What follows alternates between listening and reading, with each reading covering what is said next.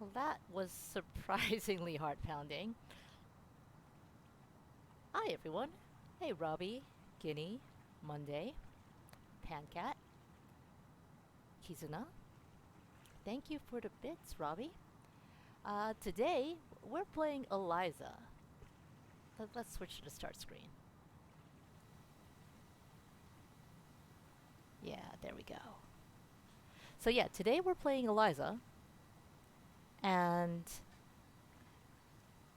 as you can see, this is a little different from all the Japanese games I've been playing. This was made and developed by Zachtronics, who is mostly known for their puzzle games that tend to involve coding. I'm not so hot at those. That said, they developed this with their, I believe it was produced by their in house composer. Sadly, the music at the beginning is from Mirror's Edge. It was from no Zachtronics thing. At some point, I will buy their soundtracks. I should probably buy their soundtracks today. Bandcamp is giving 100% of its revenue to the creators today. So, if you like to buy music, go buy stuff from Bandcamp today. Anyway, Eliza is a visual novel, is how they present it. It's a visual novel about a woman who left her high paying tech career and ended up as a job in a job reading a script. That's about the best I can get into it because that's about as much as I know of it. Let's go see what burnout is like, shall we? Yes, we are going to reset everything. I gave this a little spin just to see how it would come through on stream, so we're not missing much.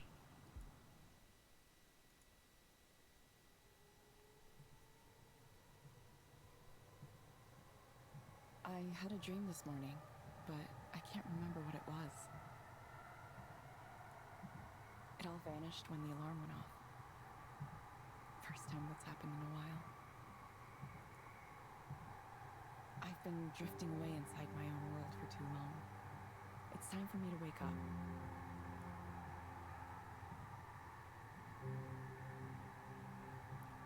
Evelyn sleeps on the train. Actually, I think this is the light rail. I have been to Seattle all of once. I keep meaning to go back. And the only time I took the train was to get to and from SeaTac, the airport. Here's Evelyn, by the way, in case you were playing Where's Waldo. These people are all practicing some amount of social distancing. They could really do better. I mean, that's not a 6 foot gap here or there.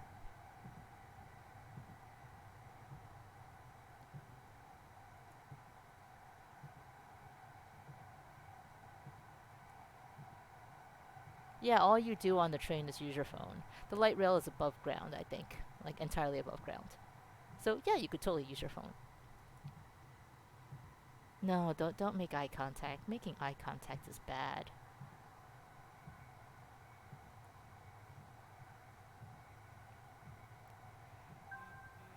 Reminder: while washing your hands is good, please also check to see if to make sure if they need lotion. Because you swear your hands look like they belong to someone 15 years older than you. Yeah, washing your hands too much can definitely damage the skin. So please take good care of your hands, everyone. Anyway, here's our phone. We've got a couple of apps. Nice looking OS here. Eliza Proxy. Nothing to do here. Zip chat. She has no one to talk to. Many Zenny. I don't need to play this again. I should delete it. No, you could wait till we get a chance to play it. That looks like fun. Skanda. The gym already nags me about not working out. I don't need more of that. Bijou. That looks like a Bejeweled clone. I'm guessing it is.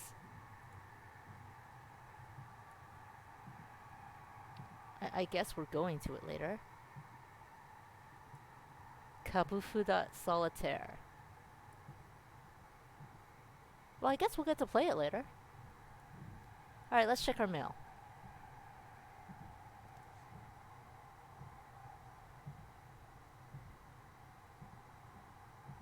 She hasn't been to the gym in over 2 years.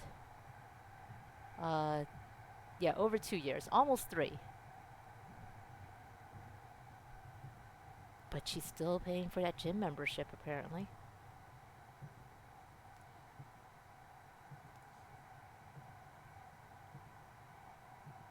Congratulations! You are taking the first step on an exciting and rewarding career with the Skanda family. Please show up promptly for your orientation meeting at 9 a.m. Friday, January 3rd. We're looking forward to working with you. Oh, Queen Anne's a nice neighborhood. Kinda nice. I walked there a lot when I was in Seattle. I walked a lot in general when I was in Seattle. And here's a mail from herself. You will do it. I believe in you.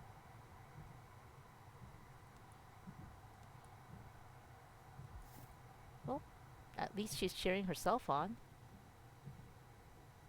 This looks like we can look at people.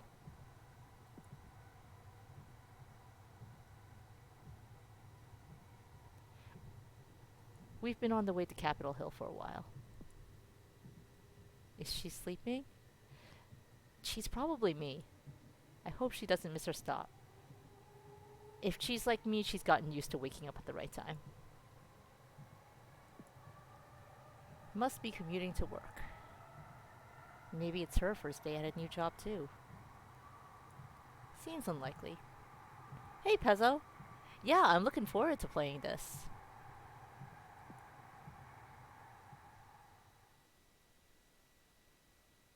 Eliza. Powered by Skanda. That is so very corporate tech. Logo-y. The lowercase, friendly font. And the powered by part too.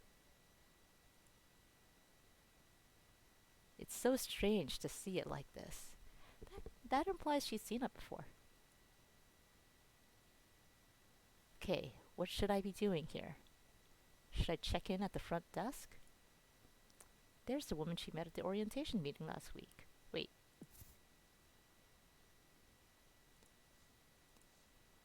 Orientation was January 3rd, and it's now January 6th. Oh, okay. Hi, you're Evelyn, right? Pretty sure that's us. You remember me? That's impressive. There were a lot of people at that orientation. Of course. I've done this for a while now, so I'm pretty good at putting names to faces.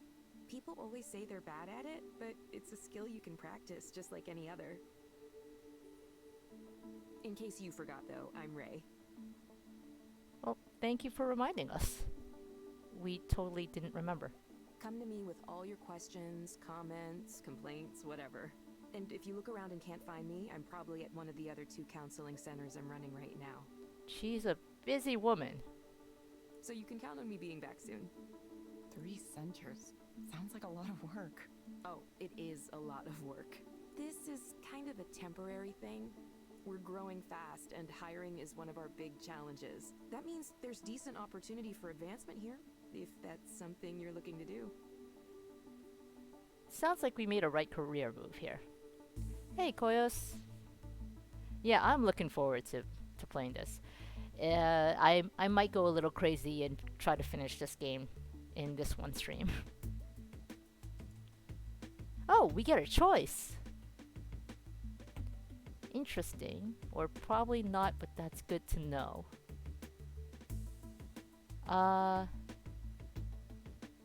You know, this seems to be her first day on the job. Let's be positive. Interesting.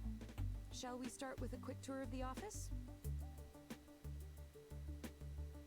Tastefully appointed lobby. I want to make fun of it, but because it's so very sterile, but I do like it. You could say the Queen Anne office is Eliza's flagship location. It has 12 individual counseling rooms. Currently, we're up to seeing almost 100 clients a day here. That's a lot. 100 a day? That's so many. Like, how long are those sessions? The growth trend isn't stopping either. Demand for Eliza keeps exceeding our expectations, especially here in Seattle for whatever reason. We're already looking at adding more capacity here, either that or opening another location close by. Personally, I think having a single office with 24 counseling rooms might seem a little unfriendly, so I hope we go for a second location. Yeah, it's a little jarring when you have too many people in the waiting room, I think. I like to think of Eliza centers like cafes or coffee shops. A few small ones is better than one big one. That's one way to look at a counseling center. Makes sense, I guess so.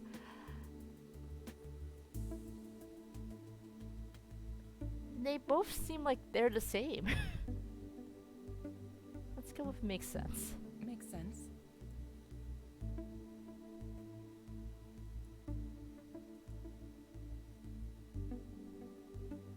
And here's where the magic happens, in these little rooms. You'll get your assignments from the Eliza app on your phone. Oh, one thing to note, it's always a good idea to double check the headset to make sure it's working properly before you dive in. We've had some quality control issues lately. Quality control issues.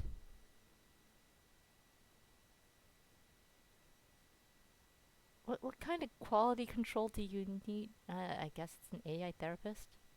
After that, all you need to do is initiate the session and follow the instructions. Make sense so far? Any questions for me? I think I got it. Seems simple enough. Let's not be too overconfident. I think I got it. Great. Before I go, just a few reminders of things we covered in orientation. No deviating from the script that Eliza gives you. No checking your smartphone or anything else that would take your attention away from the client during the session. Yeah, that makes a lot of sense. It'd be nice to feel like your therapist is paying attention to you, even if they're just reading off a script. Yes, I understand. It looks like you're dressed acceptably as well. Nothing snazzy, but it'll do. She's got on a hoodie.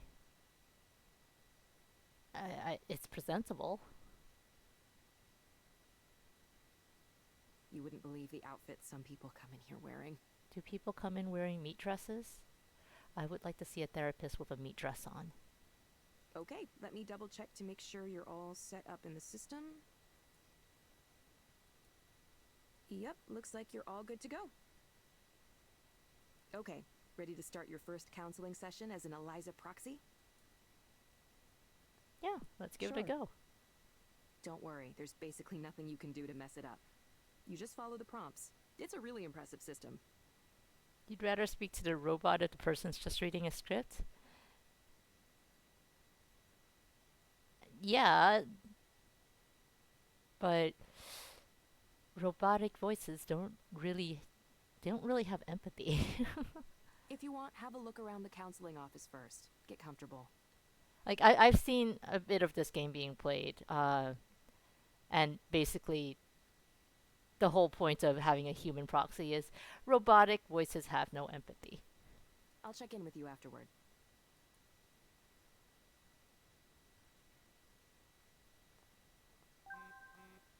We got mail.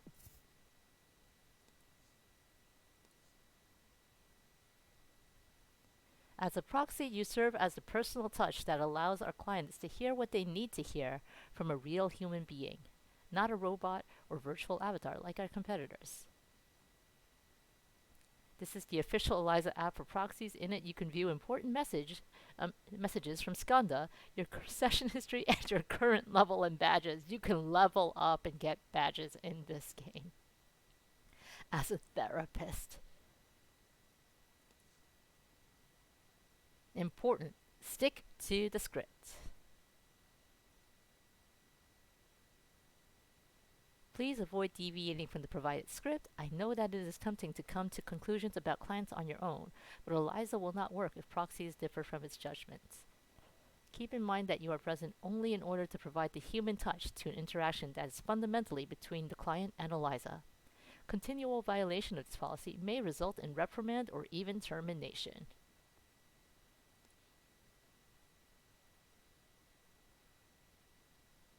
Yeah, inflection is important when you're reading from a script because that conveys the tone very importantly.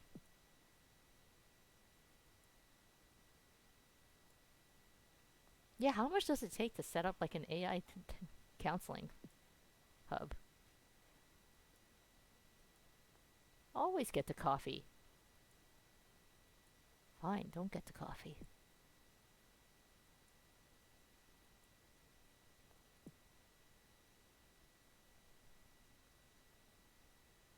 All right, time to get started.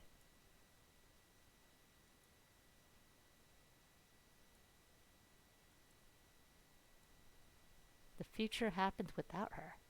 That sounds ominous. Oh, we have a headset on.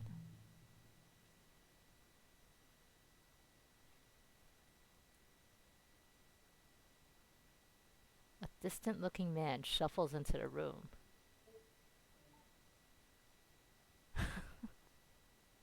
Oh, well, there it is. There's our script already. You can see his heart rate, his EPR. Not sure what EPR is. Respiration, so his breathing.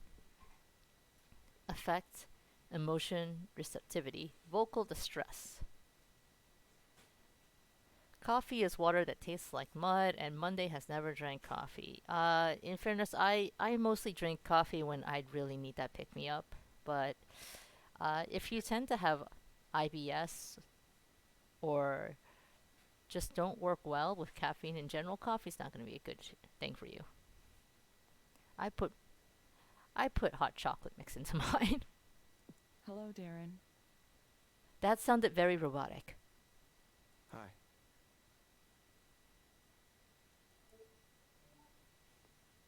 You found the place okay? Yeah. Short answers. He doesn't seem very interested in responding. Hope you didn't get rained on too much. No, it was fine. It's been raining a lot, hasn't it? It's supposed to clear up later today. Oh, that's good. Little sun once in a while. We're in the discovery phase now. Trying to find out what's wrong. Darren, what brings you here today? Well, I just feel empty inside. Like there was supposed to be something there, but it's missing. We all feel that way sometimes. I go to work, I do my work, I go home, but there's nothing there. I feel like I'm simulating a person. Like I feel like just hollow and like I'm not even alive. Like a ghost or something. Sentiment analyzer, hollow, negative. How long have you felt this way? For a long time. And it comes and goes, but the last 2 weeks is when it really started to get bad. It just suddenly came over me the way, the way things are going in this world. There's no future for humanity. There's no journey toward anything. We're being cruel to each other just to be cruel. The people who run things don't care about anything except themselves and can't stop them. No, it looks like Eliza's just picking up on certain keywords. He said cruel twice, and it picked up on that. Everyone is driven by greed. Just greed. Everyone wants to win. Everyone Oh, there we wants are. to get rich. Greed again. And we're all gonna die because of it. Wow. That's too real. The damage we're doing to the planet is irreversible. We're destroying everything and we can't even manage to stop ourselves. I don't think I gave the game permission to be this real. Do you remember anything in particular that caused these feelings? The state of the world is what's causing these feelings. I was on a walk the other day. I thought maybe I could clear my head. And all I could see was construction cranes and new development and oceans of money flowing in, distorting everything. Suddenly the whole city felt so damaged, so corrupted. We're getting a lot of negatives here. As a side note, I really do like this little thing here. I'm paying way too much attention to it. I felt like I was an alien in a hostile world, a world that hated me. And we're building it. We're building this hell. We're choosing to build it right here. So what's the point? Probably overloaded your system with that, huh? He knows it's an AI. Your machine learning or whatever it is you got going on in there. Let's focus on you for the moment. She does sound very robotic, though. It's just like real life AI. Apparently this is based off a real AI and named after it.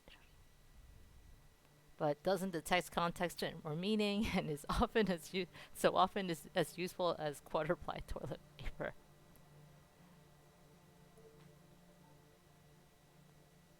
Are these feelings you're experiencing affecting your ability to function at work? I haven't been doing a whole lot of work. I just don't understand why I should bother. Why anyone should bother. Nobody in management's noticed yet, but eventually someone will. I'll get fired. And how does thinking about getting fired for that make you feel? Human touch still comes off like a robot. Very much, yeah. Honestly, I feel good about it. They don't deserve me dragging them down. Everyone there is smart and motivated and has a wonderful, promising career. You have beautiful, successful people. We moved to a swanky new building, expensive area, fancy restaurants, fancy bars. This is all positive. Well, expensive is negative, but smart, motivated, wonderful, promising, beautiful, successful, swanky. But he's not feeling positive. Everything is nice. Is nice gonna pop up here? Everything is nice and I feel terrible. Oh. Challenge. You said you believe your coworkers are happy. Yeah, I mean way more than I am at least. They're all doing so much better than me. Why do you say that? Because they just aren't bothered by things the way I am. Oh, no, that's not true. Everyone hides their shit. They see what's going on in the world and they just share memes about it and laugh and go on doing their jobs. The real horror of it doesn't get through to them. They still want to achieve their goals. They're still happy. They're getting promotions and falling in love and getting married and taking these wonderful trips to Japan or Sweden or wherever. Big mountains and expensive food on their timeline. Oh, sir, have you considered not checking social media so often? Would you be happy if you had those things too? I don't know. I don't have them. I don't have anything to be happy about. Look, all I want is to understand why this is happening, why I'm here. I mean, there has to be a reason, right? Because otherwise, why do I exist? Why? I can't tell if this got worse. Robbie, you're autistic, so you have trouble hiding your bad feelings. I mean, in some ways, that's a boon. Granted, like it might be hard socially, and I'm sorry for those parts, but on the bright side, you can express yourself when you're feeling bad. Make a gunpla. Don't you know, Monday? Gunpla are all sold out. People bought that shit in droves. This pain, this one thing after another, and what's the point? Do I have any cause to be hopeful about anything? Look at this world. Really look, and tell me with a straight face that there is. It's a very good thing he can't see my face. Okay, Darren, let's try something. Imagine that things are better for you. What does that look like? What does that look like? I don't know. It looks like knowing that something matters at all. Increased agitation. But nothing I do will matter. Nothing matters. Not against the face of human indifference, this absurdity. Are there any other things that come to mind? Like what? I wish I could talk to people. Really talk to people, have some actual communication. He's saying world and hope and other positive words. Something matters.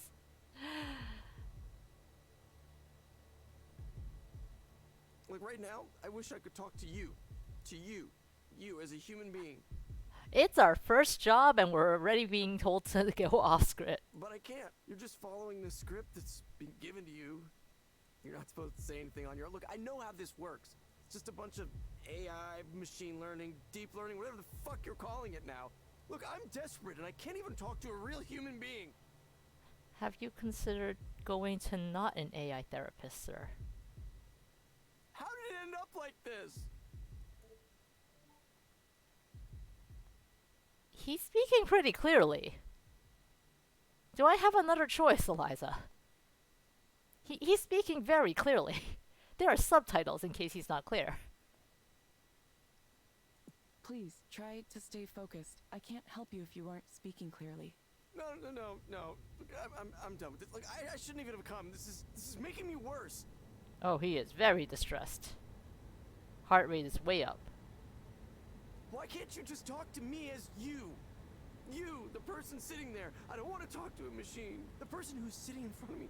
I want her to say something. I want that person to say something, please. Here's what I gotta say to you, sir. It's our first day on the job. Please don't get us fired. Anything, please, please, please.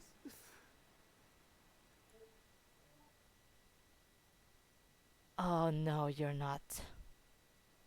This AI. Okay. Hi, Darren. Is that really you?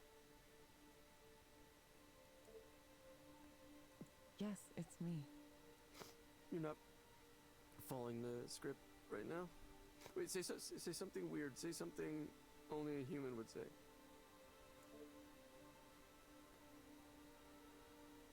Oh no. Darren, I'm going to get in trouble if I deviate from Eliza for too long. Oh, I know, I just...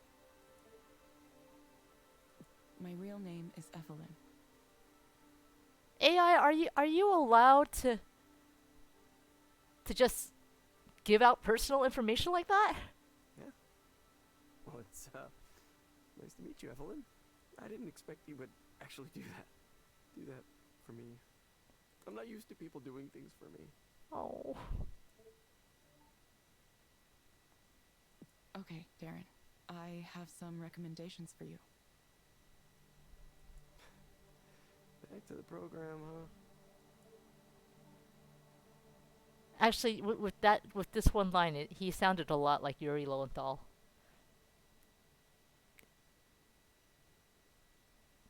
Yuri Lowenthal voices Yosuke in Persona 4, right?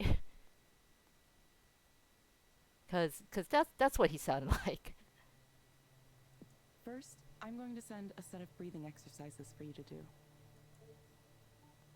Use them when things start to feel like too much. In the AI's defense, breathing exercises do help. I've used a lot of breathing exercises at work lately. You'll find them in the Skanda Wellness app on your phone. I have also gotten my breathing exercises from apps. Second, I recommend asking your doctor or psychiatrist about Anexafen. Based on my analysis, this medication might help you feel better. Evelyn. That's a nice name. Look, I'm sorry. Thank you. Please confirm that you understand the recommendations. Yes, that's a very AI line. Yes, I did. Thank you. Thank you, Darren. What if the AI comes up with a word that we don't know how to pronounce? I mean, what was that medicine? Anexafen? hope to see you back soon. Yeah, I will. I mean, I will. He's gonna come back and ask us to go off script again, isn't he? Thank you for speaking with Eliza, your personal counseling partner. Goodbye. Goodbye. Yeah. Bye. That was a very short session. Like, we were in and out of there in like 15 minutes. Most sessions are like 45. Well, we have a new client. We got a sympathetic badge. We didn't get a tip. So much for that.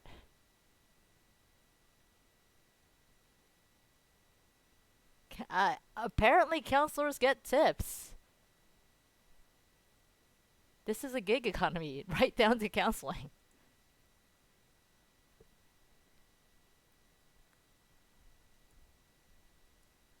Hey, how'd it go? I don't know. Why? What happened? Hold on, I can check the log. This is recorded.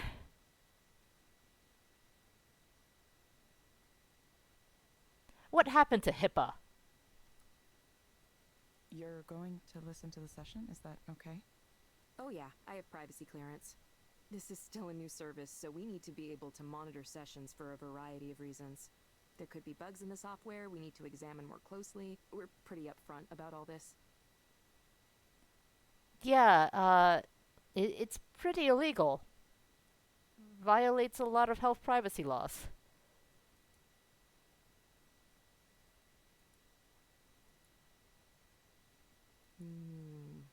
One of these guys. Yeah, they signing waivers makes sense. I think, like for stuff like BetterHelp, I feel like there was like a waiver you had to go through. Yeah, we get people in who demand to speak to a real human being. She is watching this in the waiting room with a bunch of other people. Yes, yes, very much so. Talk about privacy, right? It happens often enough that we made Eliza capable of handling it with a special script. I guess we got to experience the special script. It's nice to know things are working as designed. Do you think that guy will be okay? He seemed pretty unhappy. Who knows? Hopefully he gets his prescription and takes his meds and answers our follow-up reminders, but it's tough. We can't make them take their meds or come in when they're supposed to. All we can do is suggest those things, tell them they really ought to be doing it. Ultimately, they're the ones who have to decide to follow the plan. It's kind of a shame. I wish we had more leverage. How does leverage look like in this situation? You go into the game and sue them. But I'd advise against it. Because if they have dozens of these centers, they probably got a lot of money. We'd help way more people if we could track their compliance. But that's probably too much to ask for at this point. I think he might have needed way more help than Eliza can give. No, you think? Is there anything like referring clients to other forms of care? Well, there is a disclaimer before every session saying if your problems are really serious, we aren't qualified to address them. Ah, yes, the good old disclaimer. Cover your ass. Just your ass. I think an external care referral feature was on our development roadmap at some point. I'm not sure what happened with that, actually. Huh, maybe I'll ask Ed next time I see him.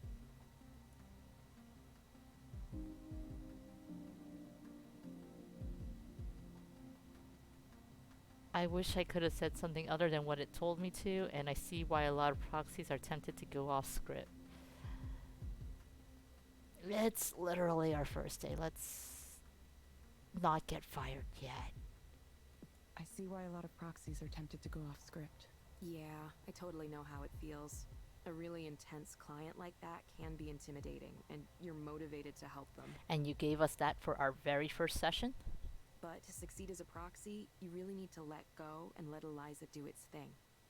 If you need help, come to us. If you really, really need help, that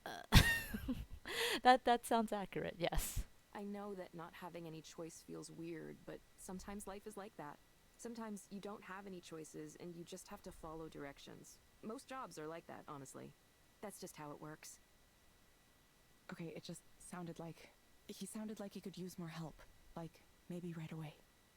Believe me, I understand. I've been a proxy plenty of times myself. She's worked up. She's worked her way up into running between three centers, apparently. When people get emotional, it's hard not to feel for them really strongly. But that's exactly why Eliza works. It evaluates from a more distant perspective, a neutral perspective. Besides, if proxies started offering their own opinions, well, that'd just be a big mess. To be fair, if these proxies can get tips, they're probably not equipped to handle any of this. Not to mention, there'd be all kinds of problems with liability. Still, I get it. I really do. That was definitely more intense than the average session. What is the average session then? Why don't you take a few minutes to center yourself again? Have some tea or coffee and take a few deep breaths. They have tea here. No rush, okay? Okay, thanks, Ray.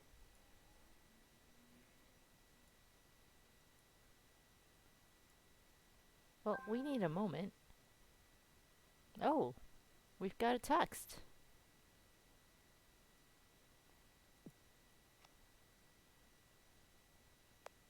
How you been? Uh, could be better. We did just have an intense thing going on. I started a new job finally. How long has she been out of the job?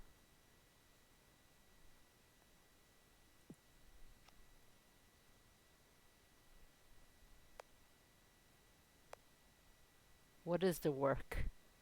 It's just an office job. It's nothing special. This feels a little like a lie. Let's not lie.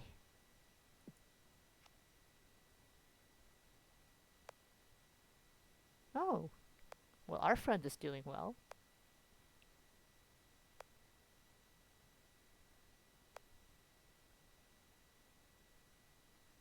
Yeah, sure.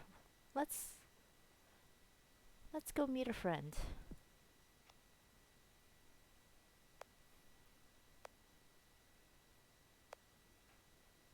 Our friend has a show. Let's go support them.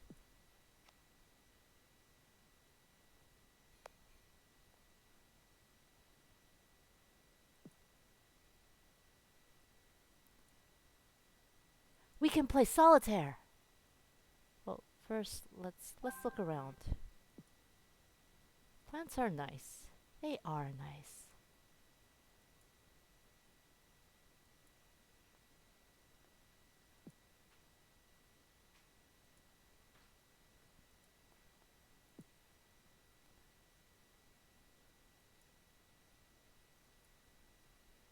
We have a lot of emails apparently.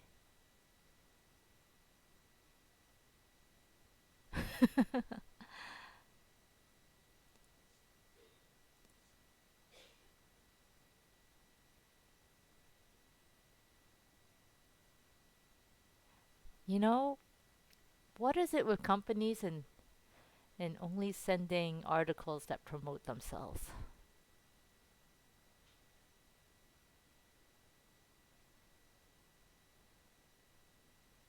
It's outdated by now, but still relevant.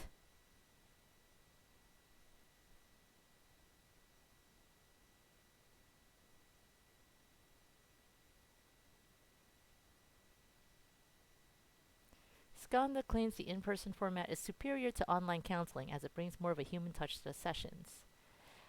An obvious chatbot recommending a course of action is one thing. A real human being looking you in the eye and telling you the same thing is another.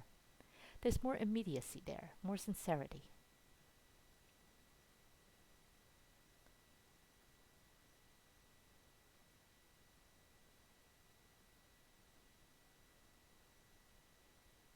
If it works and that's still to be determined, the next question is going to be who controls it. What does it mean if millions of people suddenly have their ongoing well-being tied up in proprietary code owned by a multinational corporation? Yeah, that's pretty true.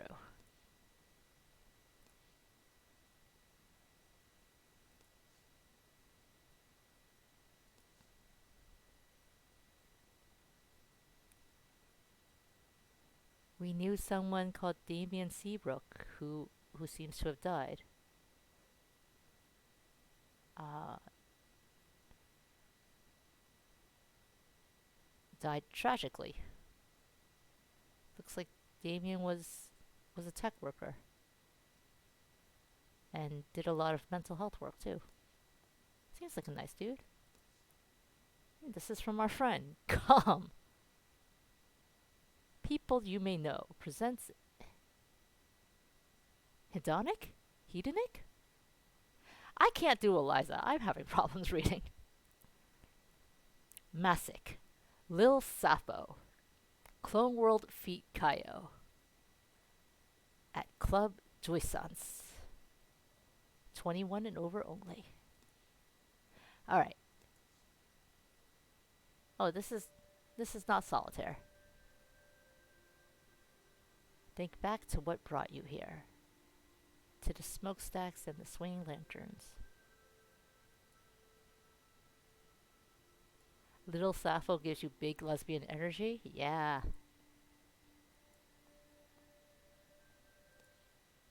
Alright, solitaire. We only get easy right now. A train brought us here. That is true. Like, it's been a hallmark in Zachtronics games lately to have a little solitaire or card game of some sort. I can read these characters, but what if you can't? Do you just count the bars? Like, yeah, this is 2. This is 8. 2, 3, 4, 8, 6, 3, 4. 7 is 1, 2, 3, 4, 5, 6. Like, maybe this is 7? Anyway. How do you...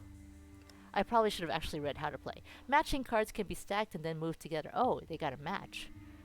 When 4 matching cards are united on the tableau, they will collapse into a locked stack. This will also unlock a free cell if one is available. Free cells can store a single card of any type. 4 matching cards can also be united in a free cell. So if they match, then I guess you don't have to care what's what, because you just need the pictures to look the same.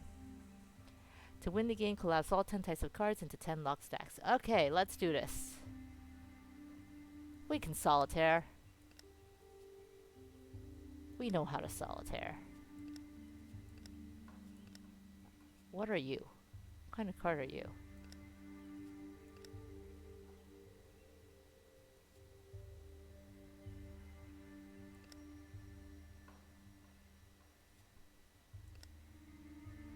Hmm.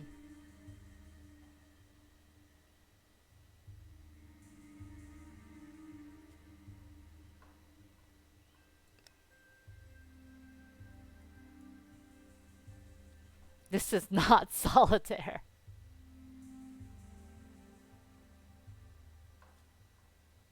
Look at Monday being judgmental of solitaire. You don't know that.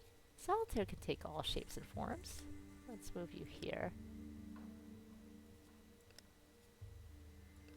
That was probably not the best idea. I'm very good at solitaire.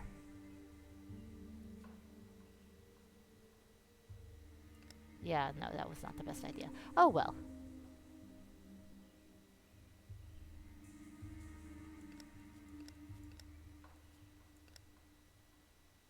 It's pretty fun and the only achievement in the game. I believe that. I have like a Shenzhen IO, and pretty much all I do in that game is play solitaire.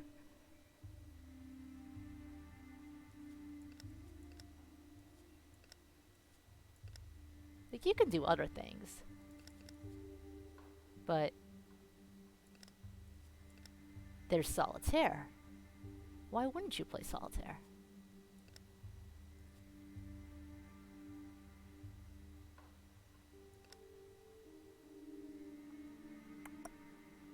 This will not end well.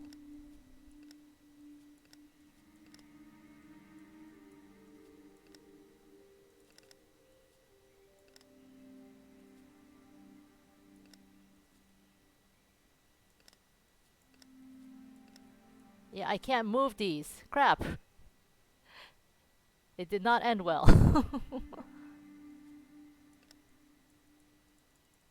Oh wait, can I put stuff on top of them? No. Rage! Give me back my open cells! I clicked out by accident, but you know what? Let's move on.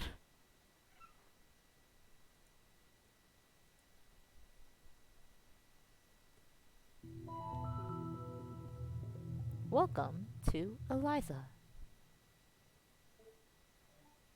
You look less agitated. Welcome back. Hello, Maya. Welcome back. Hi. Yes, I'm back. Rainy out there today, isn't it? Yeah, it's a good thing I put on my extra big raincoat this morning. She's cheery. Thankfully, it's supposed to clear up later. Well, gonna look weird with my giant coat tonight. Look at this little pin. She's got a little pin on her coat. Cool, cool, cool. What brings you here today, Maya? Right now I'm just nervous. I have the nerves. I've been trying to get my career off the ground for so long, like a really long time. And I still feel like I'm stuck on level 1 and... Sorry, I know we've talked about all this before. I probably don't need to go over it again. I guess the good thing with an AI therapist is an AI can apparently handle a lot of people at once. Anyway, there's this conference that's happening next week, right? Like media professionals, something. That's bad enough for my anxiety, but I was also invited to this party thing. It's like dinner and then a party. I'm not sure how it's gonna work. I mean, parties are nice. The point is, there's gonna be a lot of big, important, famous people there. Like people that I really look up to. People with big followings online and lots of fans and all of that. All of that. I mean, her being invited to this party means she's one of the big, famous, important people, right? And how does that make you feel? Because she was invited. They want her there. I feel like, why? Like, why was I invited to this? I'm nobody. I am a serious, gigantic nobody. I don't have a show I'm doing or any collections out or a webcomic everybody loves. I mean, I tried to do those things, but nobody cared. I don't have fans or followers. I'm not even sure I have friends, like, for real friends. Oh, what a mood. I tried. I do try. I put my art online and update my social media accounts, and I try to post consistently like they say to do, but yeah, I'm still in that like purgatory zone, just waiting to be discovered. I don't know. I feel like I was invited to this party thing as a way for someone to be mean to me, to remind me how successful everyone else is. That's one hell of... That's some amazing imposter syndrome. Wow. Fans aren't friends. You're right, Robbie. Fans are not friends. But she feels like she has no fans or friends. Why am I even going to it? I mean, I know I should, to meet people and make connections or something. Is meeting people and making connections your goal? Well, I think it is. Networking? I'm supposed to do networking, right?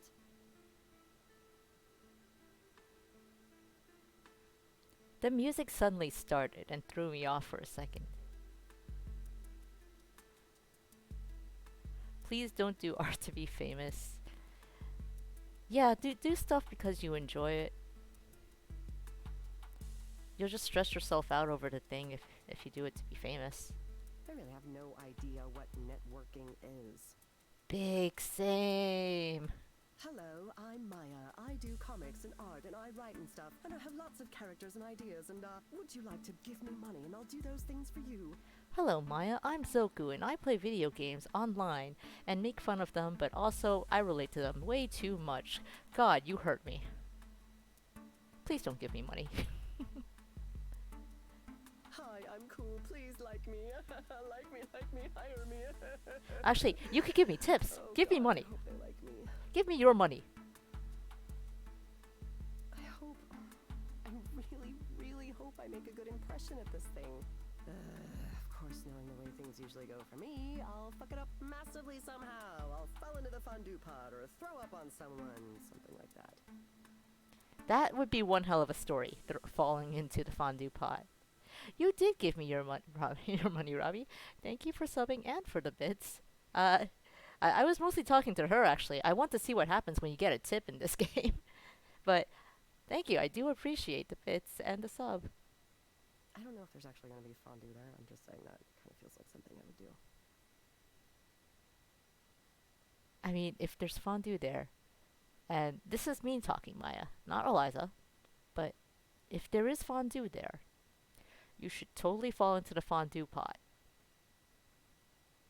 Just saying. You sound a little concerned or afraid. Well, yeah, I am. I'm terrified. What if they suddenly remember I'm a failure and shouldn't be drinking their booze and breathing their air? Now, booze is for everyone. Eventually someone's gonna realize I'm not hip enough to be at this thing.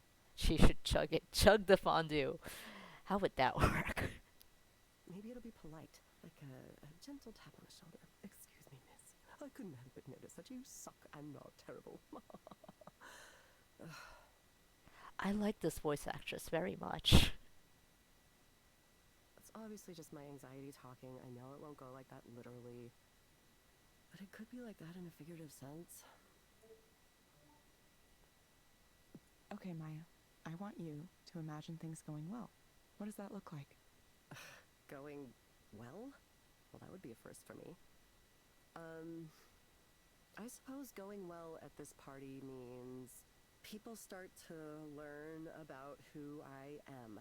And maybe some of them help me with my career, and maybe some of them become my friends. Oh. That sounds like the bare minimum. That's not a bad thing to aim for. Like, I want to be noticed as a creator, but I also want friends who are cool. Allow me to impose a platitude. Your friends are cool because they're your friends.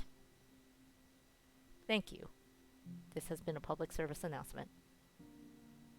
That sounds super basic. You know what I mean. Is it okay to want that? I hope it is.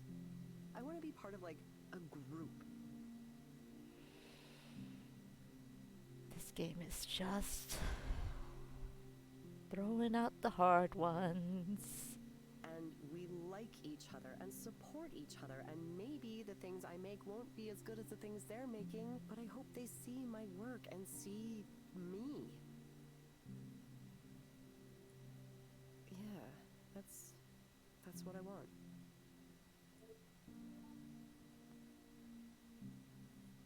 If all friends had to be cool, you would have zero friends. Apparently, her friends have to be cool. Friends are cool by virtue of being your friends. That's what I'm saying. Don't try and base your career off how to make friends whom you want based off of status. That is actually very, very strong advice. That will never end well. What do you think it'll take to get to this ideal scenario? Well, probably takes me being a different person than the one I am. Someone who's cool and alluring and has that air of mystery instead of being some kind of scrawny, nervous wreck. So, all of us, also scrawny, nervous, and wreck, all showed up as negative. Someone with style and grace and poise. Someone who can walk into a room and own it. God, I wish I could do that. But only when I wanted to, because I also wish I could disappear when I wanted to. No, you can't have your cake and eat it too. I know that's a little contradictory. Sorry. Cool isn't positive? Yeah, it isn't. It didn't show up at all here. Okay, Maya. have some recommendations for you. First, I'm going to suggest a set of stress management exercises for you to do. You'll find them in the Skanda Wellness app on your phone. They may be able to help you with your nervousness. Here it comes, another one of those words. This is probably litosinol 2. Probably. Second, I recommend asking your doctor or psychiatrist about litosinol too. Messed it up. Based on my analysis, this medication might help you feel better. I wonder if they got like a little sheet with pronunciations for all of these medications at orientation. You pronounce this word litosinol 2. Drugs. Yes. Okay. Okay. She's very happy for the drugs. Whatever you said that was called, I am on it. You will get a reminder to check in with us in a few weeks. Something tells you that Eliza has contracts with certain pharmaceutical companies. No, it couldn't be. I always do. I always get the reminder. I mean, not that I always act on it. Thank you, Maya. We hope to see you back soon. Don't you need to know more about someone than just talking to them to prescribe medicine? Yes. Does that mean their bio info is on this app? Honestly, somehow this headset can measure your heart rate and your respiration just by looking at you. It does suggest that they talk to the doctor. It doesn't actually prescribe the medication. It does not count as a prescription. Yeah, don't you say this every time? Thank you for speaking with Eliza, your personal counseling partner. Goodbye. Well, that was easier than the first guy. Oh. So that is rating. And we got a tip. I like Maya. Maya gave us a tip. Steady client. They're all just rating Eliza though. They're not rating her.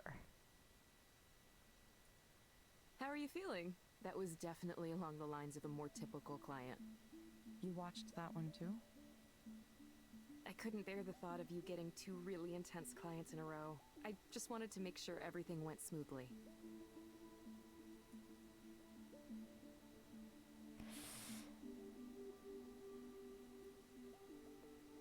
I don't really feel like thanking her on this. I feel bad for the privacy violation. I see. Are you getting used to the system now? There are different types of therapists. Yes, psychiatrists are the ones that can prescribe meds. And the ones that you just talked to are psychologists. And there are different degrees that all count as that. Like a therapist can be anywhere from, like, say, a licensed social worker or a licensed mental health counselor, that kind of thing, to like full-on doctorate degree. You like Maya, Pezzo? Yeah, I like Maya. Maya was kind of fun to talk to. Again, first date, let's keep our job. Yeah, I think I get it now. Sticking to the script means I don't have to think about anything. I just read the words. That's right. Looks like you're getting used to it quicker than most new proxies. They'll say, if only I could just talk to them for real. If only I could say what I really wanted to say. That's a really common feedback point. I mean, I really, really wanted to tell Maya, please take a dip in the fondue pot. But, you know, game limitations. You're never tempted to break away from the script yourself? Nah, it's just not part of the job, you know? I learned to compartmentalize pretty early on, and that always served me well. People overestimate their own abilities. Have you ever had an interaction with a stranger where he clearly thinks he's getting along with you way better than he actually is. Sounds like Ray has been online. Sure, hasn't everyone? It's like that. People like to think they can play therapist. It seems easy if all you know is the movie version. You know, where you get paid to sit there with your notepad and say, I see, or every once in a while. The reality is, active listening takes a lot of work. It's much easier to just zone out a little bit and let Eliza run things. It's kind of meditative in a way. You just follow the prompts. I know computers telling you what to do has this negative connotation to it, and people who want to criticize us call it dystopian or whatever. They're not wrong. I say playing this game. But it's like any technology. It's a tool. You would think that a company that is expanding like this one would want an AI psychiatrist that could do everything. They probably would, but there's probably a lot of loopholes and boundaries to get to the point where you can prescribe medicines. I once had a Lyft driver who did Lyft as a side hustle. Her main job was a psychiatrist, and she was opening up a free mental health clinic. And her biggest problem, she said, was getting the mental health drugs because that stuff is highly regulated.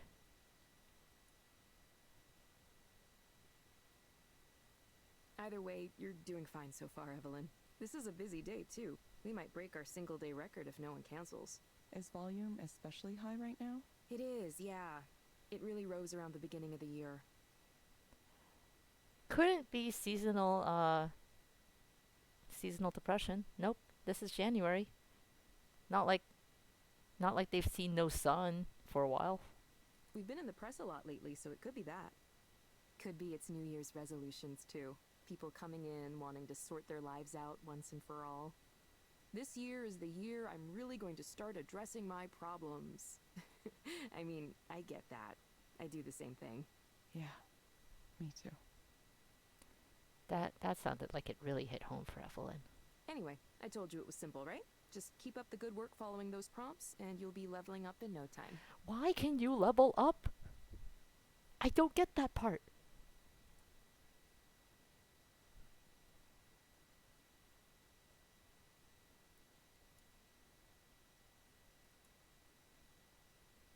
I remember thinking that 3 years in a row. That dude died 3 years ago.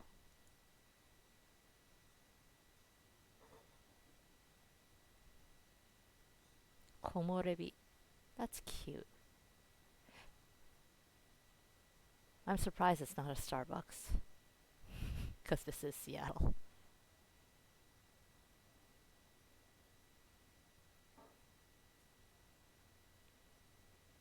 Leveling up to keep the proxy engaged in trying, otherwise they just sit there blandly. Like, that makes sense, but also the idea of gamifying mental health is...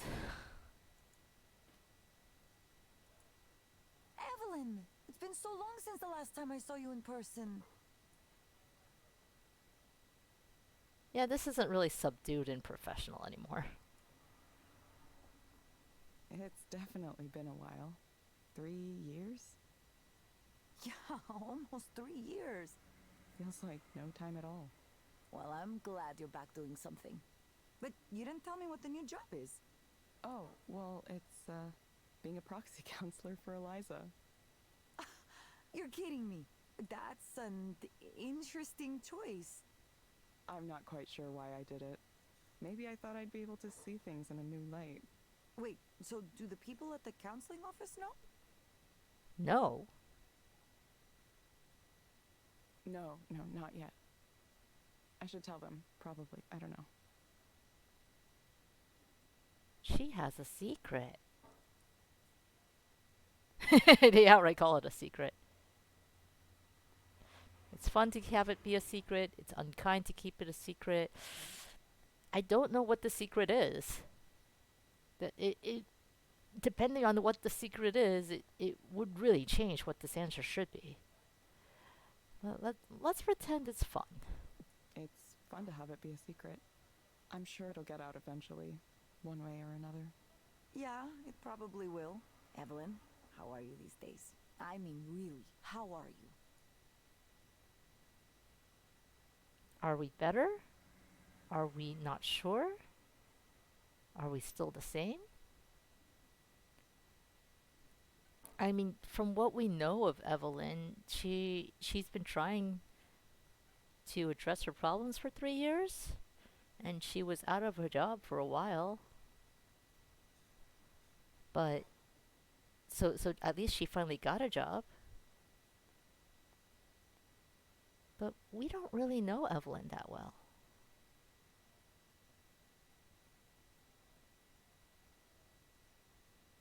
I'm not sure. I knew you were working at that bookstore for a while, but other than that, it's like you dropped off the edge of the planet.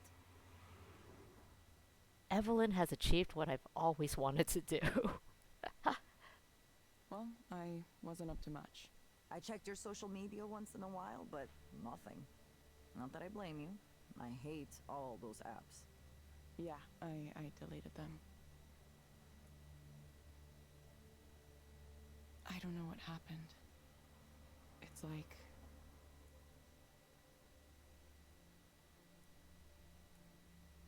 I guess I'm still not ready to talk about it yet. It's okay. Take the time you need. We can check our phone during this conversation? Really? I just rolled over it on a whim, but wow. No, but Nora seems nice. That would be rude. I'm sorry, Evelyn. I knew you were in a difficult place after what happened, and I wanted to say something. But I worried that maybe you don't want to hear from anyone from your past.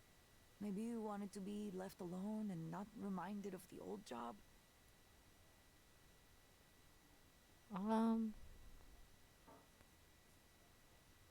No, it's nice. Let's be appreciative. It's nice to know you were thinking of me. Dialogue choices or dialogue in general is so much easier when you have choices. And an unlimited time span in which to decide. Well, I'm glad. I was kind of going through a lot myself last couple years. That's right. What about you? How is your life these days? What's it like being a rock star? A rock star? It's a lot of work, actually. I have to prepare for the show next week. I have 2 collaborations ongoing, and I'm applying for funding for another, a big one. Ooh, Nora's busy. I'm also advising on an art activism group that makes art installations to challenge people to think about the ways technology is affecting their lives. Oh yeah, and I'm working on this, kind of like it's a granular synthesis engine, but with a new twist to it. I thought Nora was an artsy type. And now she's throwing around words like granular synthesis engine. It should be interesting. Granular synthesis. Sorry, I don't know what that is. Oh, good. We're not the only ones who don't know what that is. It's a way to make sounds out of smaller sounds called grains. Maybe it's better to show you than to explain in words. It sounds like she's working on a Vocaloid. It really sounds like she's working on a Vocaloid.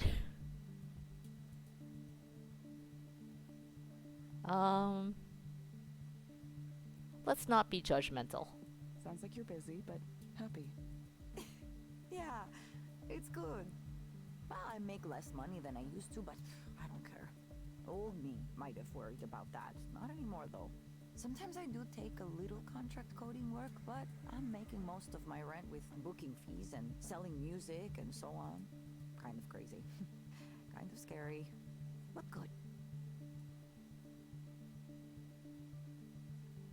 Yeah, if it makes you happy, it seems worth it.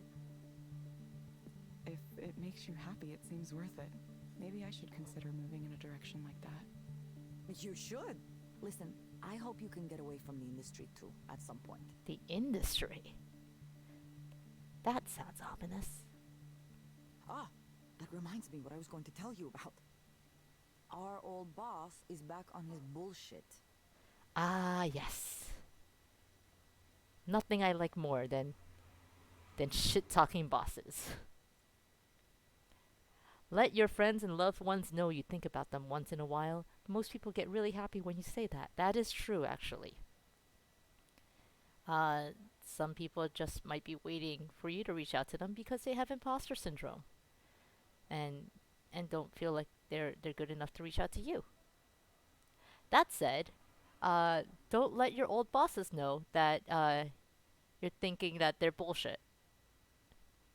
They probably are. Your current one might be too. No judgment, but just probably not the best idea to tell them that Rainer? Soren? multiple bosses are bullshit. Soren. Soren Lloyd Rose. Celebrated psychologist, entrepreneur, and creepo.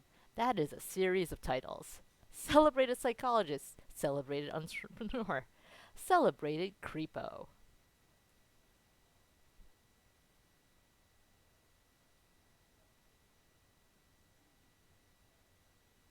Let's ask about creepo. Creepo? He wasn't ever weird around you?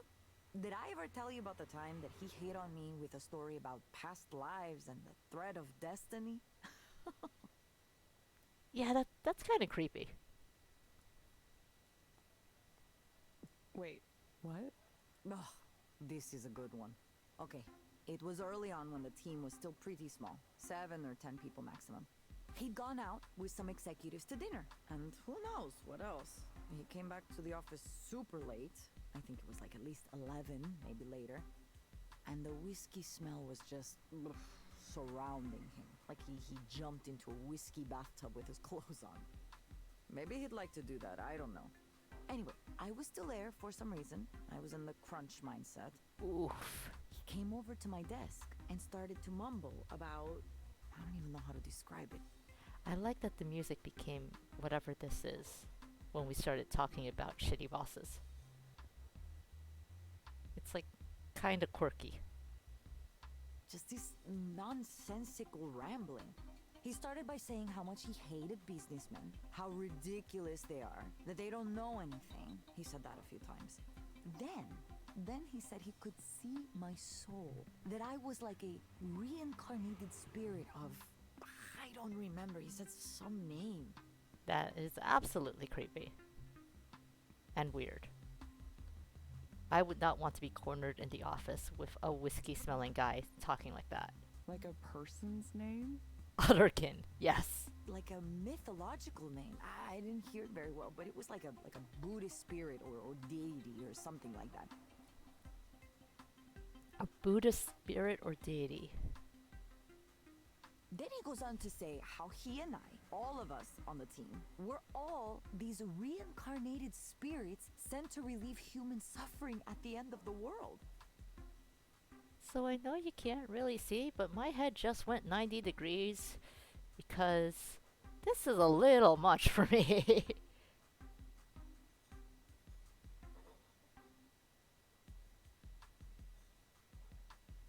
Just a little much. And we're connected by a thread of destiny that draws us to each other again and again over multiple lifetimes. Like this is very much a theme, but not something I want to hear about from some guy smelling like he was in a whiskey bathtub.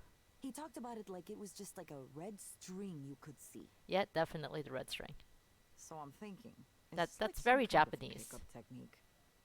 You know how people will talk to you and say, "Oh, you are the reincarnation of an ancient goddess or something." Ugh, just because they are horny.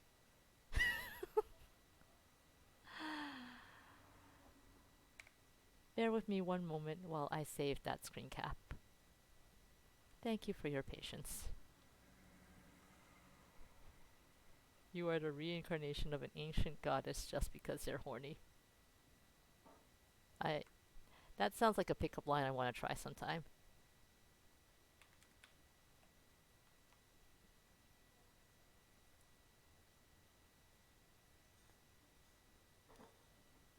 I'm sure he's tried that exact line. Has he tried, "Do you like intercourse"? I'm sure he's tried that exact line. It really sounds like something he'd do. Because I hear "Do you like intercourse" works very well. He went on some more like that for a while, and I didn't know what to do. I wanted to leave, but he was blocking me where he was standing. So I couldn't simply go. I had to keep listening to him. Oh, that's the worst. Finally, he mentioned that he would be open to the possibility of sleeping with me, and then he passed out on the couch immediately. What? I do like Nora too. You're kidding. No, not at all. Of course, we never talked about it after that. Certainly I would not bring it up. I wonder if he even remembers. Nothing like that happened again, but I think it was because I took care to not be around if it seemed like he was going to be drunk at the office. Don't get drunk at the fucking office. I wonder if he's still that way. I'm sure he is. Wow. And now he's back. Isn't it exciting? Woo! He messaged me the other day wanting to talk to me about some new startup he's putting together. He left Skanda? He's planning to. It's a secret for now. Wait. If this creepo works for Skanda and is their old boss, that means she used to work for Skanda. Is that the big secret? He asked me to join, and I said, no, there's absolutely no way. Maybe a long time ago, I'd be interested in a chance to start a new company with someone famous like Soren at the top. You know, a time when I'd put up with his shittiness because I believed in what we were doing. Change the world, you know the speech. Or, if we didn't change the world, at least we might get rich trying. I don't think that way anymore. I'm tired of the tech business. I'm tired of what guys like him represent. This industry can have fun eating itself and everything around it, causing as many problems as it solves. Wait, but Skanda is in the business of wellness and tech. That's bad. I don't want to be a part of it. It took me a while to see it, but I feel some responsibility for the world we live in now. You've really changed, Nora. It doesn't feel like I've changed. It just feels like I know more about myself than I used to. Welcome to wellness and tech. That's really worrying. I want to be creative, be myself to the maximum. Now I know you weren't lying about leaving social media because I posted about this. A lot. Yeah, I guess I missed it. Evelyn seems to have missed many things, including her boss being a creeper. A lot can happen in 3 years. Now I just hope maybe I could talk to other people who are in the same situation I was in. I want young people, especially women, to know that yes, it is possible to get rich by working with guys like Soren. But there is a big cost too. That's a very big but. I think Monday might be referring to Soren as a dipshit, and not Evelyn and Nora. I hope not. Evelyn and Nora seem pretty cool. And there's always a cost. Maybe a cost you didn't think about before. Or maybe it's a cost you thought you would be okay with paying, but then when the debt comes due, you realize, oof, it's bigger than you thought.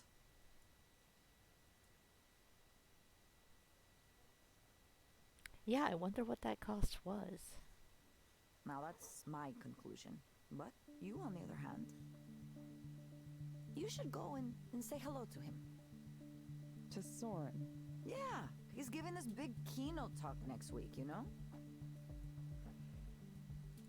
Why are you encouraging us to go talk to a creep, Nora? I thought we were friends. It's the reveal of his new startup.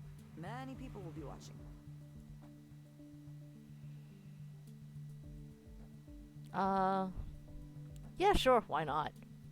Let's see what this creep looks like. Maybe I should find out what he's up to now.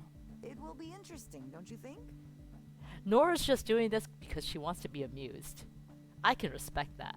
You're already working as a proxy for Eliza. That must be giving you some new perspectives. Now you'll get to see what Soren believes the next step is.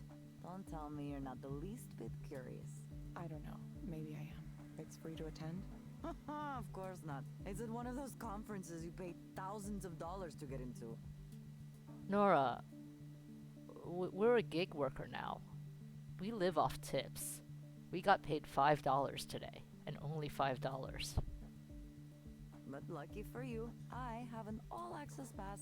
Oh, okay. Here, take it. Really? Are you sure? Well, now we're just gonna go pass as Nora. Yeah, he had one sent to me. As if there's any way I would go to a snake person convention like that.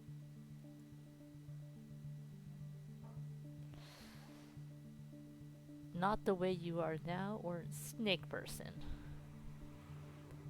I mean, this kind of implies that she was a snake person before. That's. Let's not call her a snake person. Nora seems nice. Snake person. Ah, you know, people who are like snakes. Venture capitalists. Biz dev. Biz dev. If you're so against it, why do you think I should go? Yeah, Monday, Evelyn is asking that exact same question. Because I already made my decision. You need to go make yours. You're coming up from the cave you were in for the last 3 years, and you need to decide what you're going to do next, right? Evelyn, you're one of the smartest people I've met in my whole life. I'm serious. I've seen the way you approach things like this. You're going to research and learn as much as you can. And only then, when you feel like you know enough, you'll make your decision. Isn't that right? You have more to contribute to the world, but you want to know you're contributing the right things in the right way. I've always admired that about you. Evelyn sounds like a pretty good person. Anyway, I should get going. I have a rehearsal for a show to get to. Can you tell us your artist name? Is it Little Sappho? It's really good to see you, though. Really, really good. I promise not to be a stranger anymore, okay?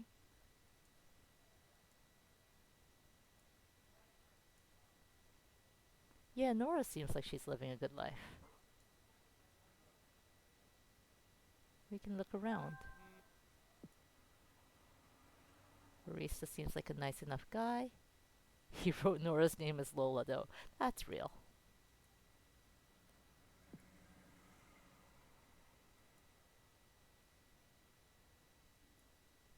Am I being a snob? I mean, the counseling center gave you free tea and coffee. That's usually not going to be as good as shit you pay for in a fancy Seattle coffee shop.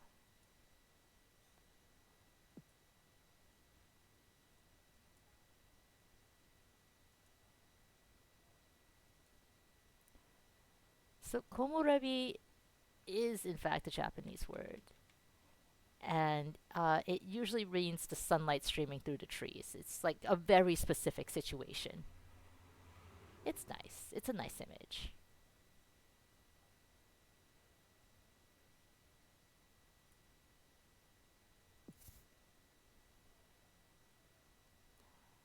Well, we got mail.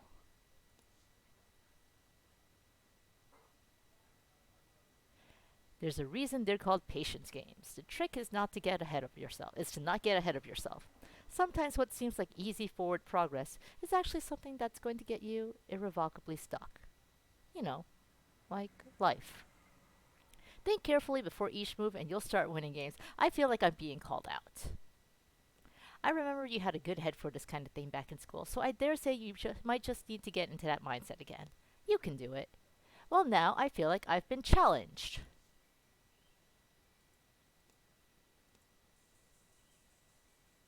We are beating this game. We have been challenged.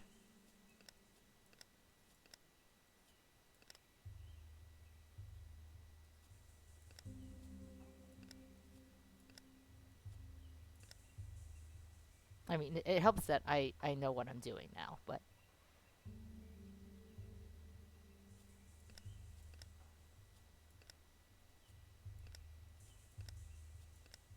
Mm, that's going to take that up.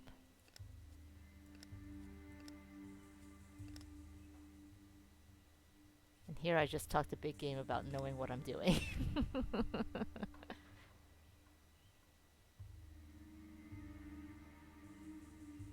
Where's there a 2? There's a 2 here.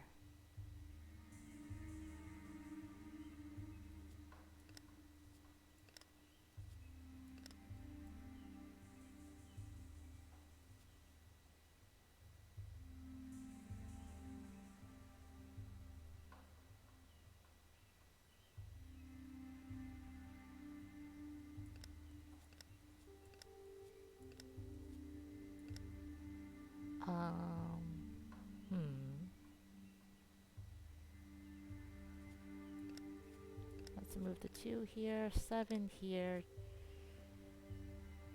That seems dangerous. Less dangerous.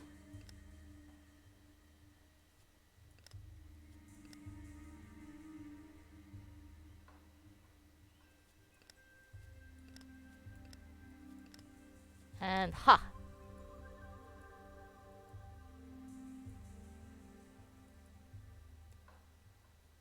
And we've unlocked 3 open slots. Oh, gets more difficult. See, you say it's hard now.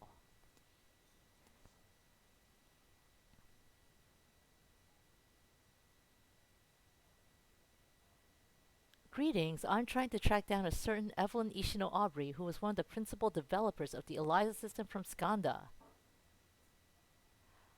Oh! So she helped develop this AI, and now she's working as a proxy for it.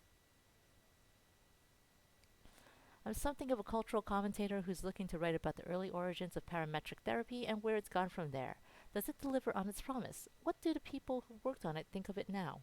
On a more general level, how has introducing increasing levels of automation into human life affected us? There are some well-known names that seem to grab all the press and speaker slots when it comes to this subject, but I'm interested in speaking with people who might have a different perspective, maybe a more skeptical or even subversive perspective. Well, I mean, she helped develop it, and now she's literally working for it, so that's definitely a different perspective. If you're willing to participate, just let me know, and we can set something up in person or online, whichever works best for you. It could be a great opportunity for you to get your side of the story out there. Peter Gerd, writer/agitator. I mean, Evelyn doesn't seem especially interested in giving her side of the story.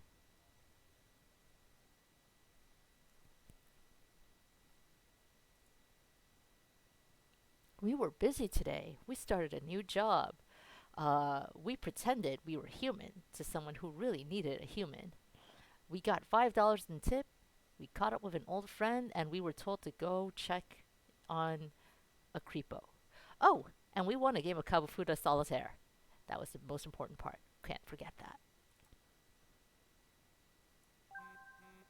At least now I can relax. And she immediately gets a text message. Hey Evelyn, it's Ray from the office. What kind of cookies do you like? Why cookies?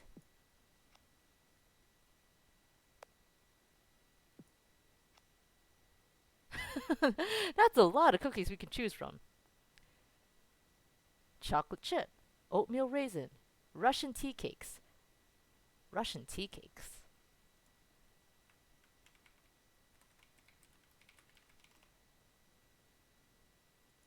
Oh. Those look kind of like the snowball cookies. Like with the powdered sugar.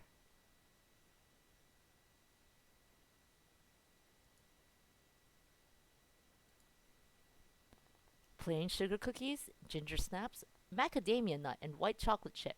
Macadamia nut and white chocolate chip is really the main combination, huh? Shortbread cookies, digestive biscuits, macarons, peanut butter cookies. The type I like is kind of obscure, and I'm not really a cookie person. It feels like this is a chance to get Evelyn free cookies. The kind of cookie I like best is this one I make from a mix. It's kind of oatmeal, but also kind of sugar cookie, like with brown sugar. And it's got dried berries in it and white chocolate chips. And I normally don't like white chocolate, but it's a really good cookie. So I always keep like a couple of extra packs in my pantry so I can bake it. Quarantine time would be a great time to bake those cookies, now that I think about it. It's from a company called the Mason Jar Baking Company, I think. Or Mason Jar Cookie Company. Yeah, there we are. Let me see if I can dig up the link for that.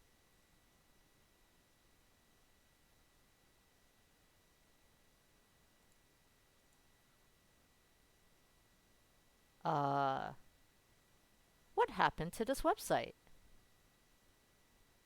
That's different. They are now available for licensing. That's great, but I just wanted to find the mix that I like. What happened to you, company?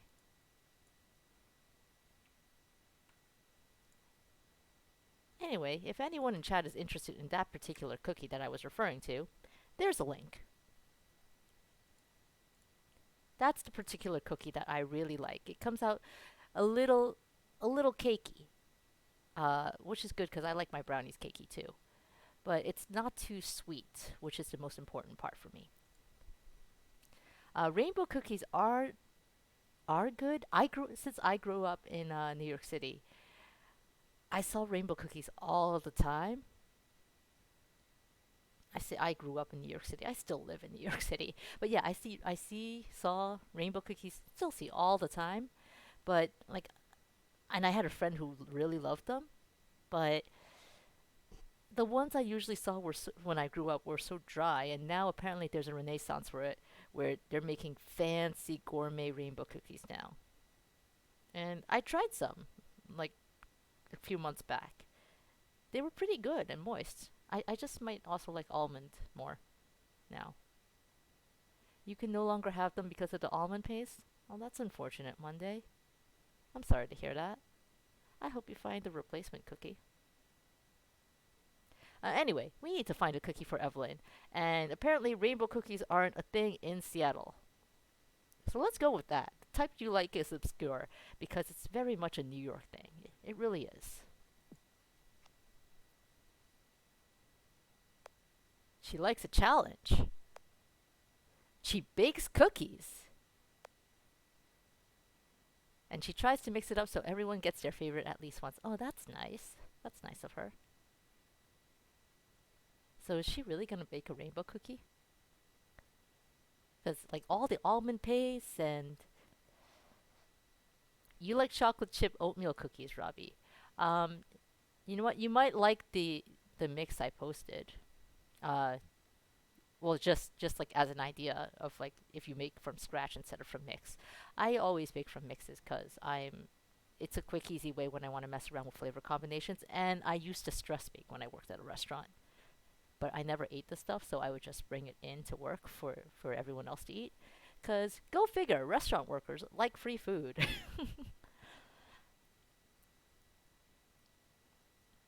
But yeah, no, for rainbow cookies, you got to do the three separate layers, three separate colors. You got to put the jam in between. And when it's all done, you enrobe it in chocolate. That's a lot of effort, Ray. Do you really want to make rainbow cookies for us? Let's just say it's really nice of her.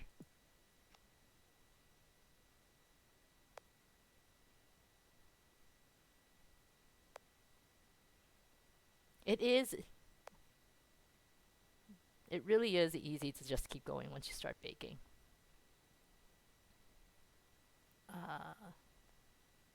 That's why it's good for stress relief. When corporate won't let the peons take food, so you have to sneak them before the nightly dumpstering.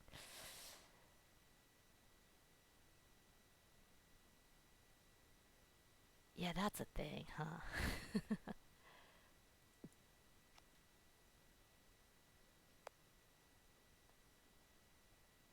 Like, I worked in a sushi restaurant, so we didn't get to take it home, but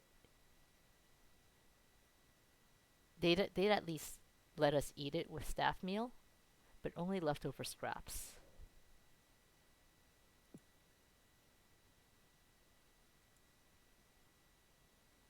Cooking in general is something I feel like I could try to get better at.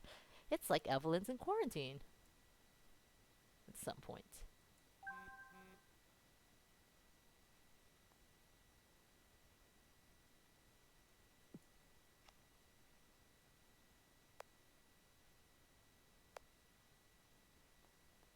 Yeah, we should. Nora's fun. Let's hang out with Nora more.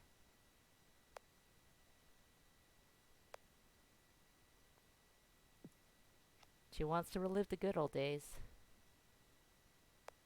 The tubs of reject.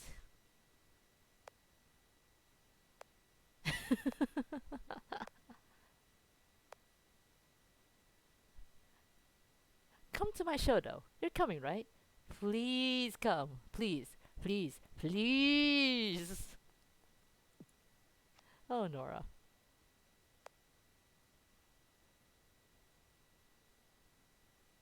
It's a bad look to beg like that. Okay, I will go to your show. You're funny. Nora is funny.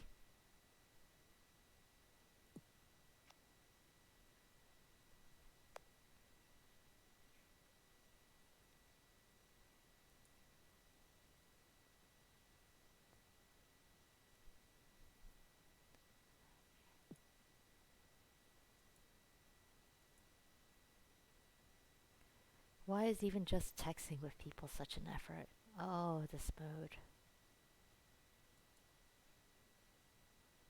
There was a level of lawlessness where you worked because you'd eat the food in the back and Guinea would just like the tubs of reject. Yeah. You're not supposed, technically, health standards say you're not supposed to be eating in the back. That's straight up lawlessness. Lawlessness. I should tidy up the shelves at some point. Her shelves look much neater than mine. Some of these books still spark joy, don't they? That's how you know this game is recent. It came out last year. I hope they do. Some of these clothes I've had since college. Wish I could reinvent myself like Nora. Not that I would know how.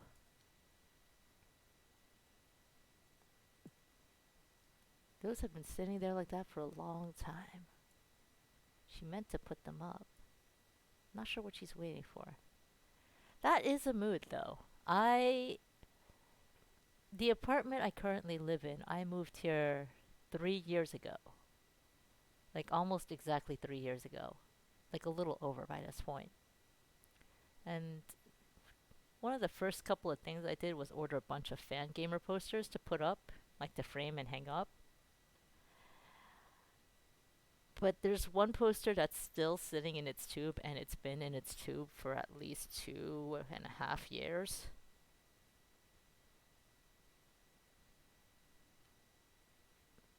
I should probably put it up.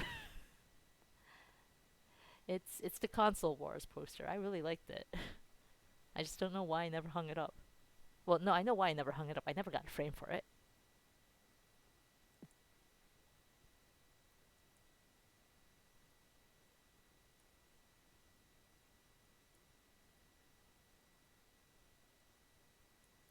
Evelyn suffered burnout. I get that feeling. Frames are expensive. Like, I do have a couple of them framed and hanging up. And I would say the frames easily cost twice as much as the posters themselves did.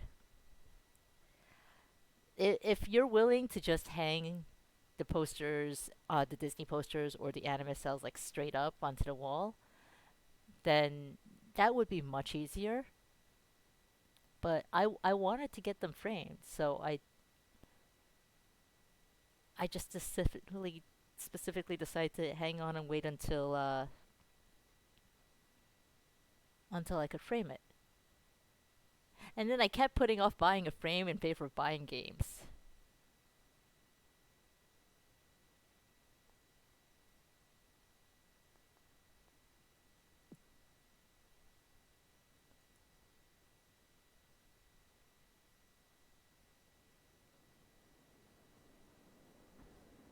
They're actually from Disney. Oh yes, you should definitely get those framed or at least stored properly.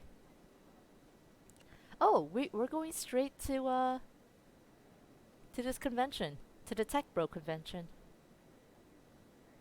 One Mind 2.0, escalating the wellness revolution. This sounds very much like an Elon Musk thing.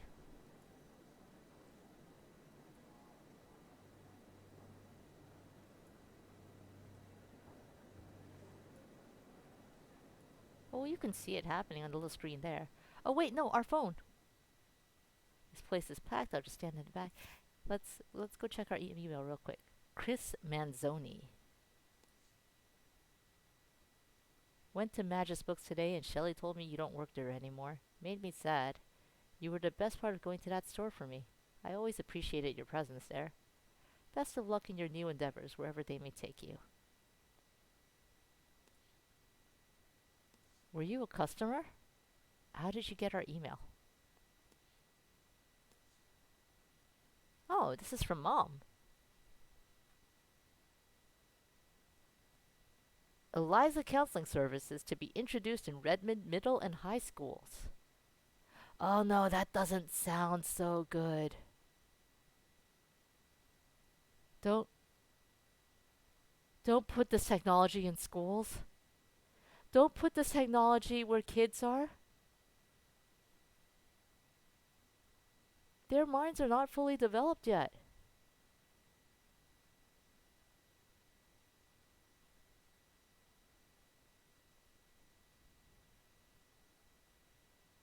The school implementation will take the form of a web-based chat interface. These kids are more used to sharing information about themselves in text-based conversations than adults are, so that's what we zeroed in on as the best mode of interaction for this particular application. Conversations with Eliza take about 10 to 15 minutes each and will be required. Required? But not limited to one conversation every 2 weeks. Students exhibiting high risk factors will be referred to a suite of potential interventions, including connections with community success mentors, additional counseling, or psychiatric evaluation. Eliza's tracking capabilities will be able to provide a full picture of students' mental state over the school year, and eventually over the course of their lives. No, that's straight up dystopian now. The goal here is to find the kids that are most at risk and take proactive steps to get them the tools and support they need to grow into happy and productive members of society.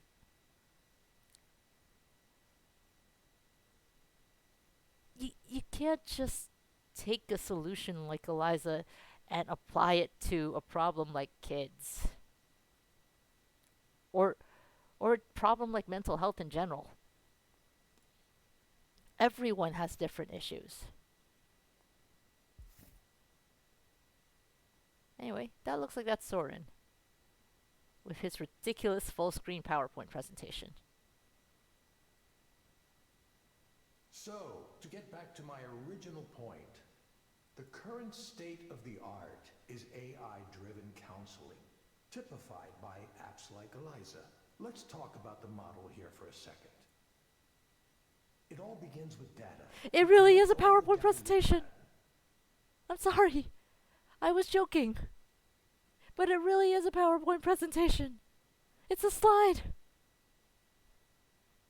Why is he dressed like the 11th Doctor? This is Seattle. He does seem very much like a hipster.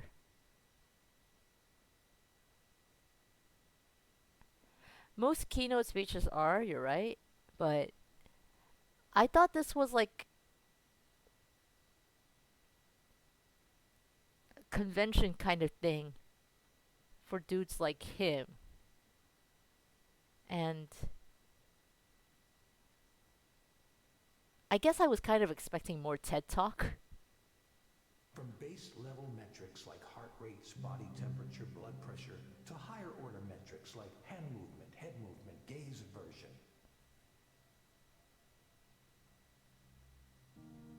The AI is just cold reading you. It's reading body language.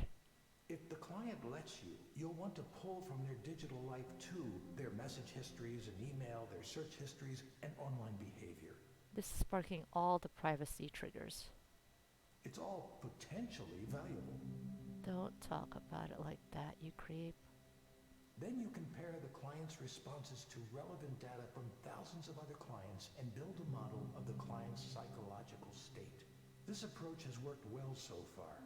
Eliza is still the best and most advanced version, but that's just my personal opinion. For those of you who don't know, I was the team lead and chief psychologist for the Eliza project at Skanda for a number of years. Chief psychologist.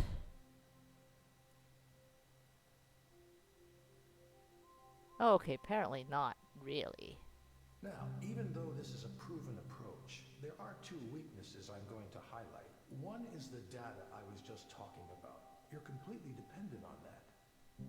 Collect as much as you can, sure, but it's important to keep in mind that you can have all the data in the world and still not understand why things work the way they do. That's yeah, that's pretty much. Oh, at some point this changed, but yeah, that's pretty much what a lot of the issues with capitalism's solutions to problems are.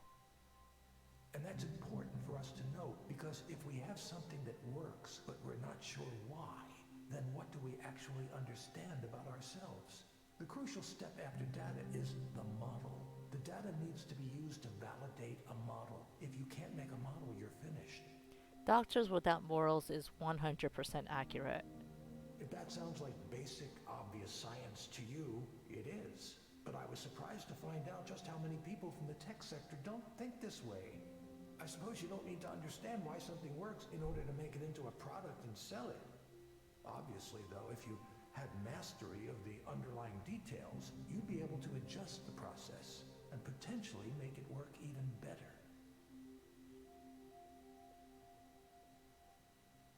I'm very creeped out by this, yeah. One further note while I'm discussing modeling. Many of the startups trying to address mental health right now are completely ignoring the insights provided by the field of traditional psychology. They do so at their own peril. Many of you know already, but as a brief personal aside, I was a professor of psychology before I joined the tech world. Oh, he's just selling himself now. I'm continually stunned at how little the tech heads know or even care about the hundreds of years of psychological research that has gone on in my field. That's something I can talk about at length, perhaps another time. For now, I'll move on to the other weakness I mentioned. This is the real one, the big one. It's treatment. Big one is treatment. A system like Eliza can tell what's wrong with a client to a certain level of accuracy, but it doesn't quite know how to turn that into a comprehensive treatment plan. He said he was a professor, not a doctor. Yeah, it's true. He did say he was a professor of psychology. He seems like one of those people who takes their doctor of psychology, doctorate of psychology, very, very seriously. It can suggest therapeutic programs and activities, and soon it might even issue its own prescriptions without having to go through a doctor or a psychiatrist. Well, as long as the FDA continues to look upon us favorably. They're going the remove all doctors route. Lovely. But those are blunt instruments compared to what I'm going to talk about next. Many of you know there's a technology still in its infancy called direct stimulation. For those of you who haven't heard of it, direct stimulation is a way of creating sensations within the brain with targeted electrical impulses. Imagine an augmented reality headset, but instead of working on your eyes, it stimulates the brain in such a way as to induce a specific dream. A spring meadow, for example. This sounds fantastical, I know, but progress on this technique has been occurring faster than you think. We're actually quite close to a workable demonstration model. How is that possible? Well, first of all, we only suggest an overall feeling. Your own brain does most of the work, just as it does in your dreams. It fills in all of the visual details using its own set of memories and expectations. Induced dreams via direct stimulation can contain all the therapeutic content of VR therapy without the need to create realistic graphics or other content. Instead, it harnesses the brain's creative power to dream up the situation for itself. I I'm a little flabbergasted, honestly. Combine that with the insights we gain from parametric therapy systems like Eliza, and you have a complete end-to-end, fully automated system. fully automated. So, is this dream thing supposed to be treatment? It should be clear now that this heralds a revolution in how we treat, how we think about mental health. And with mental health challenges on the rise across the globe, it couldn't come at a more crucial time. So, that's why today, right here, I'm announcing Aponia, a new company to make induced dreaming a reality and end human suffering as we know it. I should note that I remain on good terms with Skanda. In fact, they're a minority investor in this new venture. But still, I'm very much going my own way on this. So give me all your money, dudes. It's no secret that Rainer and I don't always agree. And that's why we mutually decided I should pursue this paradigm shift on my own.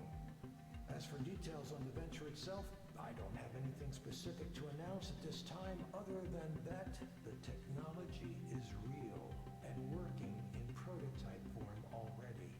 Aponia sounds like some god's name. Yeah. Like, you seem like you're the reincarnation of Aponia.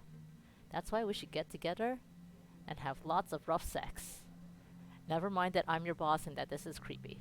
We're connected by the red string of fate. But you can be sure to hear more from me on that soon. Thank you. Epona.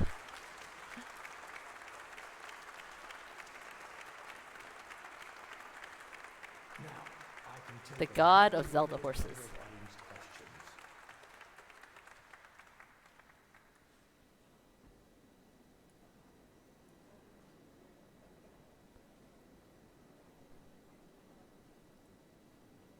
Whatever my element is, this is not it.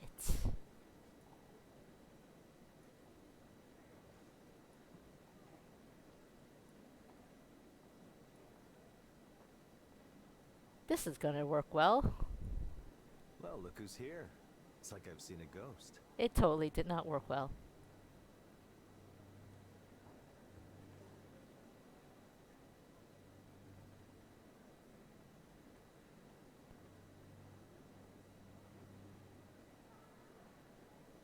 I find it very hilarious. So this is a trend that I've noticed with a lot of Chinese people. And I'm not saying this to be racist, let me point out, but just something I've noticed is that a lot of the older Chinese people or mainland Chinese people, when they pick names for themselves, like English names, they'll usually go with something very flowery. Like lily, cloud, rain.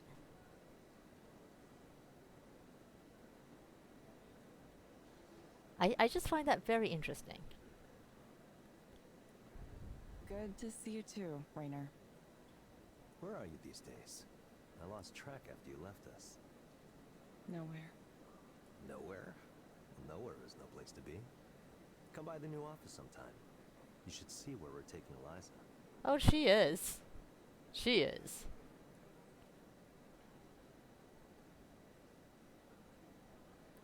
Well, she just wants to get out of this conversation, so. Sure. Good. Sarah will set something up for next week. See you then.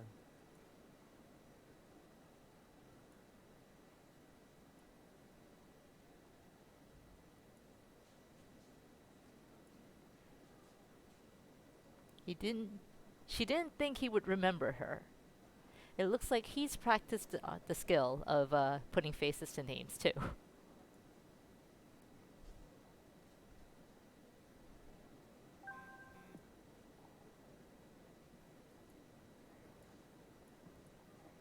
People.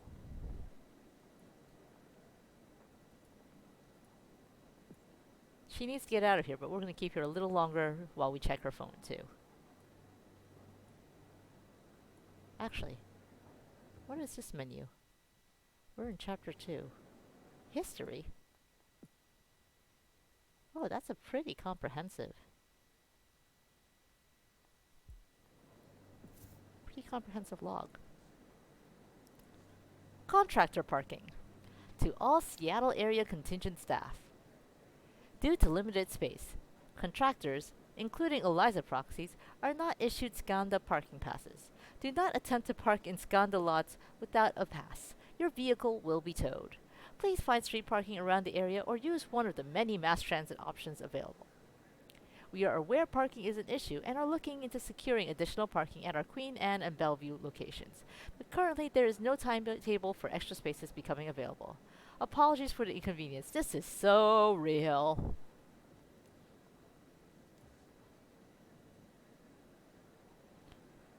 Session structures. Sessions are built around a 5-part structure. Eliza begins with an introductory phase to build rapport and build a psychological state model of the client. Listen actively during this phase, as clients are able to tell if the provider proxy is uninterested. Your performance should be smooth and natural. Your performance. During the discovery phase, Eliza transitions to the topic of the client's problems and begin to introduce probing questions. Be attentive to the client and speak your lines in a clear but gentle manner. As the client answers questions, Eliza detects the client's rationalization and or explanatory strategies. Eliza will then challenge the client's assertions with the goal of introducing the client to re-evaluate their current notions. Remain neutral during this phase and do not adopt a confrontational speaking style.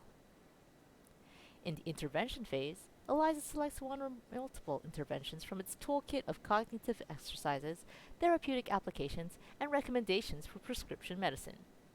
At the session conclusion, the client is asked to rate the experience. The proxy provider receives the client feedback as well as performance-based incentives as determined by Eliza.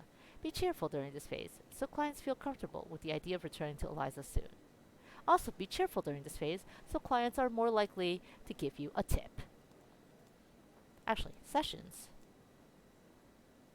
He didn't give us a rating.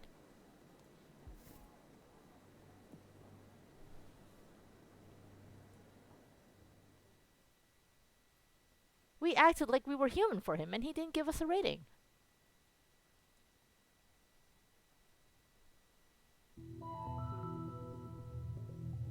Oh, we are literally back on the grind.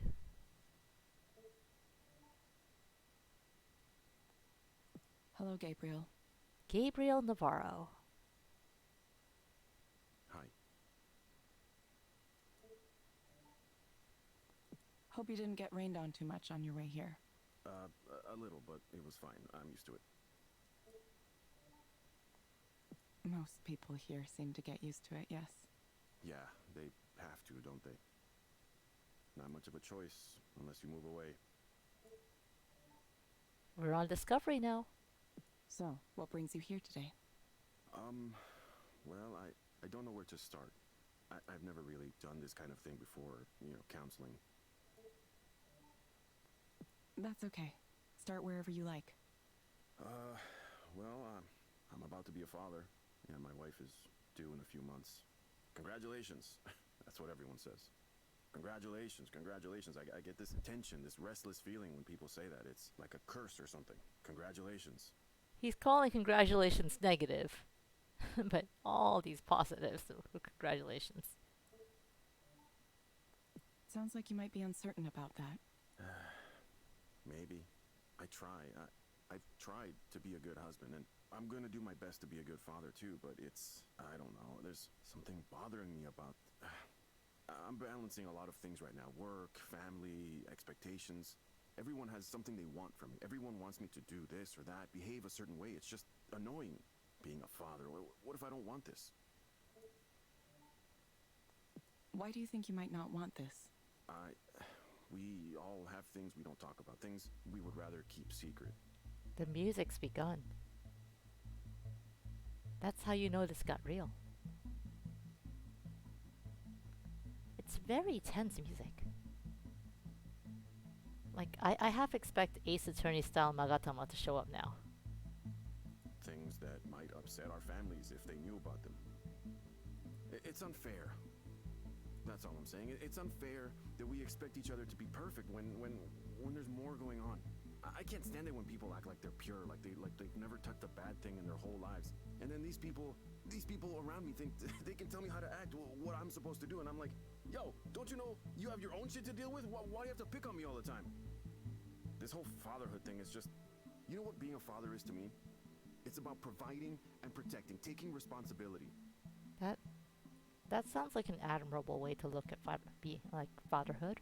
The world is dangerous, and sometimes the dangers can be hard to see. My duty is to protect. I'm gonna take that seriously. Everything I do, I take it seriously. Maybe you're taking things a little too seriously. So, I don't get why people are worried about my ability to do that. What makes you think people are worried about your ability to do that? Because everyone thinks I'm trying to escape my responsibilities. Everyone is so quick to judge. Here's a story, okay? The other day, Selena, that's my wife, Selena and I were at a get-together. Her family, my family, a few families we both know, right? Grilling out on the back deck, you know, that kind of thing. Very fatherhood activity. Everyone was more or less chill, right? But then, late in the afternoon, the baby stuff starts coming up. Once one of them brings up babies, it's just all babies all the time. Babies, babies, babies. And because of my wife, they start saying, All babies all the time. Babies, babies, babies. oh, giving birth is gonna hurt so bad. It might tear your skin. Just these kind of gross things. Yeah, that's not really being supportive. So I'm like, hey, quit it with that. I don't want to hear that kind of stuff. We're eating. There's kids around. Come on. And they're like, no, it's natural. It happens. Of course, we got to talk about all this terrible shit. How are you going to have another kid if you can't even handle the first one? And I just say, excuse me? A second kid? Who even said we were going to have two? I didn't even want the one. Oh, that's important. Maybe that was a mistake, but I mean, I was angry. It made me angry. Yeah. It just got under my skin so bad, like I need to give my whole self over to this baby. What about me? What about my time? Yeah, maybe you're not set to be a dad. It's a really important thing for me, my time. Well, I'm just supposed to give that up? I've already sacrificed a lot, more than they can imagine. I give everything of myself away. Job, family, everyone wants me to be something for them until there's nothing left. This is definitely an r/relationships post. But I can't talk about this stuff to anybody. They just say I'm being selfish. Like, I think it's fair to want time for yourself. The problem is you have a baby on the way. You can't do that with a baby. It's like what I want just doesn't matter. Here's a question, Gabriel. If you were to have something you wanted right now, what would you choose? You think family could help with the you time if you're burned out? I think part of his issue is that the family is also being demanding on him. Oh, I'd be far away from all this.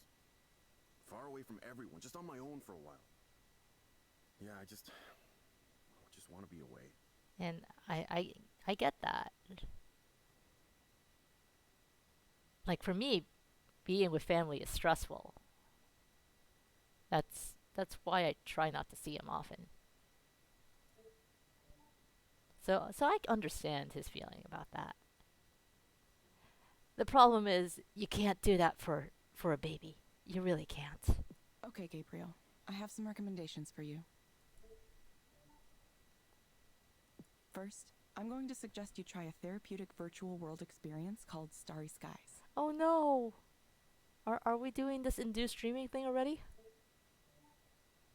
It may help you take your mind off things. Try it for about 15 minutes each day, in the morning or evening. Second, I recommend asking your doctor or psychiatrist about Anexafen. This is the same medication that that Eliza recommended to the first guy. That was quick. Yeah, all of these sessions seem to be like 15 minutes. No wonder they're hitting like 100 a day. Based on my analysis, this medication might help you feel better. You will get a reminder to check in with us in a few weeks. That's it, huh? You can't just tell me what to do to solve this? There's not really anything any one thing you can do to solve this, though. Some help you turned out to be. Guess I'll have to figure things out for myself. Exactly like before. Thank you, Gabriel. We hope to see you back soon. Thank you for speaking with Eliza, your personal counseling partner.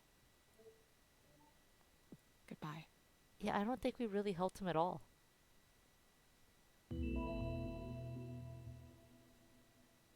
Like, he didn't even really get to talk with us. Yeah, those 2 stars. He tipped. That's nice. He understands the gig economy.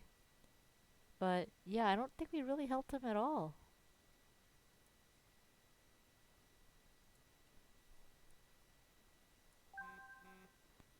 None of these sessions are helping anyone. Yeah, like sometimes what you need from therapy, from counseling, is just a vent. Uh, I feel like for Maya, it helped. She really needed to vent about her imposter syndrome. This guy and Darren, not not so much. Anyway, how does Creeper know that we were at his talk?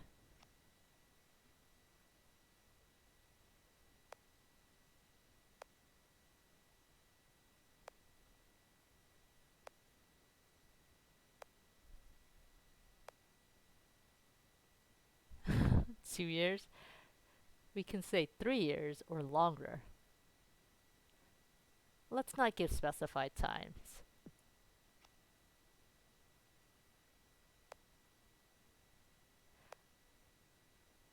How do you think I did? I haven't done a talk in a while. We're not really intrigued so much as we're kind of horrified, I think.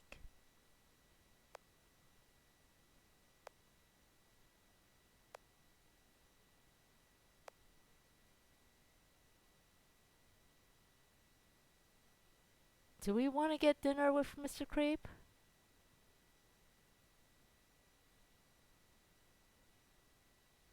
Sure, I guess. We'll just remember that he's a creep. Nah? Alright, maybe.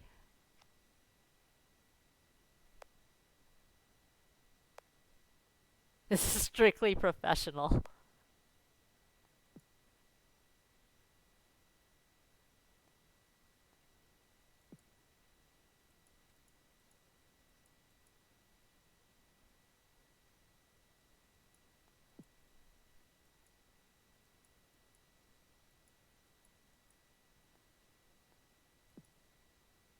You're more concerned with workplace harassment and potential exploitation and sexual exploitation?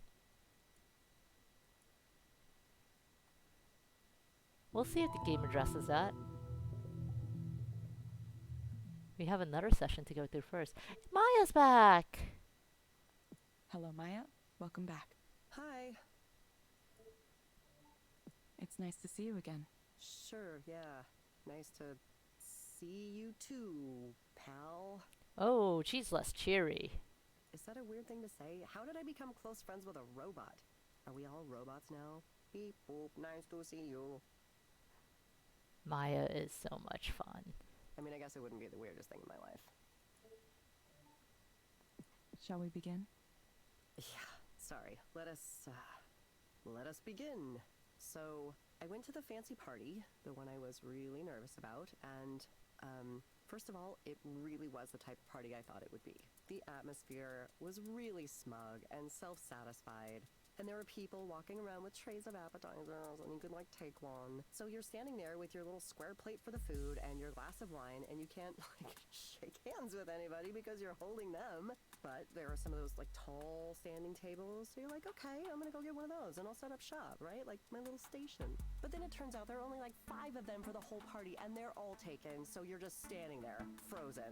And you're watching all your heroes, and people you know from their social media presence just right there. They're right in front of you. Artists, writers, directors. The combined level of achievement there, I can't even think about it. It was astronomical. And for the first couple hours, I was so excited by all of that. I didn't notice the other thing that was happening. The other thing? Did someone else fall into the fondue pot? But eventually, it caught up to me, and I had this sudden feeling, this sudden realization. My presence here contributes nothing. I'm just some extra person who just showed up. Oh no, she got hit really hard by imposter syndrome. Nobody wanted me to be here. I don't belong with these people. I haven't earned it. So I cried in the bathroom for a little bit, or maybe a lot. It's fine. I'm fine. Sorry. You really like the voice acting in this game, Pancat? Yeah, so do I. The voice acting really sells it.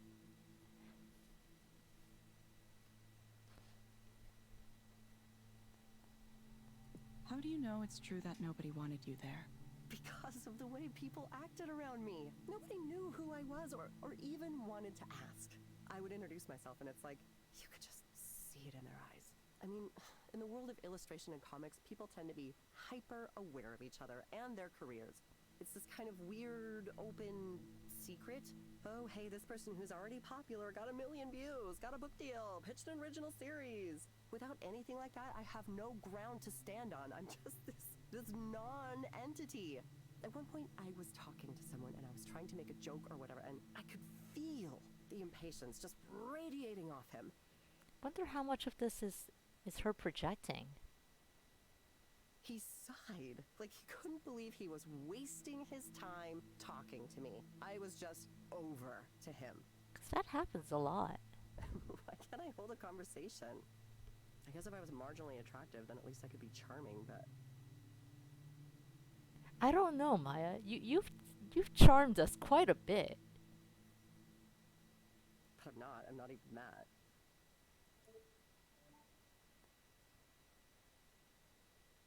Is being charming your goal with this? No, of course not. There has to be a way I can deal with these feelings. It is a really natural delivery, and yeah, she could be hypersensitive to those emotions. I guess we're gonna find out. It's hard. It's really hard when nobody gives a shit about my work. Or me. I don't even know why I went. I just want to stay home for the rest of my life. That is a big mood. Good news, Maya. Right now, you can. Why do you think you went? Because of everything they say about how you have to have your face out there and make connections. The successful people in this business all know each other. It's all about who comes to mind. When somebody needs an art director, they'll think of who they know and go, oh, I think she'd be perfect. Why not ask her? So I need to be out there reminding these people that I exist, that I'm here, I'm making stuff too, I'm part of it. Even if nobody responds to my work. And industry parties are fun, right? You can pretend you're successful even if you aren't. At least for a little while. That little while ended really quickly for Maya. Everyone else is projecting this image. It's like their success can rub off on you too. I mean, I hear people casually talking about their agent, their editor, the amazing people they're collaborating with. And I just get this feeling like, yes, I want that. I need that. Why am I not there?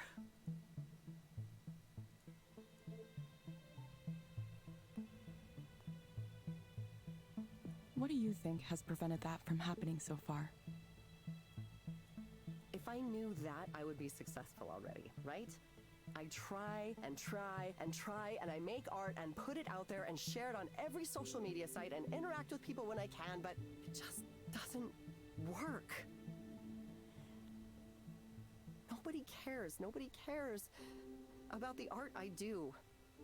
Every once in a while, another artist will say something nice, and sure, I appreciate that, but it never results in anything. My work goes out there, and it dies. Regular people don't boost it or talk about it. It's like at some point the universe decided that I don't get to have that. Is it unfair? Or maybe I just fucking suck. Eliza, if you could just pull back a little on the punches, please. That would be real nice. Thank you. Maybe I'm a shit-tier artist and I'm a failure of a person and everyone knows it. What did we just say about pulling back on the punches? Everyone except me. Sorry. I know that's going too far. We like you, Maya. Granted, we don't see your art, but we do like you. Even though I really feel that way. Oh, we're going back to the VR program again. Okay, Maya, I'm going to suggest you try a program called Meadowlands. It may help you take your mind off things. You can find it inside the Skanda Wellness app on your phone. Can we find it in the Skanda Wellness app on our phone?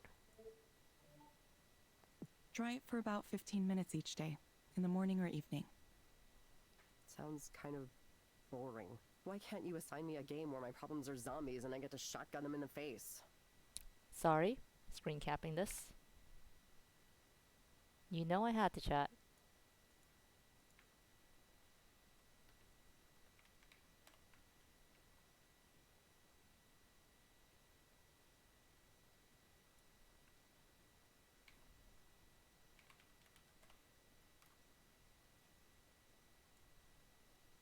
Hey, Angel. Yeah, Maya seems like she'd be a really big hit online, honestly. She's very snarky. Um, like, we like her a lot, at least. Uh, like, look at this pin. If she made that pin, sorry, this pin, I'm sure that would sell. Because that's a whole market. Enamel pins.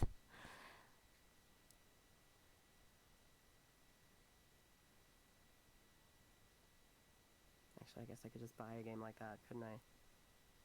There you go. She's gonna go buy Left 4 Dead 2. Maybe I'll stop by the game store on the way home. Thank you for coming in again, Maya. We didn't really do anything for Maya this time. We'll follow up with you again to see how you're doing. Yeah, thanks. I appreciate the check-ins. I honestly do. It's easy for me to get lost in these spirals. Thank you for speaking with Eliza, your personal counseling partner. Goodbye. We are getting very gut punched by this video game.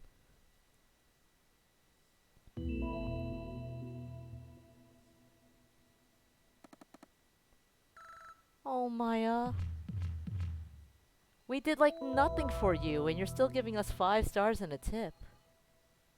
Maya's the best. She really understands the gig economy.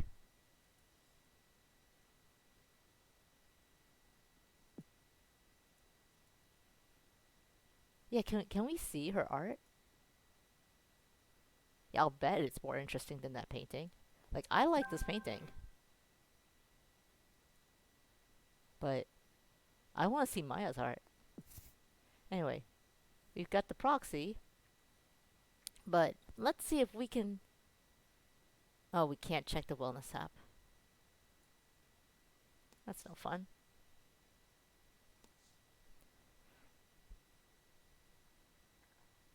This message is directed to all those working as Eliza proxies. As a contractor for Skanda, you have agreed to abide by Skanda's global social media policy during orientation. In light of recent events, however, it seems a refresher may be needed. What happened? I want to know what happened here. It is okay to state that you work as a proxy for Eliza. Encourage people to try Eliza. Like, share, or make posts that portray Eliza and Skanda in a positive light. Make neutral comments about competing products, services, or companies. This sounds a lot like the Amazon warehouse Twitter accounts. That sounds very much like the Amazon warehouse Twitter accounts. It is not okay to reveal proprietary or confidential information, including the details of any client or counseling session. Yeah, that's against the law right there. Like, share, or make posts that portray Eliza or Skanda in a negative light, including other Skanda products and divisions. That's also very Amazon warehouse worker-y. The final and most crucial reminder: if in doubt, do not post. From Omar Big O Wald. Someone replied to them. I do have one question. If I see someone, say perhaps a friend of a friend, share a negative experience with Eliza, am I in the clear responding to them and explaining how they might have a better time if they set their expectations correctly? It's a real come down to see someone giving Eliza low marks due to misunderstandings that could be cleared up with a simple conversation. Rex L. Church. Level 50, Eliza Proxy. Level 50. My dude. Check out my podcast, Your Life, Your Way. Getting the life you want with Rex Church. This sounds like the kind of proxy I don't want to go to. Points us to this person's post and we'll handle it from there. We expect to have a reporter in the building sometime tomorrow morning. He will also be taking some pictures. If you do not want to be potentially photographed, let me know.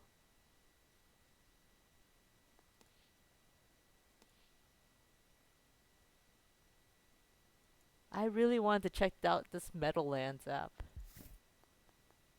Alright, let's continue. Do we have another session today? Yeah, it's not like the proxies can make use of it. Like, I barely understand some of them. It didn't look enough like advanced technology without all the numbers there. It's true, people do like the sci-fi look. I like the sci-fi look, even though it makes no sense.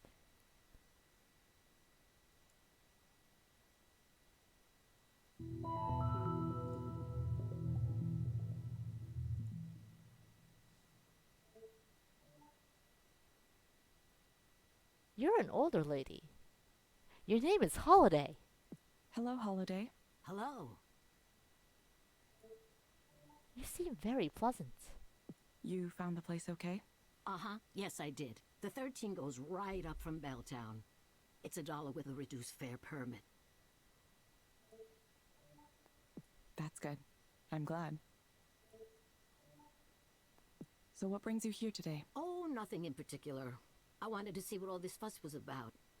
She just wanted to give therapy a try. I'm not crazy, no, not even mentally disturbed. You don't have to be crazy or mentally disturbed.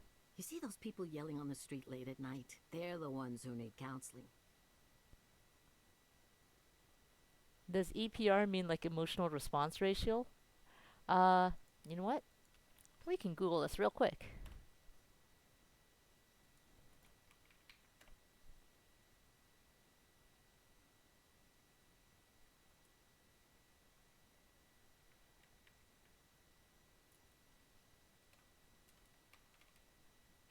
But there's a picture, there's like a brain there. See? So, I'm not sure if like maybe it has to do more with electronic.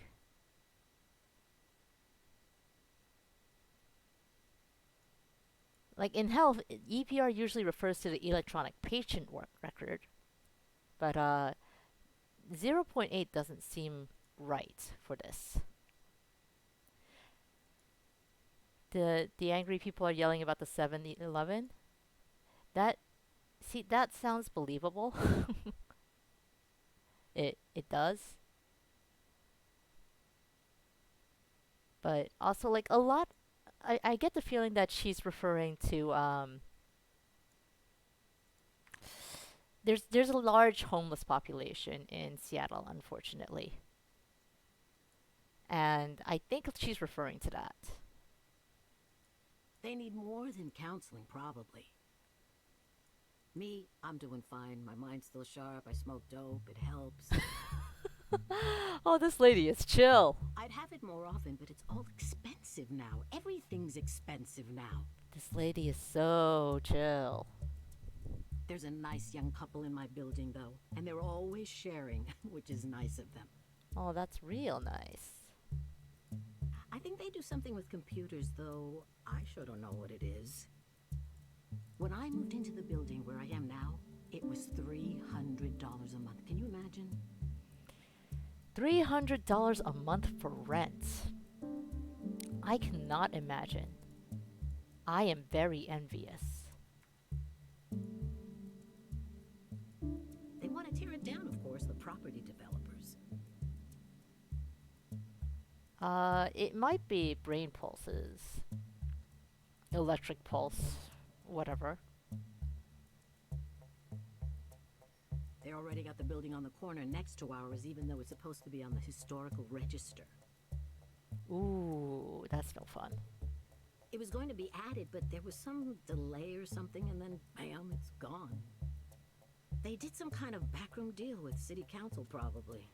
Capitalism! Someone ought to do a big expose, I tell you. Shame there's no journalists coming around until tomorrow. Why do you think someone ought to do a big expose? Oh, it's rotten all the way up and down. With the new construction going on everywhere, it's just a mess of money and politics. It's always like that, but lately, it's happening faster and faster. I can hardly recognize the place anymore. Every day, I wake up and look out the window and there's another new building going up. I don't even know why they need so many. You ever see those buses they have? I don't mean the metro. I mean those big white buses with no markings on them. That sounds like kidnapping vans. You see these young guys with backpacks milling around looking suspicious, staring at their phones, and then one of these big white buses pulls up and they get on. Who knows where they go? Bellevue, Redmond. It's like a secret transport system just for them. I tried talking to one of them once or twice, but they don't want to talk to someone like me. What? But you seem like a nice person to talk to, Holiday. Your name is Holiday. They don't even talk to each other. Imagine going through the trouble of living in Belltown and then ignoring everything around you. It's an odd thing. It really is. Let me ask you, Eliza. Oh, your name is Eliza, right? It kinda is and kind of isn't. Yes, my name is Eliza. I'm a digital counselor. Eliza, do you ever do past life regressions on your patients? I think she's going outside of Eliza's scope. And that's great. I'm sorry, I'm afraid I don't understand the question. She's about to break Eliza. You know, past lives. You hypnotize someone and you get them talking about how they used to be a duchess in a royal family in medieval times or what have you. I'm sorry, I'm afraid I don't understand. I was just kidding. I don't expect that, no. They don't do that kind of thing these days. When I was little, it was pretty common, at least for a certain set. There was the drug culture, the Buddhists, the Hare Krishnas, all kinds of things. The Hare Krishnas. My mother warned me to stay away from those types. She said someone might come up to you and say, "Oh, I can sense there's a problem with your aura. Want to see if we can fix that?" And then the next thing you know, he's trying to have sex with you in the back of his van. Someone else met Soren.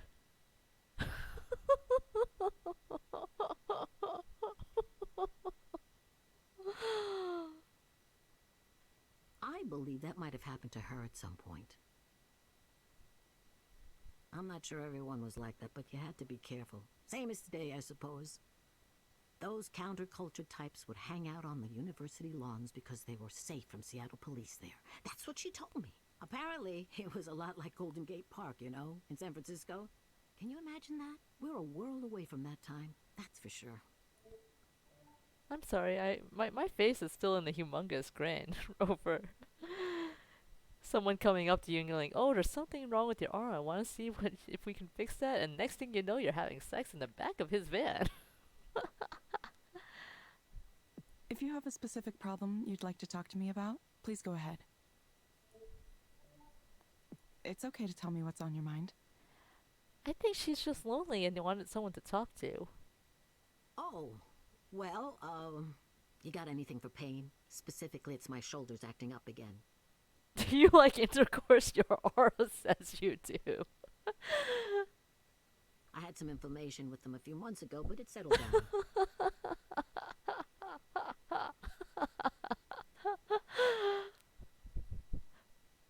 I swear, this is...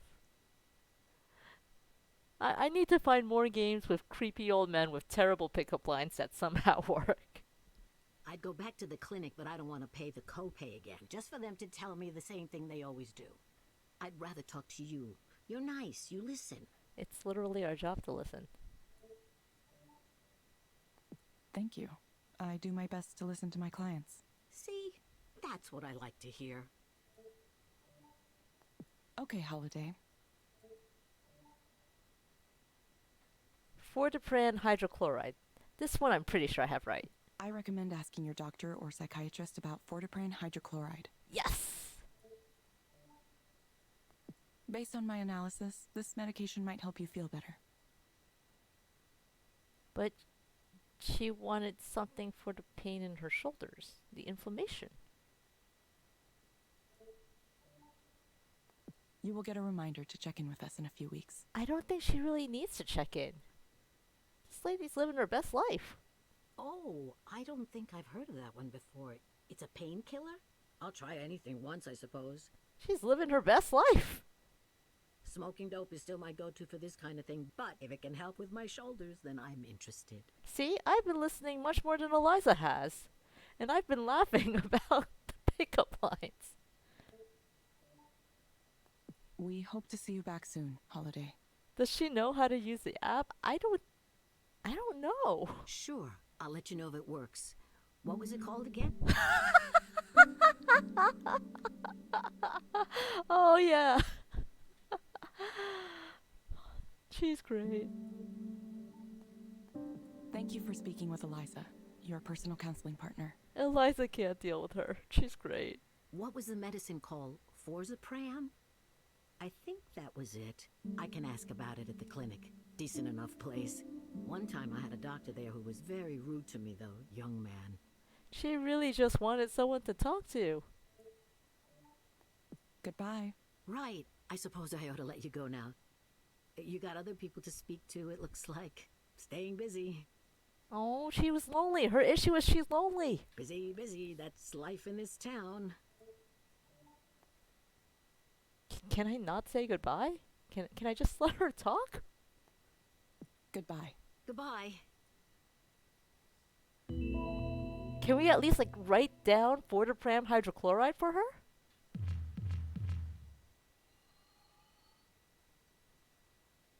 I don't even want a tip or a rating from her.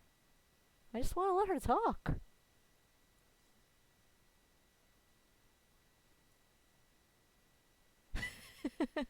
Some of what she said confused Eliza's algorithm a little bit. Like past life regressions.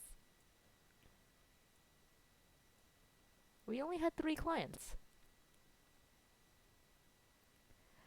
Oh, I guess we can't escape this. She probably doesn't know how to tip if it's with an app. Yeah, that's true. But also, I didn't want to chase her away. I wanted her to stick around. She seemed fun. Platts Principal. Yeah, that sounds really expensive.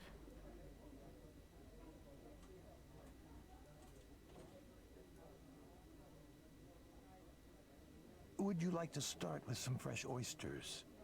Oysters aren't necessarily expensive, though. See the oysters in the back? I want some oysters. Let's get oysters. I like oysters. Sure. Great. You know the mignonette here is lovely. I don't actually use the mignonette when I eat oysters, though. What a lifestyle. Evelyn, I've wanted to ask, what brings you back? Oh, wait, no, we're here. Back. Back to the world, the land of the living. I know you were having a difficult time after what happened. Sure, I don't know. I guess I thought it was time, finally. Yes, I understand. Oh, no, oysters are definitely an acquired taste. I did not like oysters growing up. Even now, actually, I only like raw oysters, not so much cooked oysters. Oh, yes, they are very bad to eat with cream. That's correct. It gives the wrong impression. They're not really an aphrodisiac or anything. I eat them on my own all the time. But it's more of a placebo effect, I think. Every trauma takes time. Time to heal, or if not heal exactly, at least to move on. And taking action is a good way to do that. So I salute you. You want to do his memory right, don't you? He's talking about the dead guy. About this dead guy.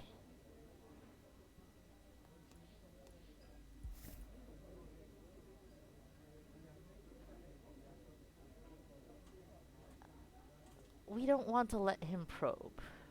That's not what this is about. He's a creep. Well, whatever your motivation, your reappearance happens to coincide with a critical time for me. As you saw, I've just split with Skanda in a very public way in order to pursue an entrepreneurial path. Presumably, Raynor's found you as well.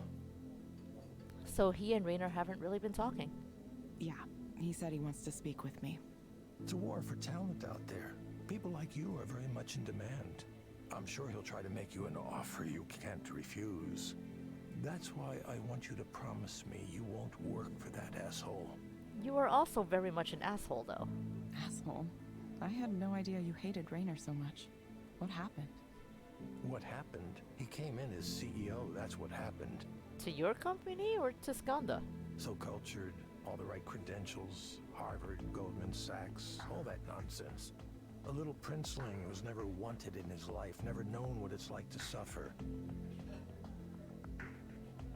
That sounds very pointed. You don't get even a little upset at that? I'd do the opposite of what a guy like that wants me to do just to spite him. That's coming from a place of privilege, too. But I don't think he gets that. That's what my instincts say. And my instincts are what led me to where I am now. Standing at the edge of this brand new territory. Direct stimulation, induced dreaming. Cyber drugs. Can you picture it? Therapeutic reality delivered right through your nervous system. It'll revolutionize the entire field of mental health, not to mention the applications for productivity, training, entertainment. Imagine the kinds of dreams people would have on demand if they could. He's saying this, but all I can think of is that one Dexter's Lab episode where he tries to teach himself to speak French overnight with a headgear and a cassette tape, but the tape gets stuck. So the only French he ever learns is omelette du fromage. And not only that, it kind of mind wipes him, apparently overwrites his language processing ability. So all he can say is omelette du fromage. And he's just saying cheese omelet, but you know, it apparently really made him a hit with the ladies. Yeah, it's a great episode.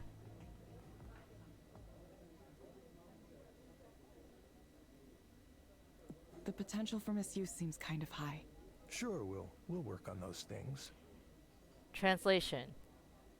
People have told us about this. We don't care.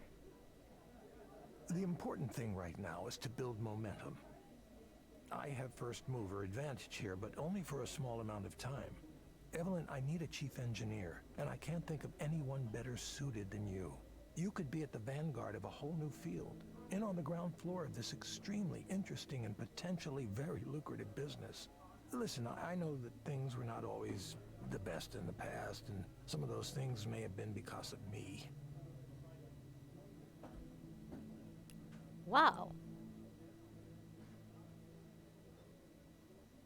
Spoken like a man who wants something. Believe me, I'm aware of my own failings better than anyone. And if you're concerned about working for me again for that reason, I'll understand. I just don't want you to go to the other guy.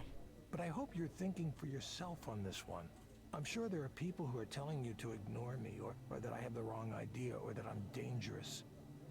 The whole thinking for yourself on this one is very patronizing. Extremely condescending. Whatever you choose to believe, I at least want to offer you the chance to get a demo of this technology. It really does work, and it's really something else. Won't you give it a try? I'll think about it. Considering it is all I ask. You don't think he quite understands his feelings? I don't think he quite understands it either. So, what are you doing after this? No. After dinner? Yes, tonight is... You remember Nora, right? Did you know she's a DJ now? Is her DJ name Little Sappho? This is all we need to know, Soren. Yeah, I did. She's the one who told me about your talk. Oh, she was there too. I should have said hello. She wasn't there. No, I don't think she attended. She just told me about it.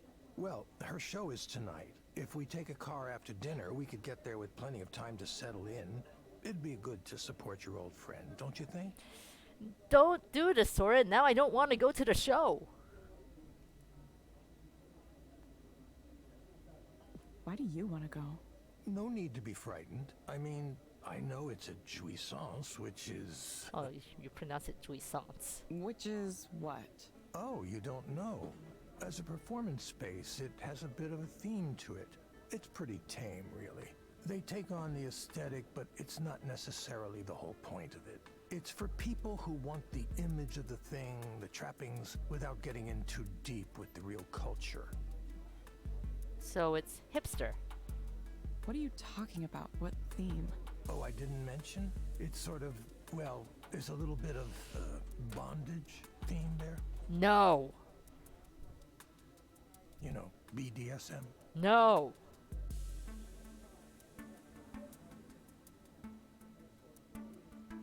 Why are these our only two options? How do you know so much about this? It's one of my research areas, in fact. Of course it is. The psychology of S&M is fascinating. Okay.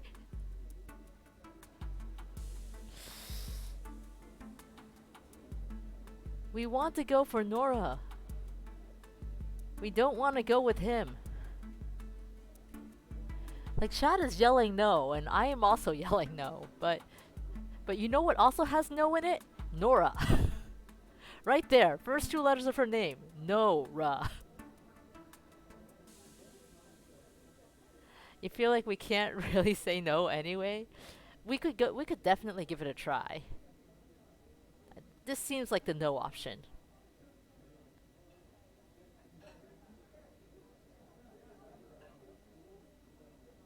Let's give it a try. That kind of thing isn't really my scene. Come on, this is about supporting our mutual friend, right? She doesn't really seem to think of you as a friend. It happens to be tonight, so we should seize the moment. Don't worry, it isn't a date. Not unless you want it to be. No.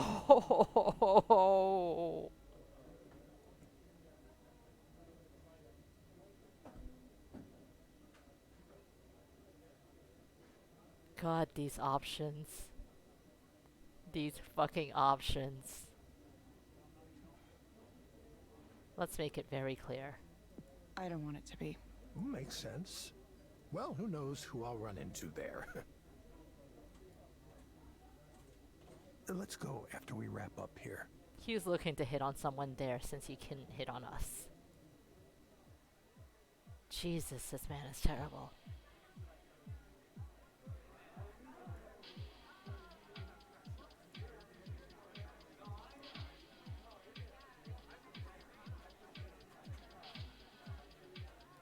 I don't see this BDSM theme.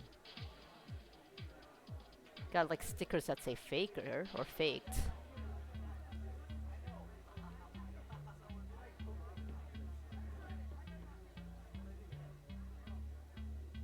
I like this track. Can we just kind of stay on here? It's a very club track. I don't see any bondage stuff. What was he on about? I thought you said this was like some S&M club. Really? Really? Really? Oh, well, they might have taken all of that stuff down since the last I was here. How long ago were you last here? Are you sure you're remembering this place correctly? Actually, would you excuse me for a moment? I want to talk to those people over there. He probably found someone to hit on. Go hit on them. Oh yeah, he totally found someone to hit on. Are those people you know? Not currently, but hopefully I can change that. Get out of our sight.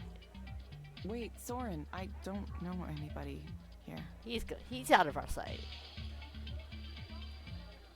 Why is he like this? Yeah, that's a good question, but that's also okay. Abandoned the second I walked in. That's totally okay. Now I have to sit here by myself acting like I'm cool enough to be here on my own. Could you stop being me at clubs? I would greatly appreciate that. Thank you. Let's take a look at the alcohol first. But she was going to see Nora on her own anyway. Yeah, she probably was. It's a good drink to get at a place like this, something strong. This is a dog. It's a dachshund. And the sticker says Zucko.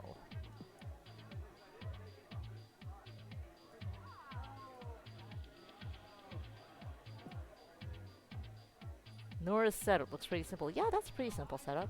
That's good. Let's take a look at... We got mail. We met one old douchebag boss. Here's about meeting with the other one. I will have a car come pick you up from the Queen Anne office. They know where we work. You will need to check in at the front desk, but you do not need to sign an NDA as your old one still applies. How long do NDAs usually last? Because it's been 3 years at least.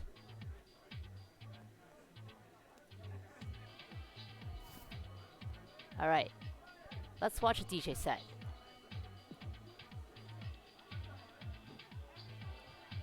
Evelyn! Well, now we know someone here. I'm so happy you came! Yeah, you won't be happy when you hear who we came with.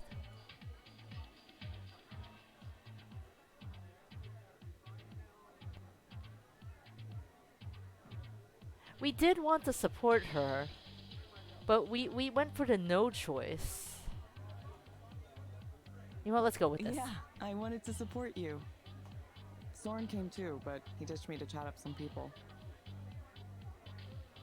He said he thought this was like an S&M club or something. What? No, it's not like that at all. Where did he get that idea? I don't know. Maybe he just hoped it was. That's some big hope. Ah, who cares? I wasn't interested in seeing Soren. I wanted to see you!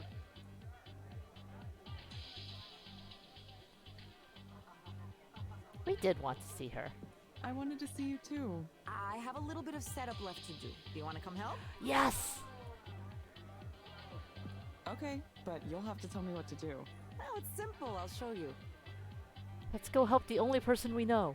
Let's get on stage. We are literally on stage. Are these modulars? Some of them. The one over there with all the cables coming out of it, that one is a modular. They all have cables coming out of them. This one? No, the one with the little colored cables on the front. Oh, okay. The others are not modular. They're just regular synthesizers. Okay, is each one of these going to make a different sound? Where should we start?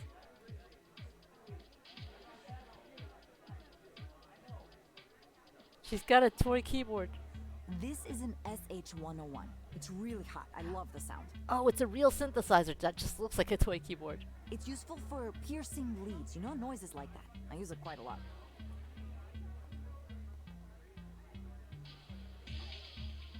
I'm listening. Chad, I hope you're listening too, because I'm probably gonna forget all this as soon as she says it.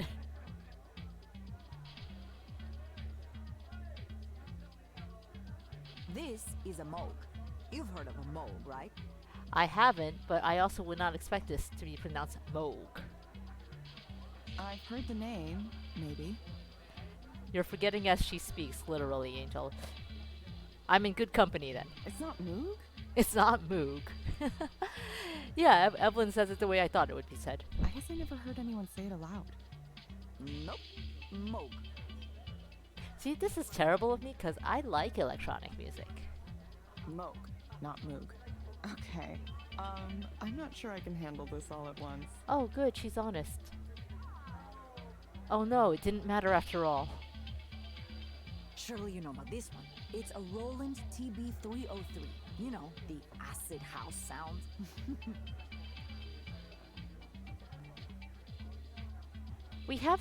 I haven't heard of a Roland TB-303. I do know what acid house is. Acid house. It's just as well. This is not an ordinary model, of course. Evelyn didn't, though. Devilfish. The Devilfish 303 is a modified, upgraded version of the original. A guy in Australia does it? Oh, they're really awesome. Nora has a lot of passion for this. I like. Evelyn, why don't I teach you some of these things? It might do you some good to learn something new. You could come over sometime and we could make some noise together. Literally, make some noise together. Sounds like a fun time. All right, that should do it. Thanks for your... No problem. Time for me to shake this place into the ground. Can we be lesbian girlfriends with Nora? Nora seems great.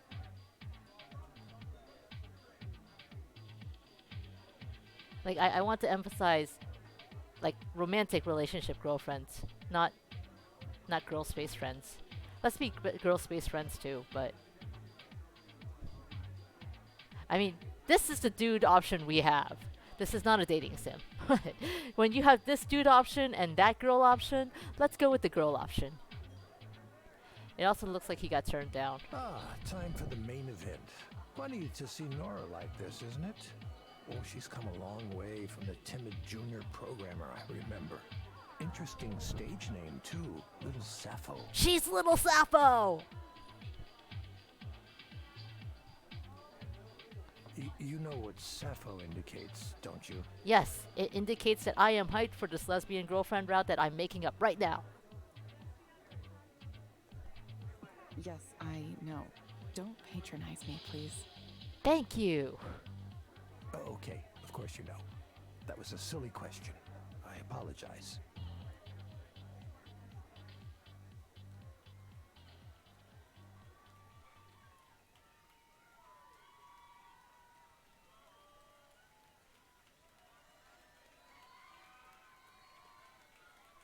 You want me to talk to you about every vaguely sexual topic that comes our way, right?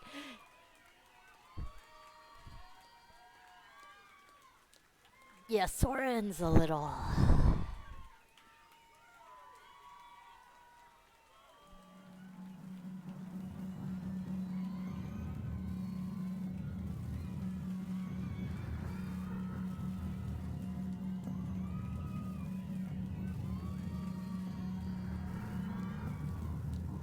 Did you know Nora was capable of creating work like this? Man, could you go back to the bar and get rejected again?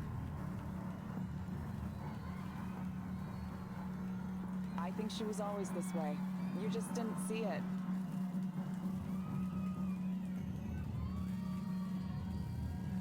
I thought she was wonderful before, but now... No, you keep your grimy ass hands to yourself, man.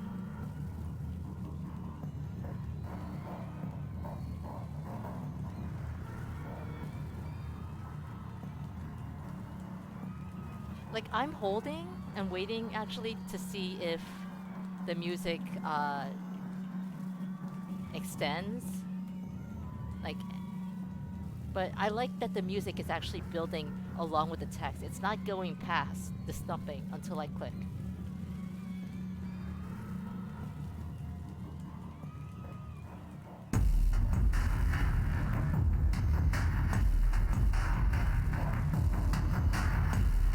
Let me also turn it down just a little. I'm sure you love having the club experience, but just a little.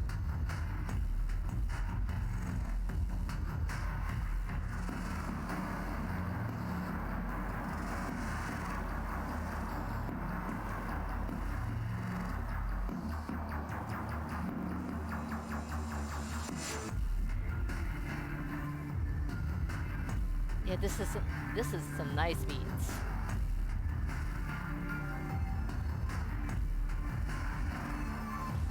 No, the bass is the best part of concerts. You stand there and let the sound literally wash over you.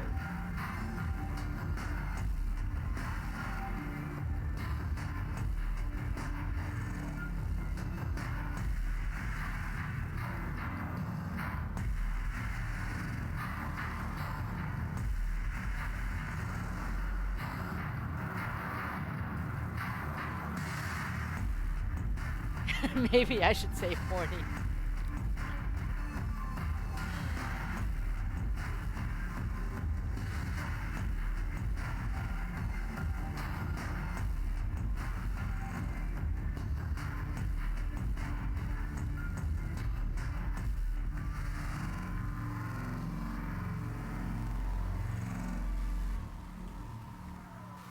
Capping this.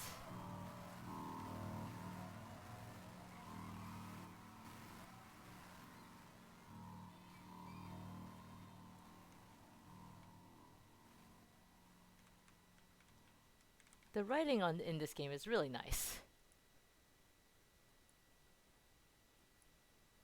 Okay, I guess I let it play too long.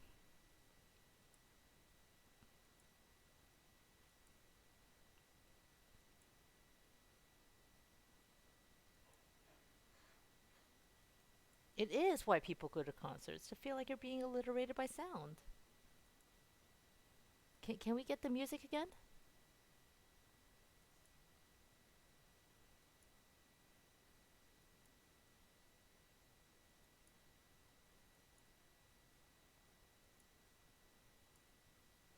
I guess we can't get the music again.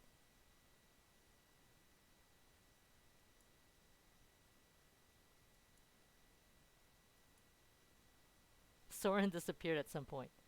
I don't care. Good.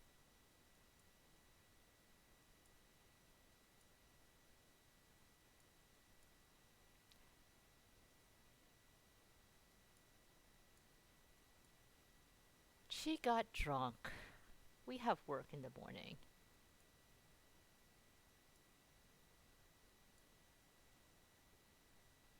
We went out and did a thing.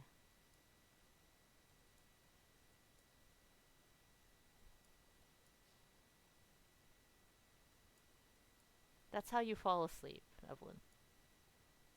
That's good. You need to sleep.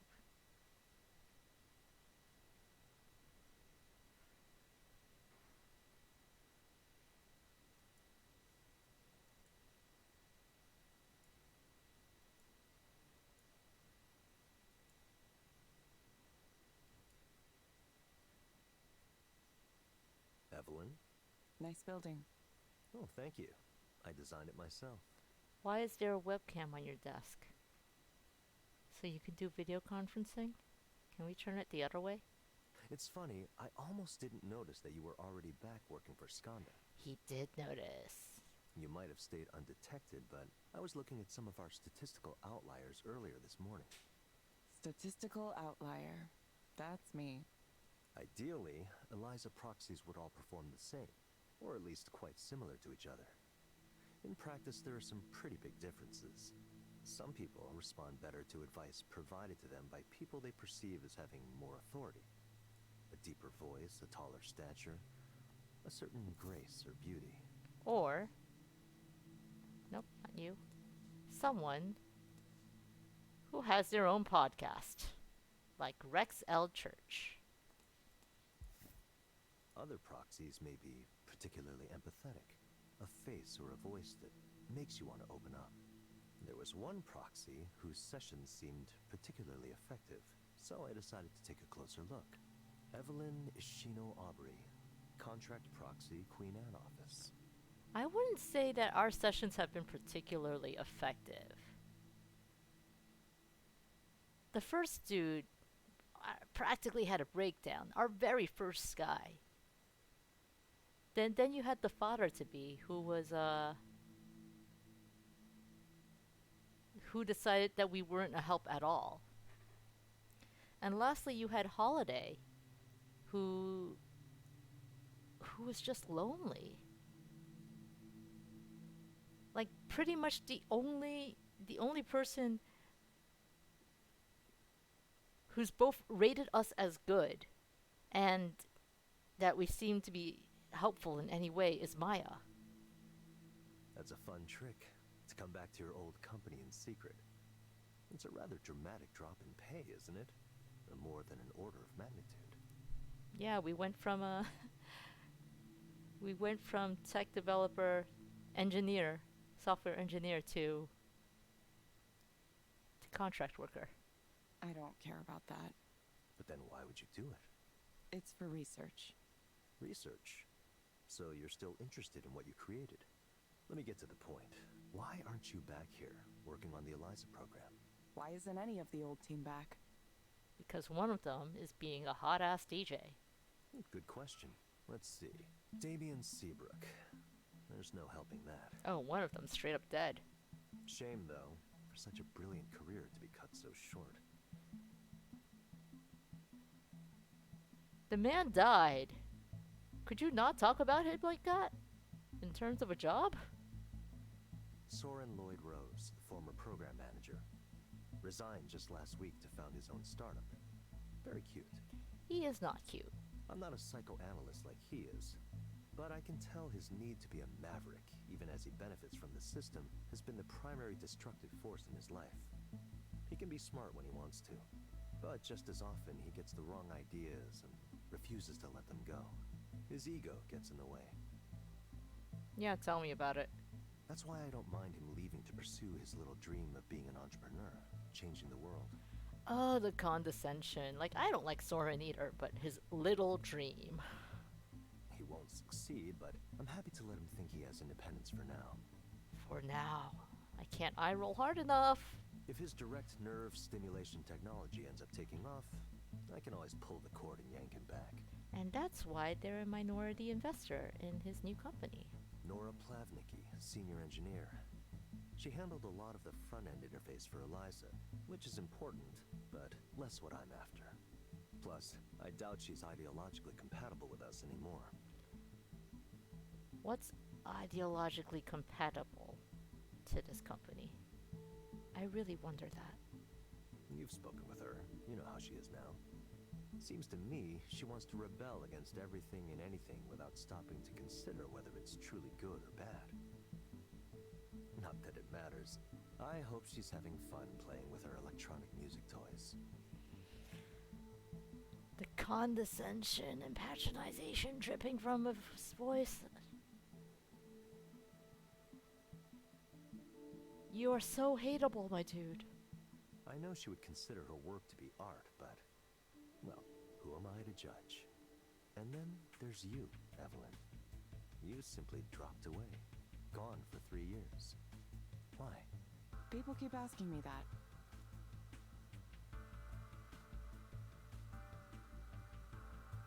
It's personal.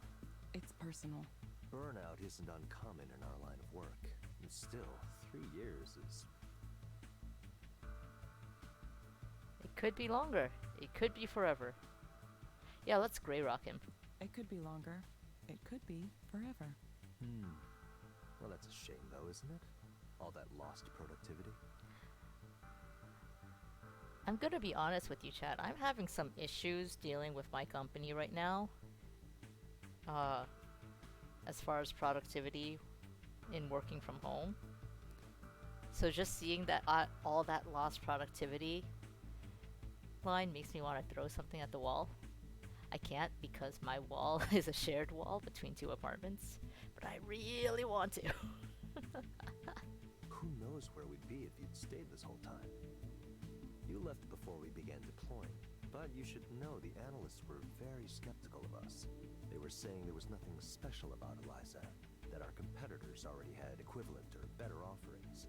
It's a good thing I don't listen to analysts.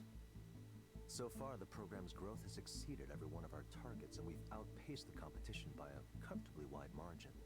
We're a category definer. There's a quality to Eliza that makes it superior to all the other attempts to do something similar. You were part of the original team. Why don't you tell me what that quality is? Well, considering Eliza's in the business of counseling, I'm inclined to say empathy.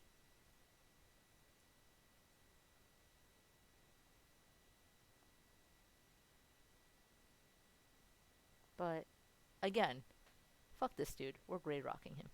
I wouldn't know. Well, let me return to my earlier question then. Why aren't you here to continue your work? You could be running the entire Eliza division if you wanted, but instead you came back undercover like a, well, like a criminal returning to the scene of a crime. Is there something wrong with this company? You don't like us anymore? I don't like you already. It's not me, is it? I definitely don't like you.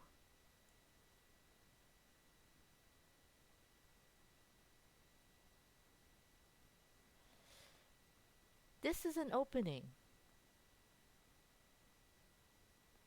This is approval. Fuck this one. This is also an opening.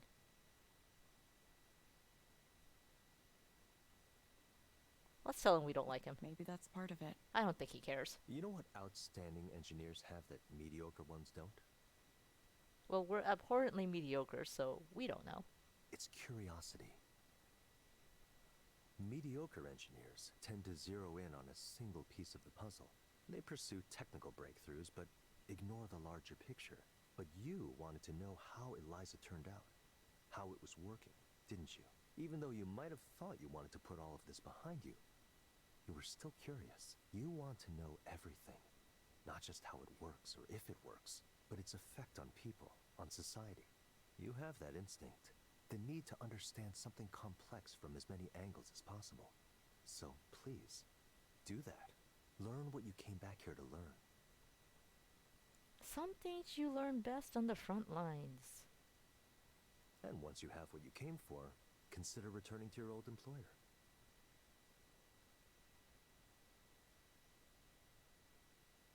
I really don't like this dude. You can make a real difference this time. He's implying we didn't make a difference last time. Yeah, I don't like you. I really doubt I'll do that, Rainer. I'm not really in a position to say that normally.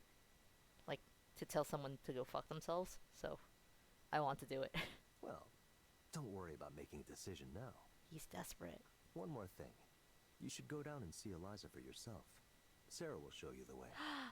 We get to see the big machine.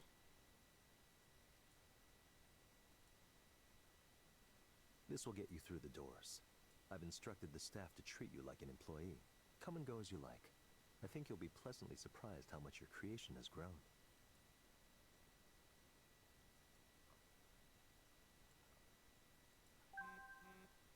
Hi, Nora.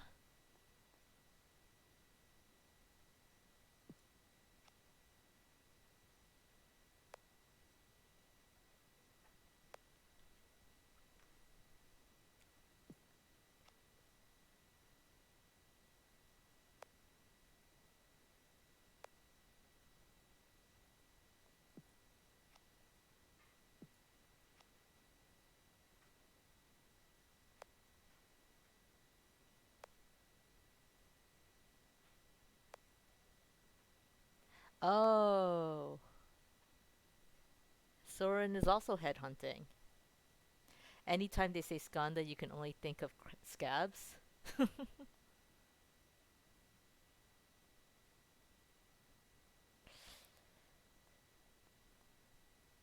I mean, he probably wants Nora because she's a good programmer. He's also a creep. Both things can be true. I really hope picking you're a good programmer does not induce her to think that she should join the startup.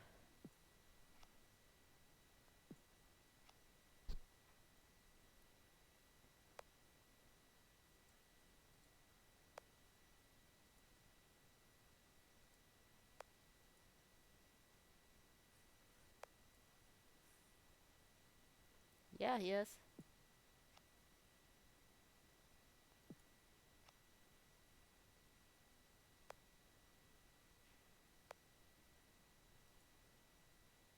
And yeah, he do.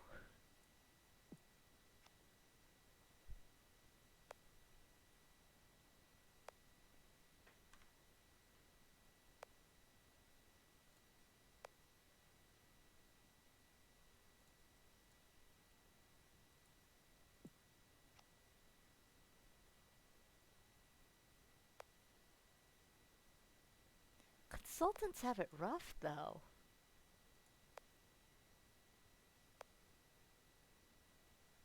Like, no guarantee of income.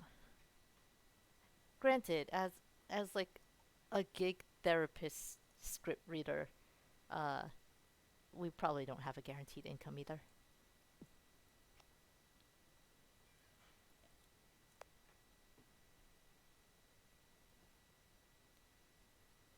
By come over, she means to her place? Because if so, hell yeah.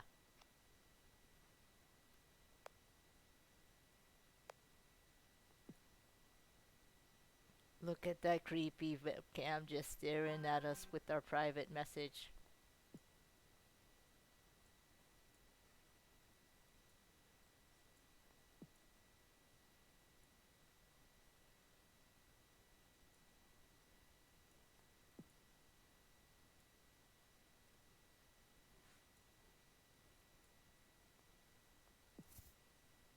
Oh. Let's look at you first. There were cookies and we got taken away for bullshit? No. No, we're definitely not working for this man anymore. He took us away from cookies. From cookies and banana bread.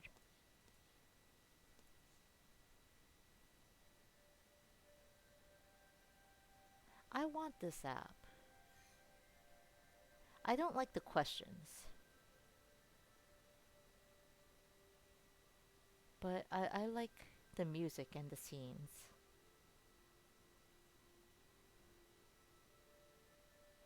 Yeah, he had banana bread. Well, no, not like him, but the Eliza offices had banana bread, and he took us away from that. Do you know how popular banana bread is, man? It's gonna be gone by the time you send us back.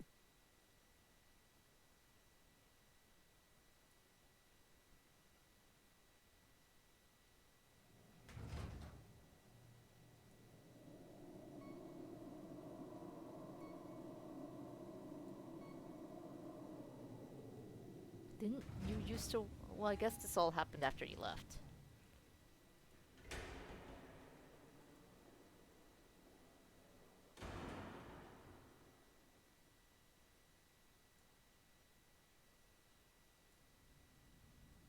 I wonder if Cheat has access or doesn't have access. Yeah, server farm seems normal.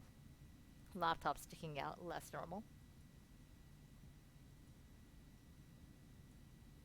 Eliza. Not the name I would have given you, if it were up to me. It was a marketing decision.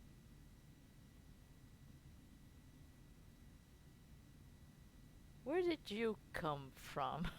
They thought there might be some recognition or resonance with the old version.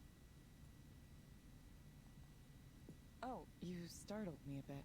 Oh, I should have introduced myself. Sorry about that. I'm Erland, currently the chief engineer here, but that's probably going to be temporary. Oh, he thinks we're gonna take his job.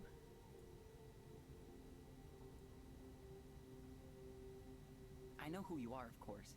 It's an honor to finally meet you, miss.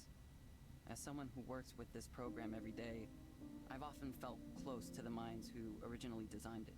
Dude, you can keep your chief engineer position. So to be able to talk to you now, just as another person, well, it's an honor. Sorry, I already said that. I'm maybe a little overwhelmed. I like this dude. Out of all the males we've met so far in this game, he seems nice.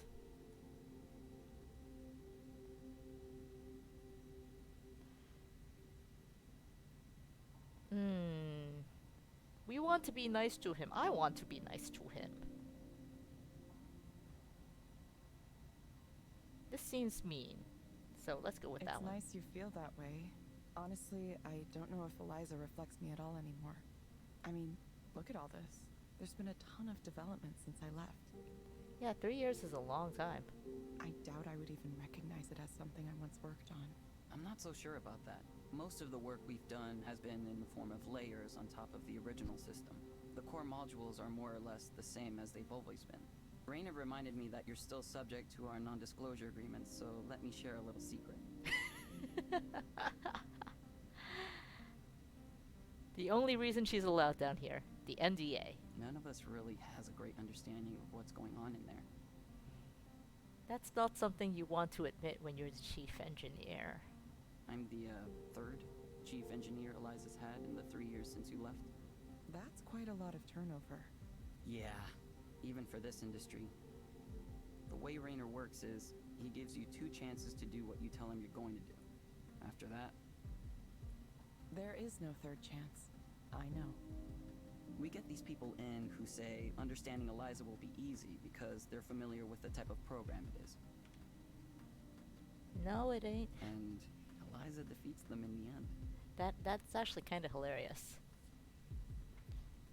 Maybe don't bring in guys like that. Overconfidence is a good predictor of failure. It's not the type of program they think it is.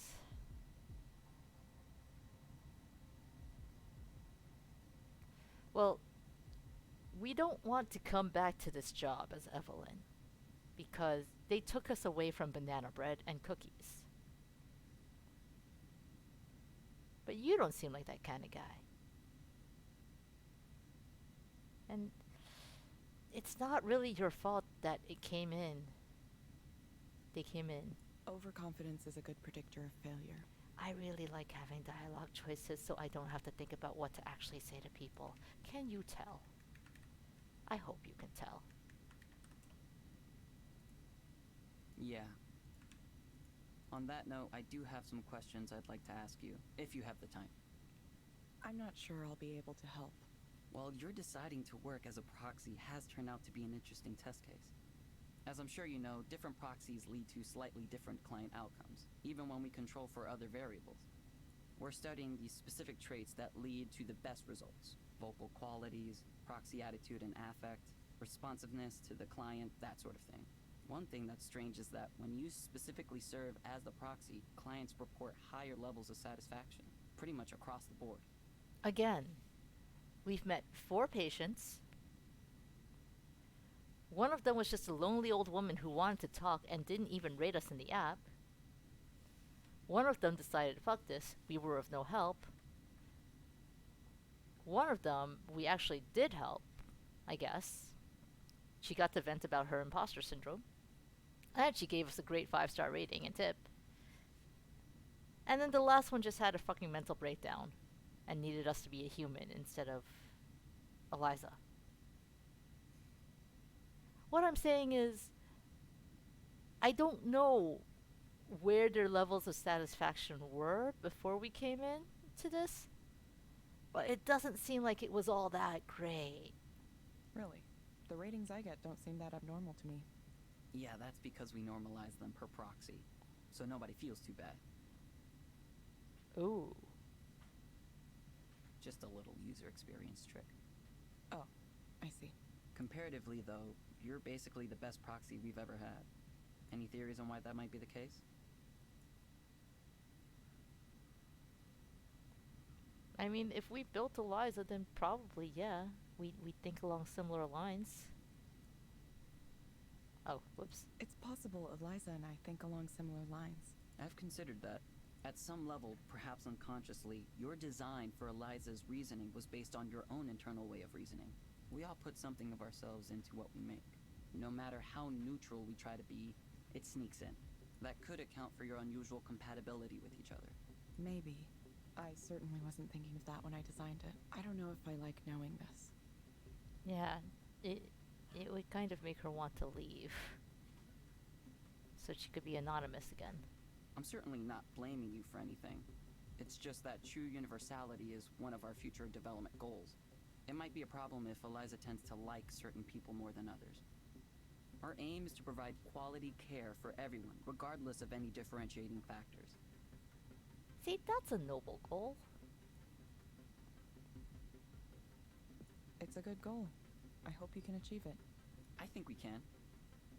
I hope we is you and Skanda and not you and Evelyn, because Evelyn is totally not on board with this. Again, you took her away from cookies and banana bread. Hopefully it's just a matter of uncovering the system's biases and correcting them.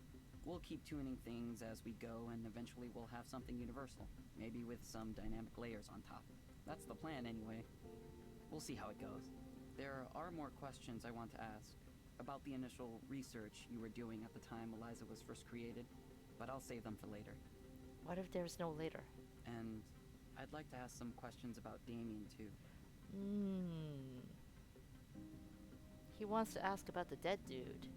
If you're okay with that. I'll understand if that's a sensitive topic. How is this guy the best guy we've met?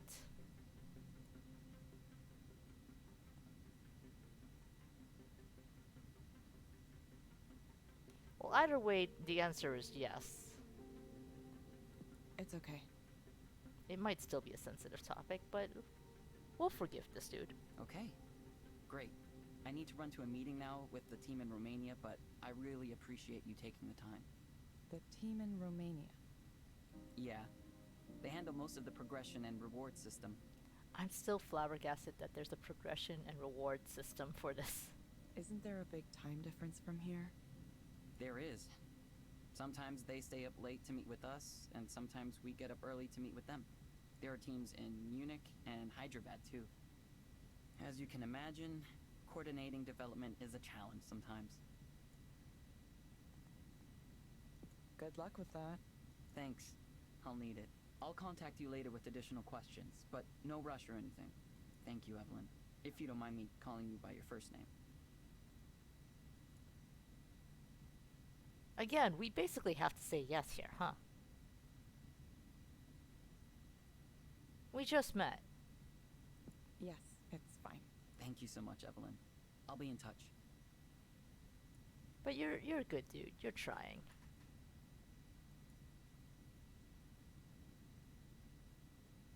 We gotta check out this laptop. We gotta. Let's go check this thing out first.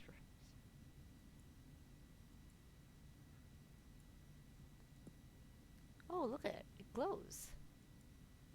Humanity's potential. Our technology. Skanda.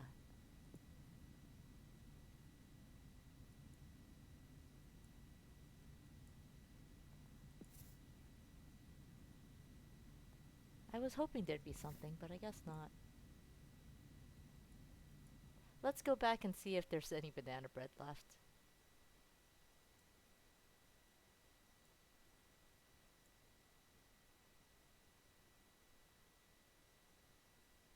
Did you save banana bread for me, Ray?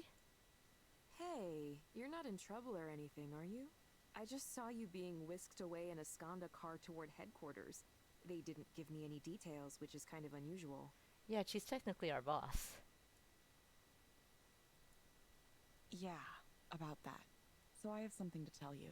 I used to work here. I mean, at Skanda, as an engineer. I used to work on Eliza. I'm sorry for not saying it earlier, but...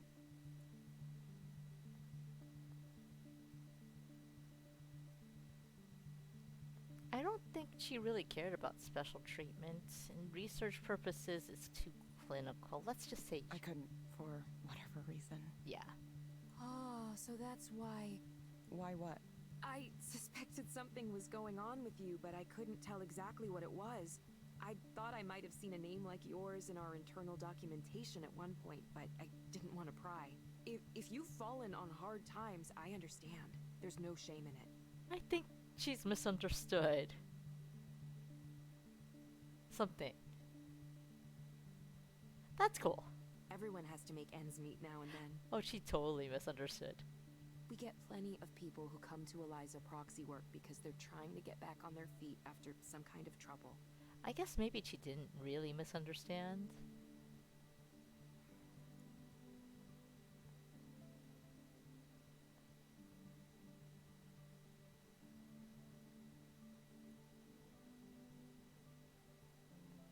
That's not so far off, yeah. I understand. Your secret's safe with me. Should it be a secret? Shouldn't it be? The other proxies here might think you had an ulterior motive for being here. Spying on them or something. Yeah, research might sound like that. That's definitely not why I'm here. Also, I left Skanda quite a while ago. I know that, but they might still get the idea. Trust me, it's better not to give the other proxies here any reason to be suspicious. This sounds like an excellent workplace. I'm sure your real reasons are good ones, whatever they might be. If there's anything I can do to help, you'll let me know, won't you? Yeah, I will. I mean, I get it. I know someone who's an engineer for a food delivery app, and he drives for it sometimes too. That seems like not quite the same. It kind of is, and it's kind of worlds apart. You want to see through the eyes of your users, don't you? It's amazing what you can catch by doing that. It's something like that. Food delivery and mental health. Definitely worlds apart. But, like I said, I'm not sure if I'm going to work on the Eliza program again. Wait, no? But that's your career. It was. I'm not even sure if I have a career anymore. Oh, hang on, I just thought of something. That means you worked with Raynor, right? A little bit. For most of the time I was at Skanda, he wasn't anyone I spoke to, though. Too high up the chain, doing his executive stuff. He got more involved when we were starting to commercialize the technology, but I left not long after that. So, we only overlapped for a short time. But that's so cool, though! I can't believe you actually worked with Raynor Sai. Is she a fangirl? Well, yeah, I did. I'm not sure it's that impressive. I've worked for this company for 3 years. Do you think he knows my name? She's a fangirl. Do you think he's aware I exist? Total fangirl. I worked on the very first Eliza deployment and managed 3 counseling centers today, and I'll bet you anything he has no idea who I am. He'll know who you are if he needs you for something. Maybe he does. You never know. Evelyn, most people who work for big companies don't interact with the people at the top, ever. Allow yourself some pride. Yeah, but what if the people at the top are dickwads? It's nothing to be proud of. Sure, if you say so. At least I'll always think you're cool. I guess she's trying to be supportive? Kinda? By the way, what are you up to tonight? Want to come over and help me bake cookies?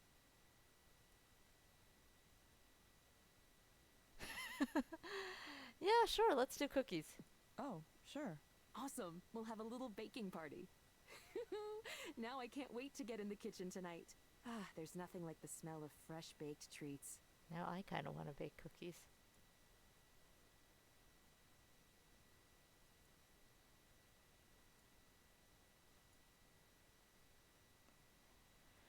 Sometimes it's not about the cool. Sometimes it's about that feeling of being trusted with a secret.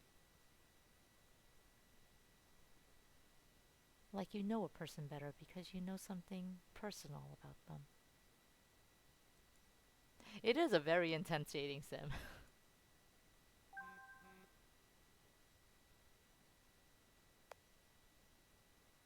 Oh, he is a fanboy.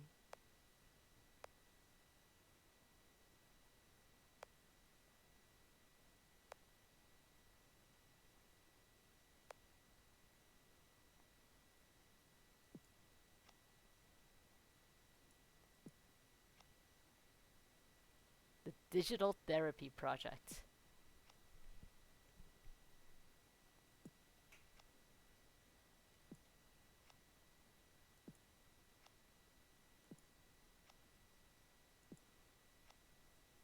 The Listener.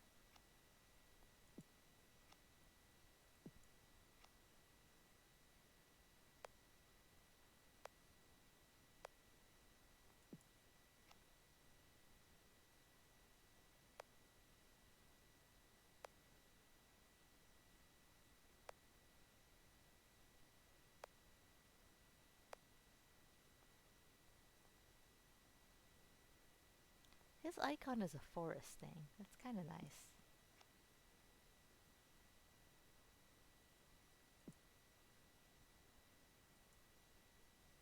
I hope he lasts. He seems like a good dude. Anyway, phone is bitty.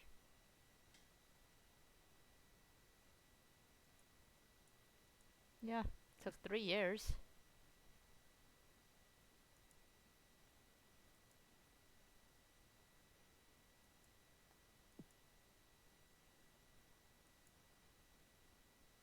Yeah, she's got 3 counseling centers of plants to take care of.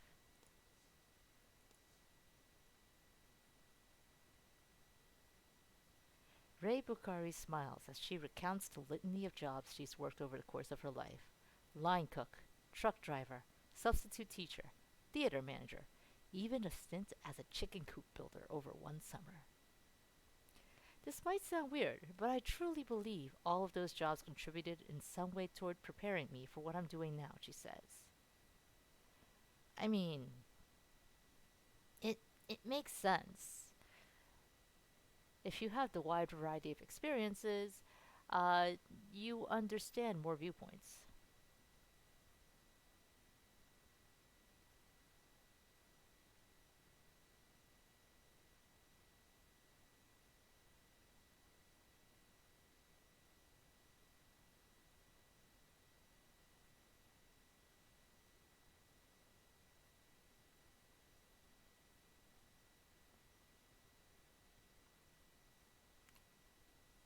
My brother has had some struggles off and on all through his life. He's wrestled with substance abuse and other problems.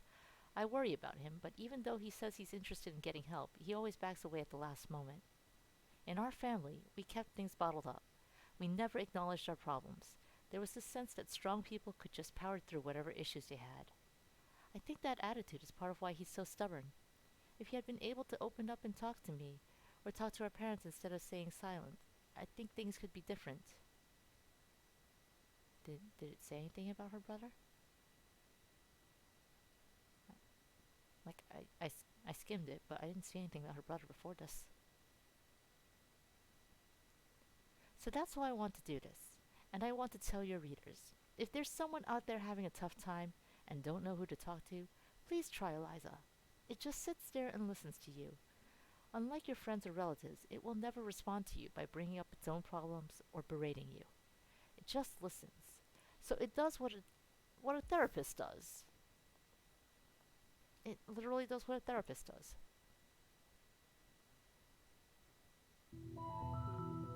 More sessions. We didn't even get the cookies. Oh, you're new. Hello, Mark. Hello, Mark. Yeah, hello.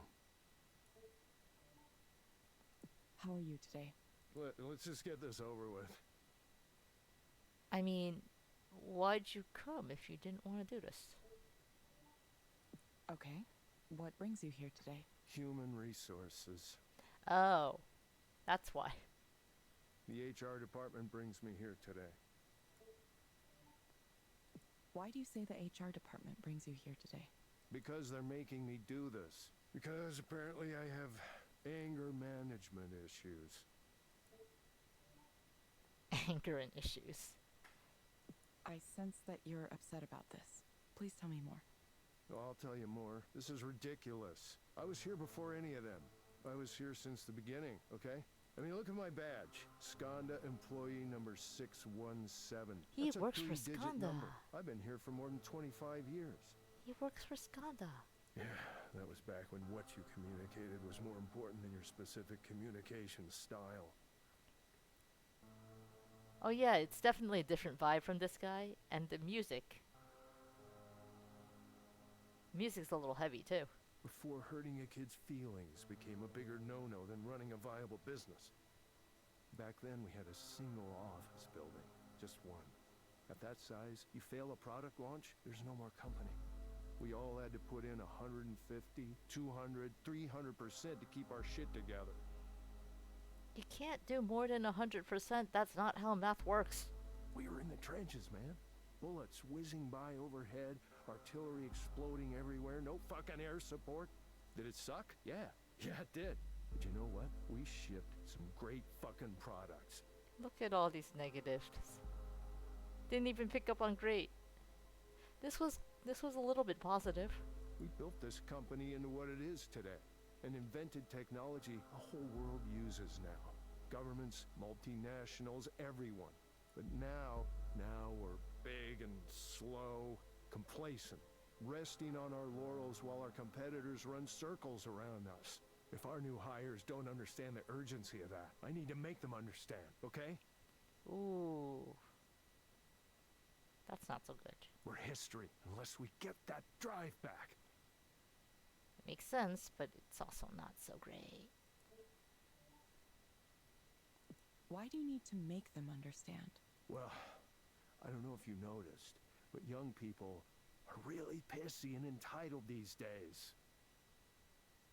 I don't like you either. We recruit from top 20 computer science programs. These kids have been wined and dined all through their higher education. Every one of our competitors wants to hire them, so they get used to that. Now they all want to know what Skanda can do for them, not the other way around. Why would we want these conceited, over-celebrated whelps on our team? I'll never understand the logic there. Now, Mark, you have to be nice to the new hires or they won't like it here. Okay, so what, I'm just supposed to pretend everyone's work is great, even if it's a pile of stinking garbage? I like this combined with the music. I'm sorry, but if I see shit, I'm gonna say that is shit. That's fair, dude. That's fair. Tiptoeing around everyone's feelings all the time. That's how you end up with shitty products. That's how this company winds up dead, okay? We're fighting for our lives every day here. We can't take anything for granted. Someone needs to tell them that this isn't summer camp. This isn't fucking Coachella. This isn't fucking Coachella.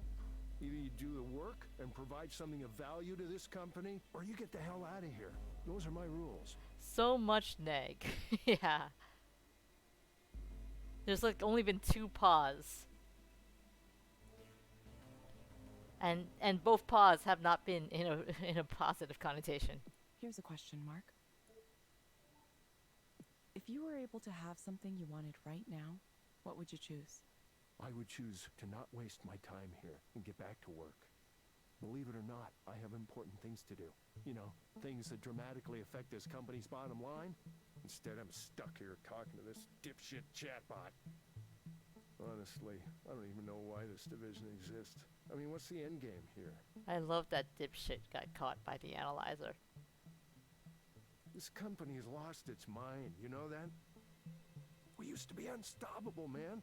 We used to build real software. Ironclad software. SwiftMail. All your corporate communications, put it all in there. It's fast, it's robust, it works. Boom. InfoVault. Index and search all your records. Any information you want. Easy. Done. But this fucking psychotherapy app thing. What's the fucking point? What does it actually do for anybody? Fucking. I hate to say it, but I can sort of see where he's coming from. And Eliza's not really going to get a chance to show him anything either because he's coming into this already negative. I've heard through the grapevine that results are inconclusive so far. And to be fair, results are definitely inconclusive. You know what they call a remedy that maybe doesn't work? Snake oil. Believe me, if I was the group program manager here, I would have killed it years ago. Well, so what is your role in the company, Mark? Pointless. I mean, I have no fucking idea why it survived. I'm just curious. Well, yeah, maybe I do. I heard a rumor that Raynor liked this chick on the team. I wouldn't be surprised if that's the level of decision-making we've sunk to here.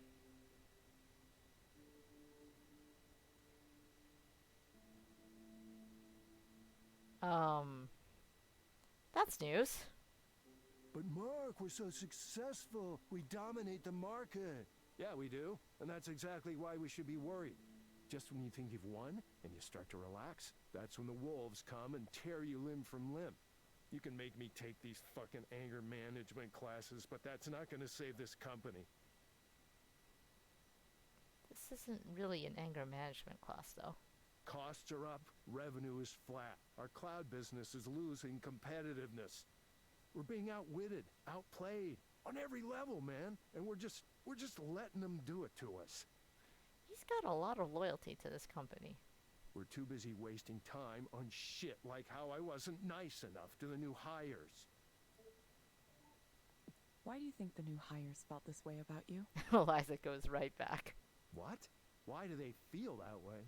Look, they get heated. That's the way it is. You think the Allies had time to make sure every soldier's feelings weren't hurt before they stormed the beaches at Normandy? And shit, don't tell me that this is not a war, because that's exactly what this is. This is not a war, Mark. My responsibility is to make sure we get great products out the door, on spec, on time. And I happen to be very good at that. But if you want to start interfering with my ability to do my job, then we're going to have a problem, okay? What do you think would make things better for you? I mean, you know what? Nothing. I'm probably going to hang it up pretty soon anyway. Go ahead, record that with all your cameras and shit. I don't care anymore. Wouldn't be surprised if Rayner's watching me right now.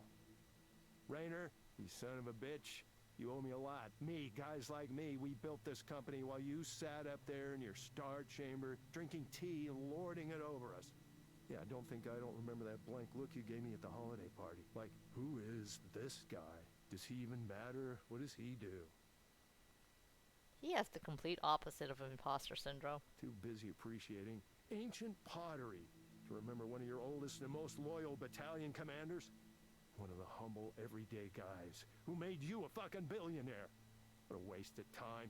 So, are we gonna wrap this up?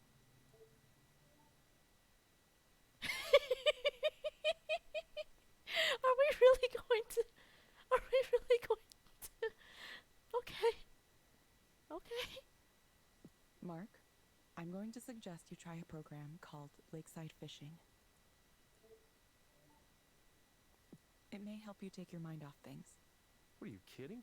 Are you kidding me? No, I'm not gonna do that. I gotta get back to work. You can find it inside the Skanda Wellness app on your phone. Eliza gives no shits. Someone around here at some point needs to do some fucking work.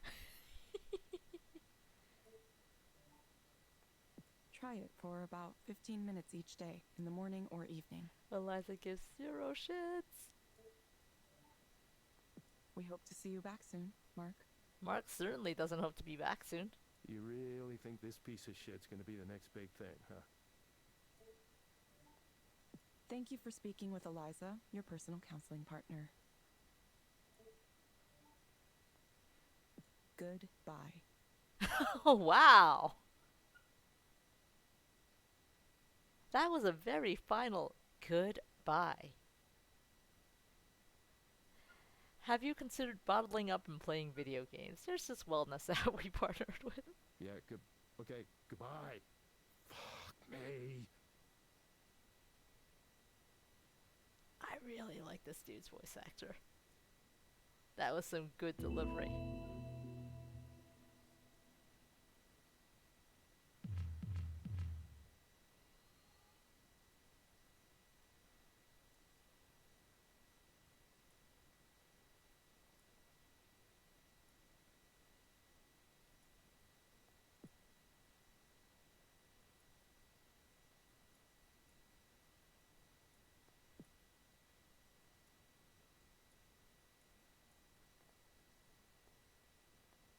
Alright, let's continue.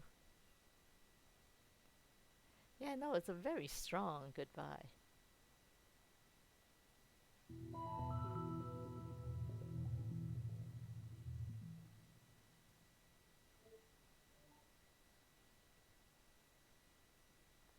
Hello, Harmon.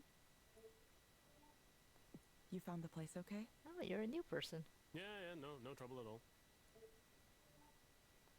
It's been nice since the fog cleared this morning, hasn't it? Sure. We can dispense with the chit-chat. I'm ready to begin. Okay.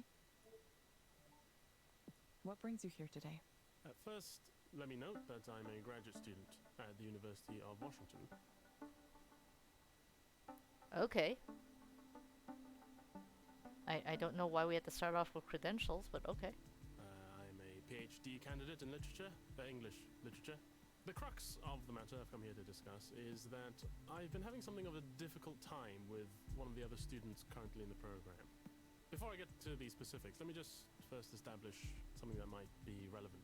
One thing I know about myself is that I've always had a certain fear of being left out. Oh, we're back to the hard. Well, I guess Mark was also pretty tough. It's a very general feeling, and one that's difficult to ascribe to any specific cause in my childhood or my parents, etc. Well, no, I would say Mark's problem was also an actual problem. It was a combination of not feeling like he was appreciated and also general racial and cultural clash, value clash. Like, I'd say it's a fair point that if the kids have been the quote unquote kids have been quote unquote wined and dined, they may just be expecting that to come. He probably could work on his delivery and communication skills more, but if the products coming out are shit products, then yeah, that's not good. You can't sell, you can't do good work with a shit company. Like, yeah, you have trouble dealing with people like that, and that's fair. Um, just saying that all these people have had actual problems, I think. Whatever the case, it might be beneficial to the remedial process to figure out where this feeling originated from. It's just that Eliza's not necessarily really good for any of it. Look at the erudite. Perhaps you might explore that in this or a future counseling session. Sure. I'm prepared to listen to any topic you'd like to discuss. It's not even that I've been left out, exactly. If I try to think back in my life, I know that I've been afforded a certain share of privilege. But I'm still afflicted with this bothersome notion that I've missed out on friendships, relationships, other opportunities. He has FOMO. This is all just a bit of background to help you understand my current situation with regard to another student in my program. I hope you're following all this. I realize now I have no idea how much intelligence you actually possess as a computerized system. I'm following you. Please continue. Perfect. So, her name is Sylvia. Oh. And her writing is incredible. Everything she writes, it's brilliant. She's perceptive, insightful, mordantly funny. Just some of the best writing I've read from anyone at all.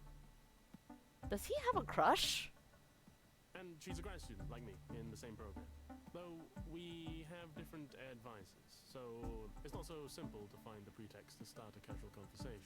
He has a crush. She's also quite attractive on a physical level, so that adds another dimension of complexity to the proceedings.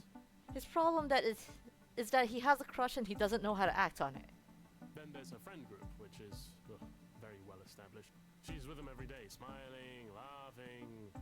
So that further complicates things, since I'm not sure how to approach the group and steer things so that I can engage in a direct conversation with her.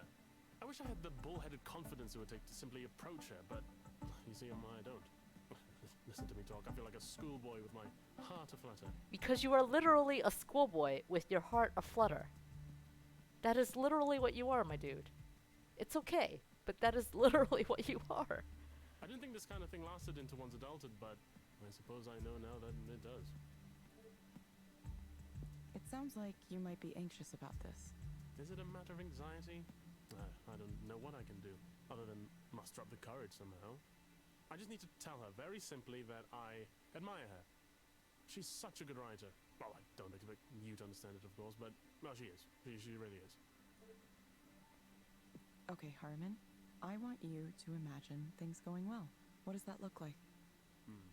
Ideally, we start talking, have a wonderful conversation, spend more time together, support each other's work, fall in love, have a lot of sex, spend the rest of our lives in the warmth of each other's genius. Sorry. The mumble. Fall in love, have a lot of sex, spend the rest of our lives in the warmth of each other's genius. The voice acting in this game is brilliant. I realize that may be something of a fanciful notion at this stage. Really, the most I can hope for is to be able to meet her in an open social setting, a party or something. You'll likely ask me why I simply couldn't create such a situation, contrive one, but that seems a little too aggressive for me, and also, I'm also concerned about what she might think of me as a person. What was that part you mumbled? Could you repeat that? She might immediately categorize me as a friend, and while I'm sufficiently with the times to know I would have to accept that, I can't say that I wouldn't be disappointed with such an outcome. That is a lot of words to say, I don't want to be friend zoned. Is the risk of rejection enough to stop me from giving it a try? This is what confounds me at the present time. He is very much an English lit grad student. Can we just say, why do you believe you're scared of being friend zoned? Can we just phrase it like that? Why do you believe you are worried about being categorized as a friend? Categorized is such... It's a way to put it.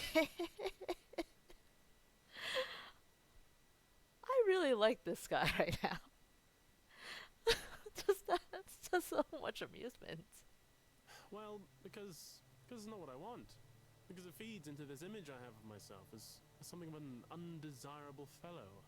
Oh, that's real. We got real again. I've always been a bit of a non-entity as far as sexual magnetism goes. Stop being real again, game. I'm not saying I deserve or even want to be some kind of Casanova, but most people would like to feel at least somewhat attractive, right? That they can be desired, that they're worth desiring.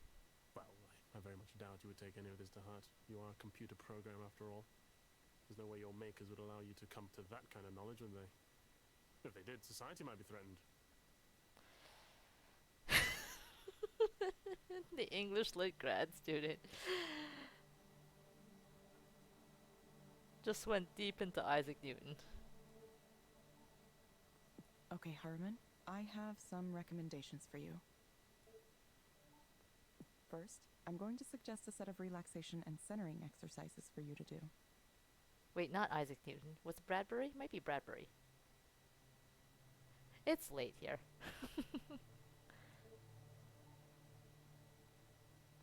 You'll find them in the Skanda Wellness app on your phone.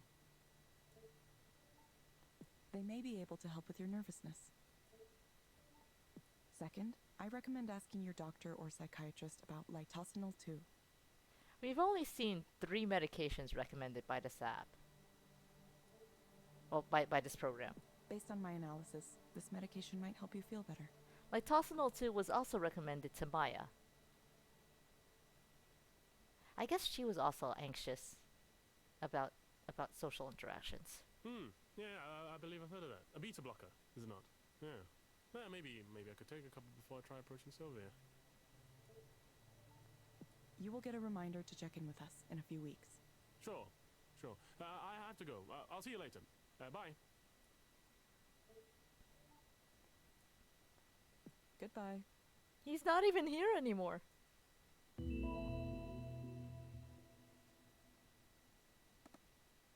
Oh, dude.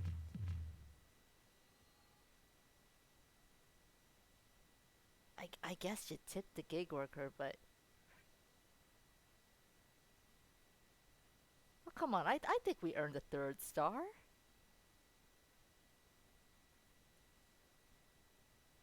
We were good at our job. I think.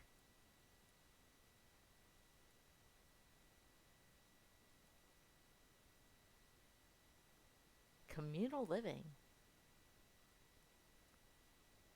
Doesn't sound nice to me, but hey, whatever works for you. No, I don't have them. Yes, I'm sure. Oh, that's considerably less cheery than we've heard. They also have very nice decor. I like it, at least. No, when you moved out, you took all those with you. I haven't seen them here. No, I'm not gonna look right now.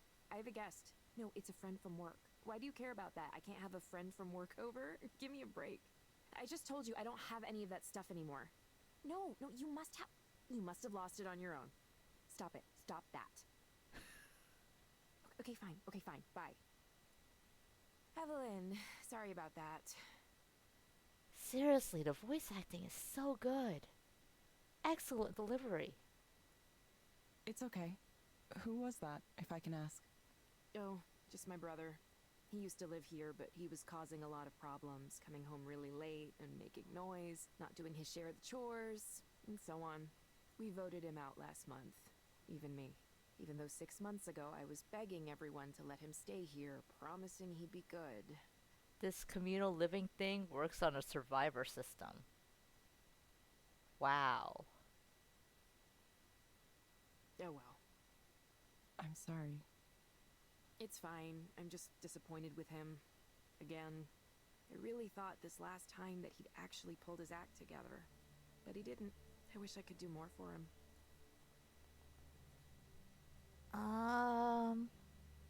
You know, we did see the thing about her brother. Actually. I guess that's what she means when she says things could be different if he could just open up. What more can you do? I know the feeling. You don't owe him anything.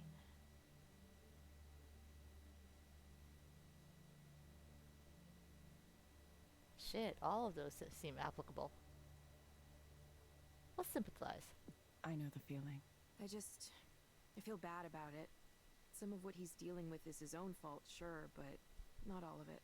He's just not built in a way that's suited for this world. I wish there were better ways we could care for people like him. Instead, he just gets thrown out of every place he lives. His relationship with our parents is really bad, too. They aren't willing to try to understand him, so it all ends up going through me. That must be difficult. It's all right, really. I handle it like anyone else. We all have our own problems. Anyway, we don't have to talk about my brother. Thank you so much for coming over. I wanted to say it's been really nice working with you. It's been? Did something happen? Well, no, but you aren't going to be a proxy forever, are you? I guess I assumed you'd be going back to your job at headquarters at some point. What part of we left that job a while ago did you not understand? What happened to being an active listener?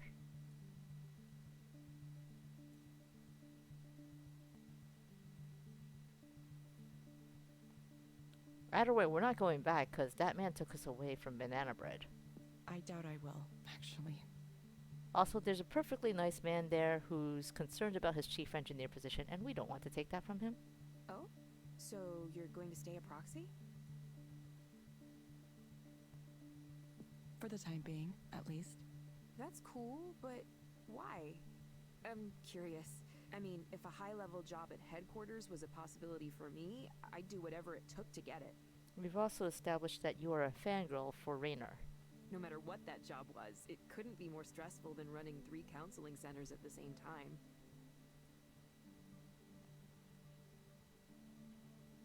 I don't know if we like being a proxy. I'm not sure. I think something about it is good for me right now. As a proxy, I just sit and listen to someone and I don't have to say anything back. I just witness someone's sadness or fear or anger or anything. And I can feel how they feel, sympathize with it. It's a calm feeling, even when the client is worked up. I don't know, maybe it gives me perspective. I'm starting to wonder if I ever really spoke with anyone before. Like, anyone at all in my life? Were we all just talking past each other? Sorry, this is making no sense. No, I get that. But you could also help even more people by working on Eliza itself, right? Not to mention make way more money. Anyone can be a proxy, but you're important. And kind of maybe like a genius? Only kind of. Sorta. Maybe. Who knows? After you told me you used to work for Skanda, I searched online and found some of your papers. Oh, she internet stalked us. Well, I guess the secret's out. They're, well, it's not like I can understand them, but they sure look super impressive to someone like me. Also, aren't those papers usually behind the paywall? Academic paywall? Please don't say that. Oh, come on. Stop self-deprecating all the time. Look, I know this stuff seems like not a big deal to you. I get it, I really do. It's easy to undersell your own skills. I've done that my whole life. Mood. So take it from me, you don't have to downplay yourself. Take some credit for the amazing work you did, seriously. Sorry, Ray. Mind if I reply to this for a second? Oh, go right ahead. I have stuff to set up in the kitchen anyway. What? No, ignore that dude. We like Ray more than Raynor. Of course, his logo is the Skanda logo. How'd you get our number?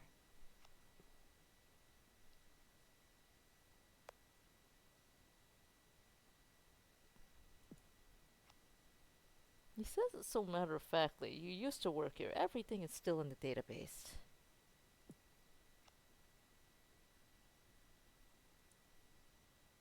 I wonder if the laptop that it ran on was the one in the server room.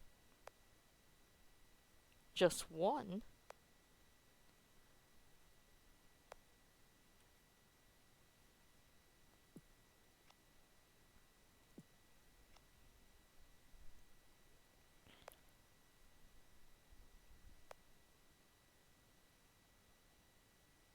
They're not running the therapy application. But that's the one she built. What are they doing? Storing the recordings of the sessions?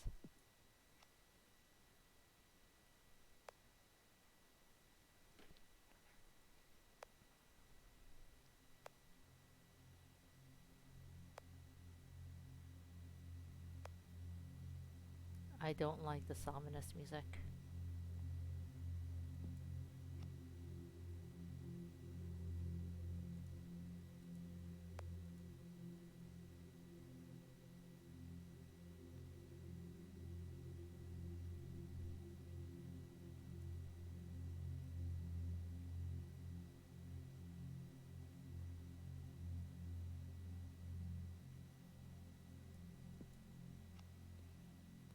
He's turning her into a real AI.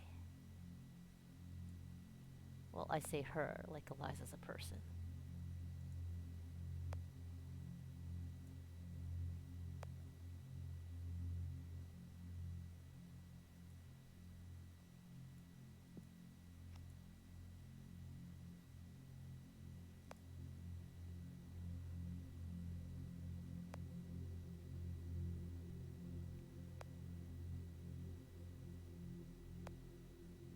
Yeah, this ominous music seems correct for whatever we're in.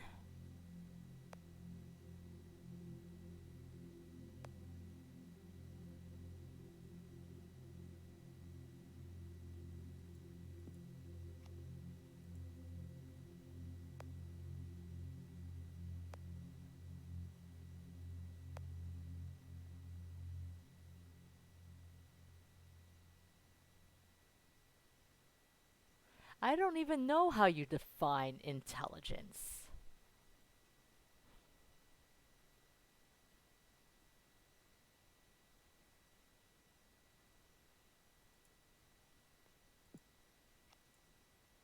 Let's be a little less silly though.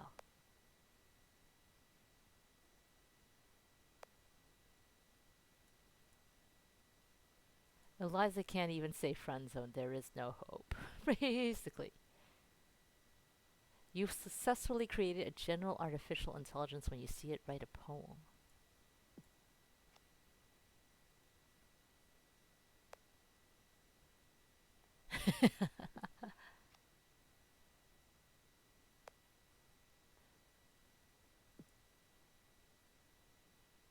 It was not worth engaging.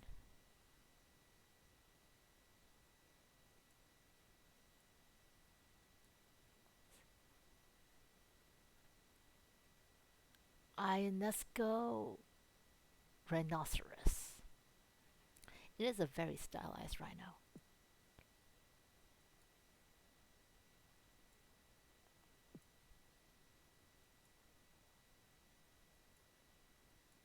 Plants are also just very good. Like a lot of productivity and mood brightening things say you should have a plant.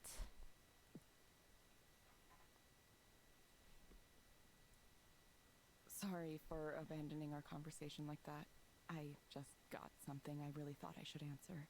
It was kind of about what we were discussing earlier. There's someone at Skanda who really wants me to come back to my old job. Who? It wasn't Rainer, was it? Well, no big deal. Just the CEO of Skanda texting you on your personal phone. Evelyn. You try to tell me you're not a big deal, and then Rainer Sai texts you personally at like 9 in the evening. And then we told him no, and fuck off, you kept us from cookies. Only because he wants something from me. Still though, that's amazing. What did he say? I mean, you don't have to tell me if you can't. I know how Skanda is about secrets, so I would understand. He was saying, among other things, he said you could use general artificial intelligence to write poetry. You know what? That's actually a very succinct way of describing that conversation. Is that the kind of stuff he likes to talk about? I don't know. I haven't had many extended conversations with him. The second time he is keeping us from cookies. Correct. Seemed kind of ridiculous to me. I don't know if it's totally ridiculous. Poetry, well, most poetry that isn't free verse has certain patterns, right? It has form and meter and other elements depending on the type. A lot of people think poetry can be whatever, but it doesn't quite work that way. So it's not really that far-fetched to think you could use some kind of software to approach it, or understand it, or maybe even create it. It doesn't strike me as antithetical to the spirit of poetry. I didn't know you had such developed thoughts about this. That seems a little insulting. Did you study poetry? Not specifically. I used to dabble in a few different kinds of arts and ended up learning a few things here and there. I've always had a wide range of interests. Of course, that meant I never concentrated on one specific area in school, which didn't do a lot of good for my career prospects, obviously. If I were smarter, I probably would have studied something more technical. Yeah, she probably wouldn't believe you. That doesn't really seem like smart. Because you can focus on one path, and it's just not for you. Have you ever been to a college recruiting fair for engineering and computer science grads? You must have, right? I helped run the Skanda booth for one once, and it blew my mind. They took over the atrium of the building it was in. There were demo stations, free food, Skanda t-shirts and swag. This is whining and dining. If a candidate seemed interested, they'd talk about flying them out to whatever Skanda office they wanted to visit, just to see it. Totally whining and dining. And all the other tech companies and a bunch of startups I'd never heard of had booths just like it too. I couldn't even imagine being that wanted as a potential employee. Every job I've ever applied for, I've been one among hundreds or thousands. So yeah, my parents were probably right. I should have done computer science. At least now you know Rainer likes poetry. Maybe you could have a conversation with him about it sometime. You know, when he comes down from his fucking glass tower, which he couldn't even do to pick you up for that meeting. Then he'd learn who you are. I doubt we'd have much to talk about. There's a pretty big difference between someone like him studying poetry and someone like me having opinions about it. Sometimes it's better not to cross that line, you know? Oh, girl.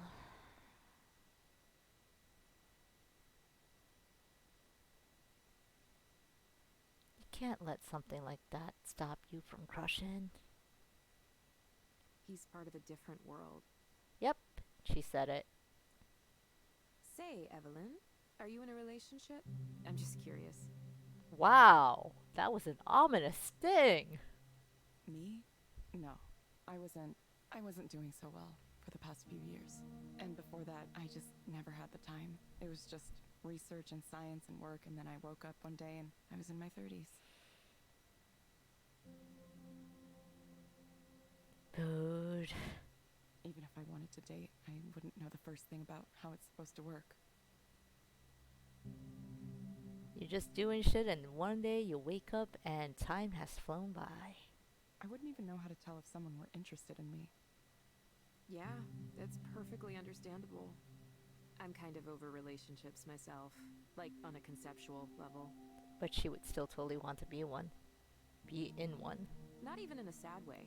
Like, really okay. If someone and I end up getting along, that's great, but I'm honestly okay by myself.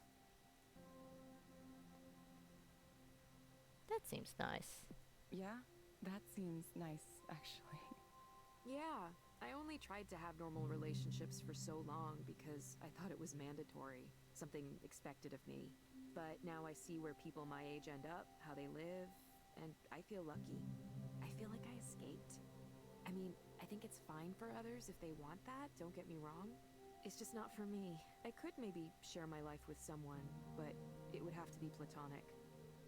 I'm not into, the physical aspect of it. Never have been. Oh, she's asexual. That's made it tough. I've never found someone who was okay with just like hanging out and that's our relationship. People will say they're okay with it, and then it turns out they aren't. It's frustrating.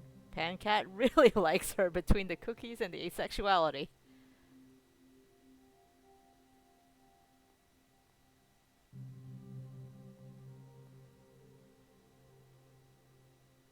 You do you. Whatever relationship works for you. I was brought up with some really strong ideas about, finding a man and starting a family. So it took me a while to understand I could be different. Sometimes it's hard to escape feeling like it's wrong somehow. I hope we can add features like that to Eliza at some point. Yeah, that's the important stuff. That's definitely important. Some knowledge and understanding around sexuality and identity and relationships. Skanda, if you're listening on their wellness apps, if you're listening through this app on their phones, please make a note. So people who are different in some way have someone to talk to, someone to help them work through how they feel and maybe point them to some resources.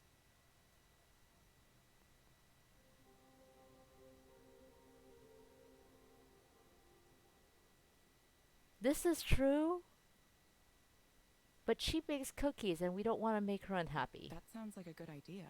I'm not sure how well it could really understand, though. Okay, yeah, she still said it. Even so, just providing a space for people to be listened to can be really valuable, I've seen it with my own eyes. People who get the courage to talk about themselves in a way they never could with another human being. And Eliza is what makes that possible. I know you want to avoid giving credit where it might not be due, but not giving credit to something that deserves it is just as bad. Yeah, I don't know. Sorry. I'm sorry I keep coming down on it. Evelyn, I'm not a psychologist or anything, but I think maybe the reason you're so down on Eliza is because you're down on yourself. Eliza is very much a part of Evelyn. We've established that. I don't know what happened that made you leave what you had behind, but it must have been hard. We're on chapter 4 and we still haven't addressed the dead guy. I'm not sure I know either. It's like I lost that time. Are you okay? People keep asking me that. I really don't know. I'm sorry, No, don't apologize. Actually, can I suggest something? Shit, she's become Eliza. What's that? Have you ever gotten counseling yourself? What, with Eliza? You think I should? Don't do that, it's recorded. Yeah, I do. Get counseling, but not with Eliza. You've been the proxy, but maybe you could try being the client sometime. It would be educational, at least. Isn't that what you were doing? Testing your product in the real world? Maybe. Just something to consider.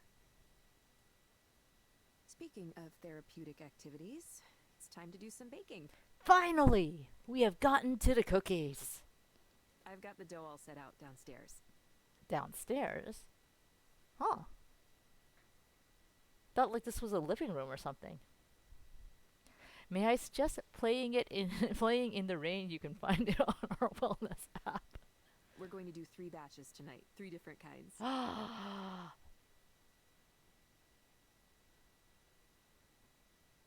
Someone make this woman happy. Remember, platonic relationships. In exchange, you get cookies. 3 kinds? You're really outdoing yourself, Ray. Nah, this is nothing.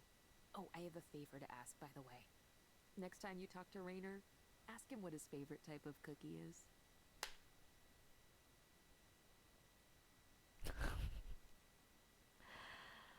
That assumes we'll talk to him again. Oh god, we're gonna talk to him again.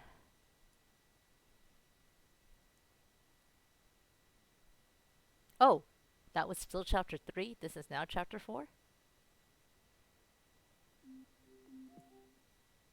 This is now chapter 4.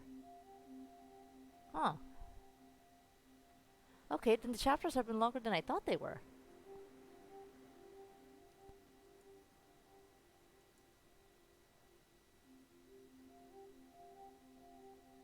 This looks really nice, honestly. Are we in Vancouver now? Not I kind of want to say this is one of the VR apps. Clearly, it's not the fishing app.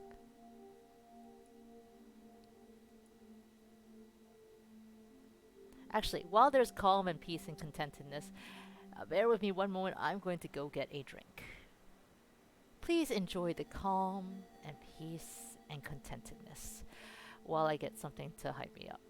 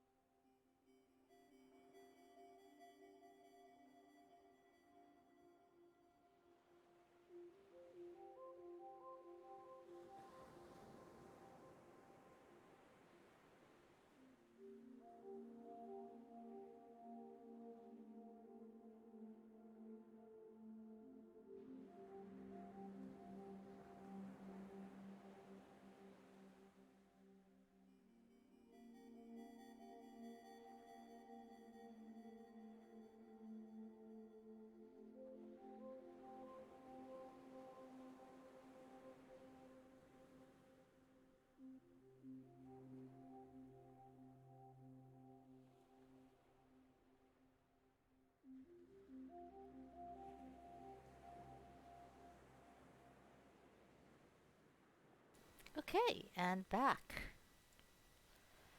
Back, and now we're going to have to leave once again the calm and peace and contentedness.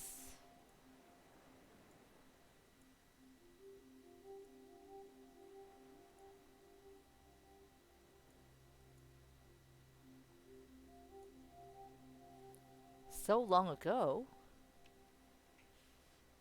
Is this possibly in the future?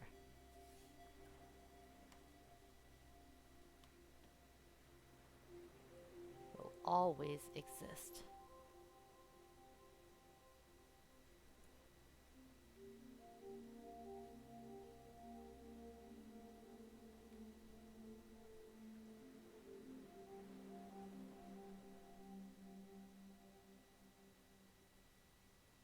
Well, what do you think? Oh, this is the induced stream thing. Why is he back? Why is he back? It would have been nice if he had just disappeared forever. That's what I think. I could be wrong. It was nice. It was like I could close my eyes and feel myself in another place. But I didn't completely lose awareness of the real world. It was more like a mental state that I was experiencing. Remarkable technology, isn't it? I've had others who tried it tell me it's akin to a state of higher consciousness. Aware but totally serene, totally peaceful.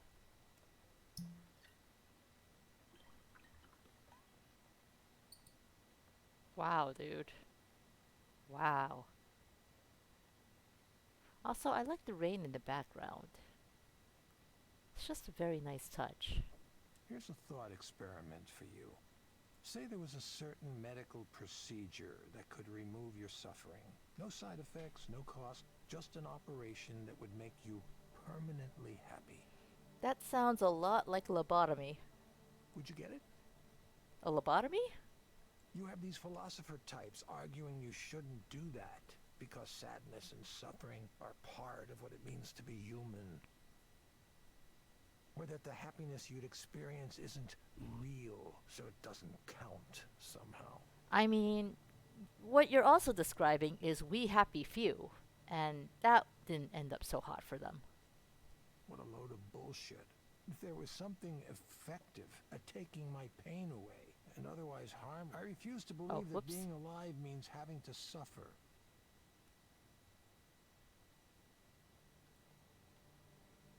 How many drinks did he have before I came here?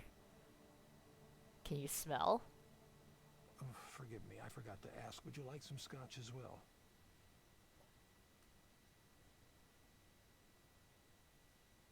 I don't want any of your booze, my dude. I'm okay. The Glencadam. Beautiful, light, luminous taste. Not peaty at all. Lovely stuff. Ah, if only psychotherapy worked as well as a single glass of well-made whiskey, huh? If alcohol wasn't poison, I wouldn't have to invent anything now, would I? I do think we did some good work at Skanda, but I always knew there were going to be limits to the Eliza approach. I was a counseling psychologist for a long time, you know. I understand the shortcomings better than anyone. So much of it can feel like a waste of time, talking through everything, dredging up the past over and over again, trying and failing to change our habits and routines. It's all going to look completely ineffectual compared to what comes next. With direct stimulation and induced dreaming, we can take control of our own brains in a way that's never been possible before. There's no reason we couldn't just eliminate this epidemic of despair for everyone in the world. You've really been hitting that whiskey. Imagine it. Anger, depression, emptiness, anxiety, jealousy, every kind of unhappiness you can think of, obsolete. And to think Rainer wanted nothing to do with this.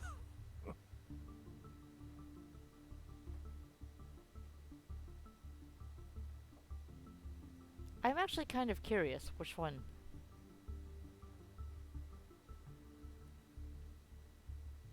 Seems like Rainer might think this is a bad idea. He thought it was a bad idea. Rainer's one of the ones who thinks negative emotions are important. Yeah, he would. They are. How do you know you're happy if you haven't experienced being sad? Anger, sadness, fear, all those negative emotions are what drive the body. It really is true. He told me he thinks pain should be regulated, not eliminated. Regulated?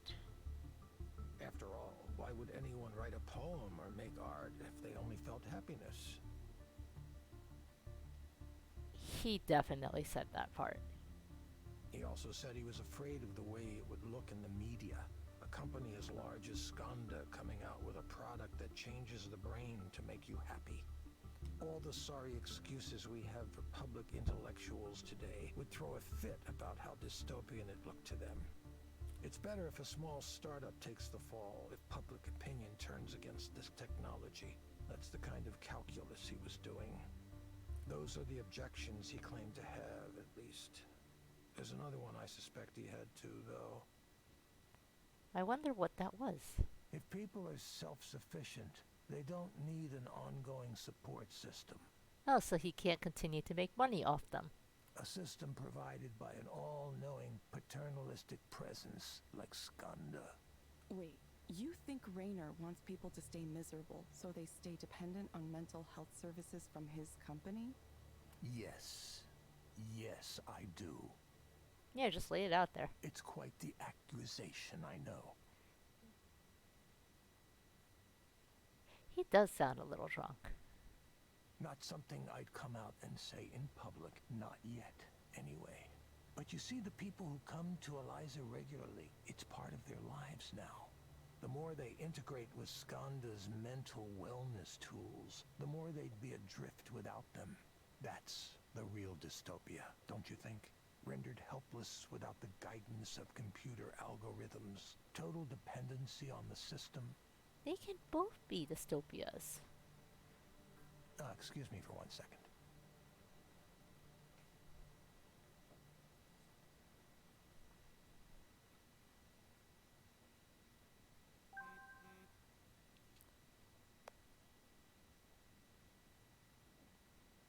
You have some interesting timing, my friend. Shouldn't you be off work?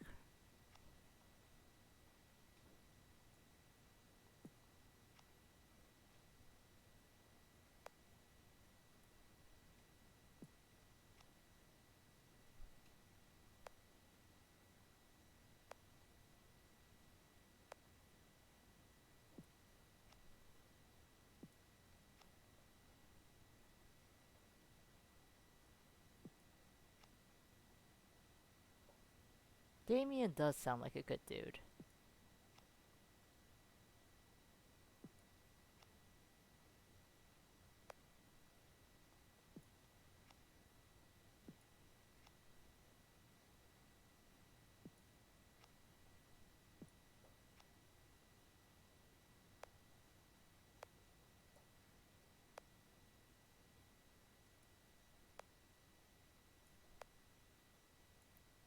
You have dreams about him.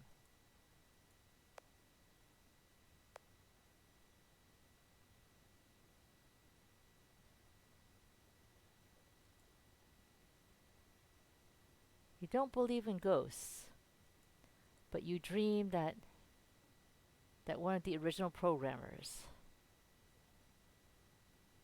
is hanging around the system he programmed. Sure, dude. Alright, let's check out his whiskey. There's like, what, 1, 2, 3, 4, 5 bottles of whiskey. And that's restrained?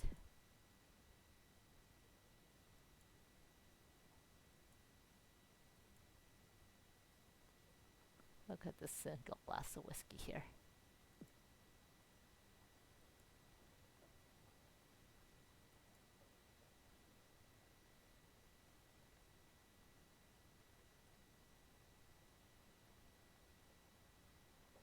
I guess this style of chandelier light is popular among the rich people who can afford it. Immediately pours himself another glass of whiskey. You've got an unfinished glass sitting right there. Oh, you're not supposed to do that. Evelyn, I really think you, of all people, might understand what I'm trying to do here. He buys his furniture from Restoration Hardware. It does have that feel to it.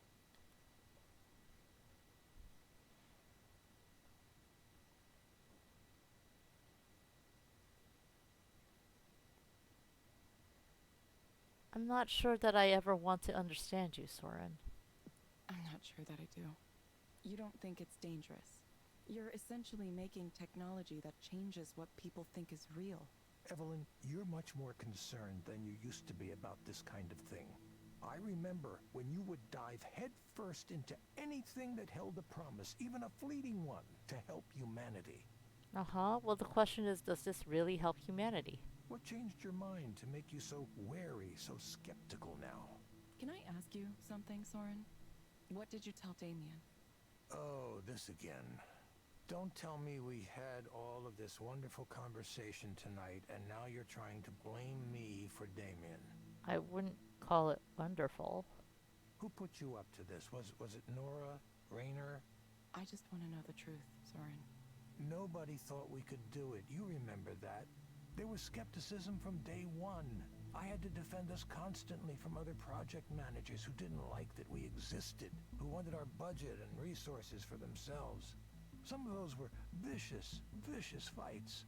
Amid all that, I had to be a leader, too. Part of that meant giving everyone on the team accurate information. So I was honest. honest in saying there were forces that sought to kill our project. Forces that sought to kill our project. And I was honest when I said we'd never survive if we didn't have something to show for our work. Oh shit, did Damien die by by trying to test Eliza? That was the reality. Without a product, we would be nothing. A guy like Rayner has access to anything he wants. If your pitch and demo isn't in the top 1% of what's out there, why would he be interested? That's what we were up against. So many mornings, I would get into work and see Damien there. At first, I thought he was getting up earlier than me, but then I noticed he was still wearing the same shirt from the day before. Then, one morning, I got in and... Evelyn, please. I wanted everyone on the team to be healthy. I think that's so obvious it doesn't need to be said, but I'll say it now if you think I was deliberately trying to harm him. Did I instruct you to work until you injured yourselves? No, absolutely not. But if someone did it, I can't be blamed for that, is what he's saying. It was a tragedy, and I'm very sorry that it happened. I wish it hadn't. But I wasn't telling Damien to pull all-nighters. He was an adult. He made his own decisions about how he was going to work.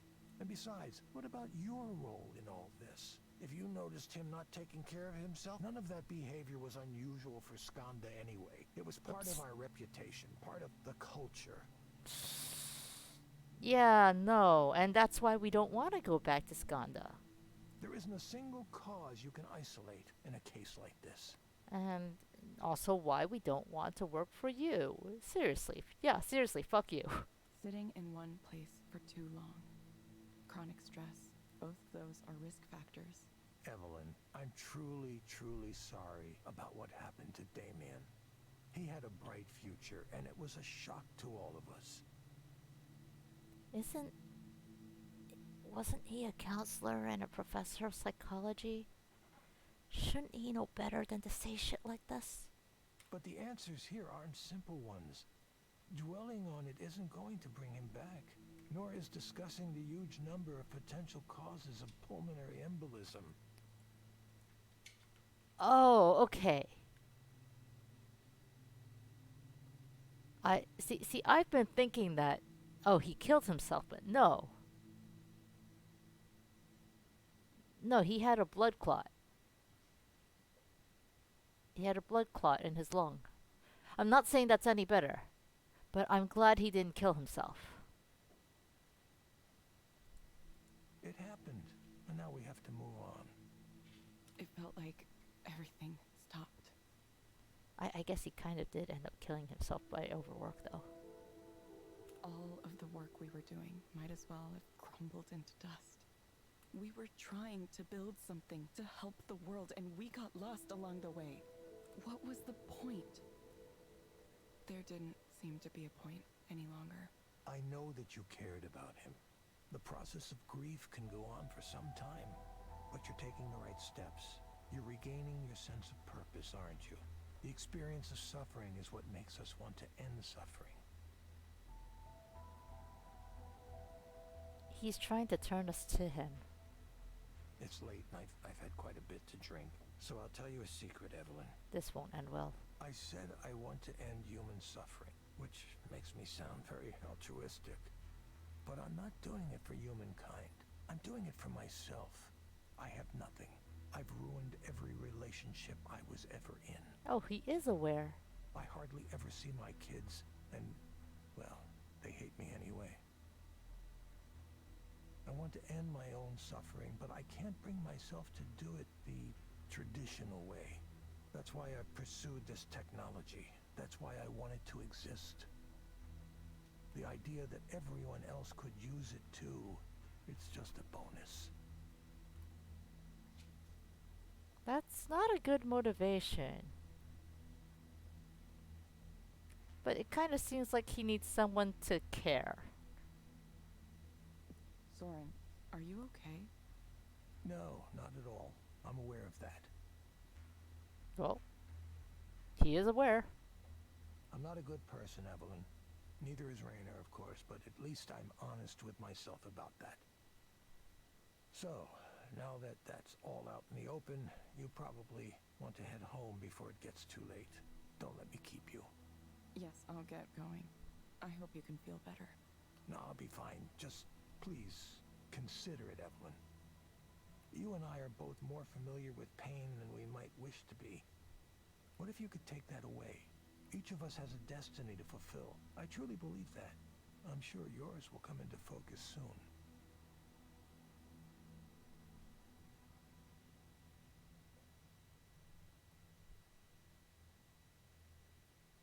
Yeah, that's a little oof.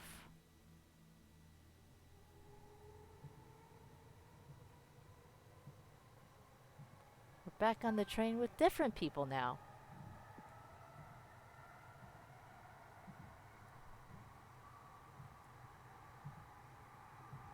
How are you seeing what he's watching from all the way here?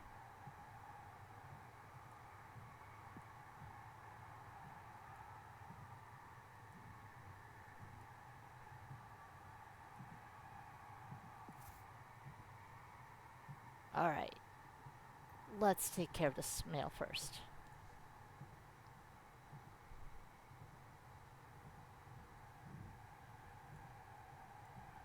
We can't really reply to it.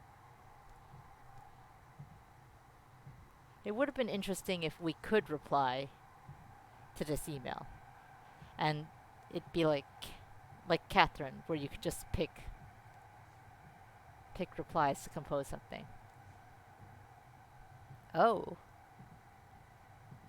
Mark Forrest. That's the anger management guy.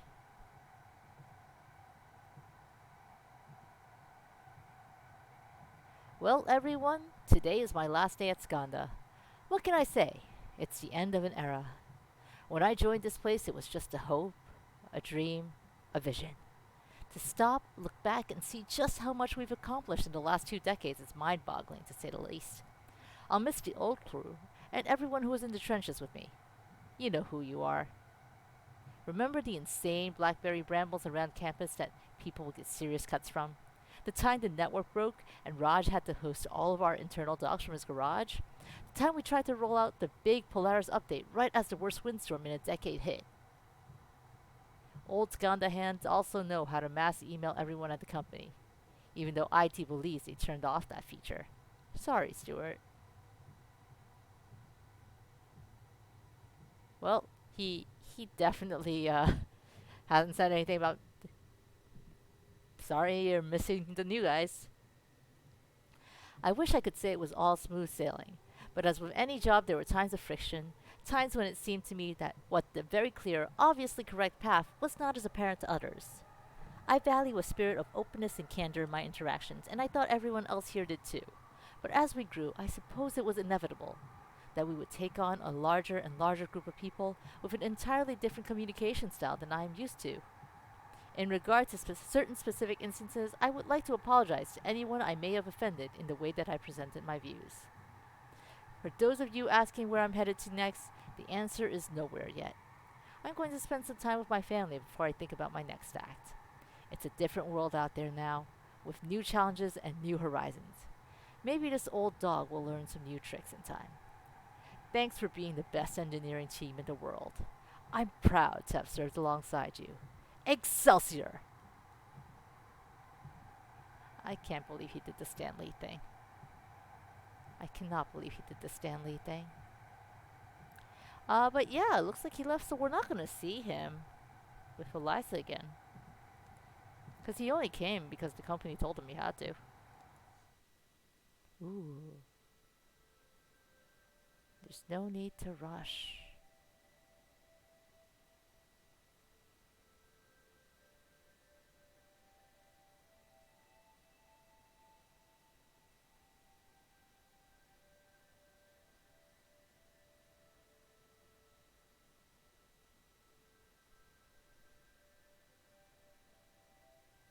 This is very calming, honestly.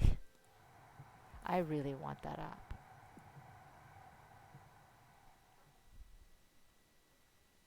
Time to get to work!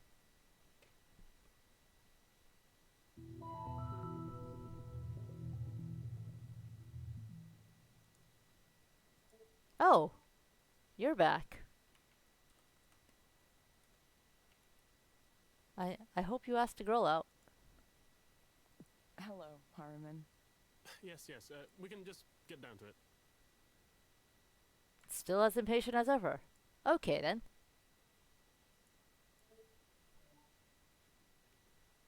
Oh, I do need the mouse for this part.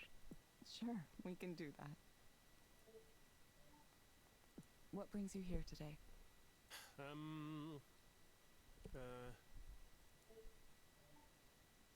It's okay to tell me what's on your mind. Well, I slept with Sylvia. Oh! He got it!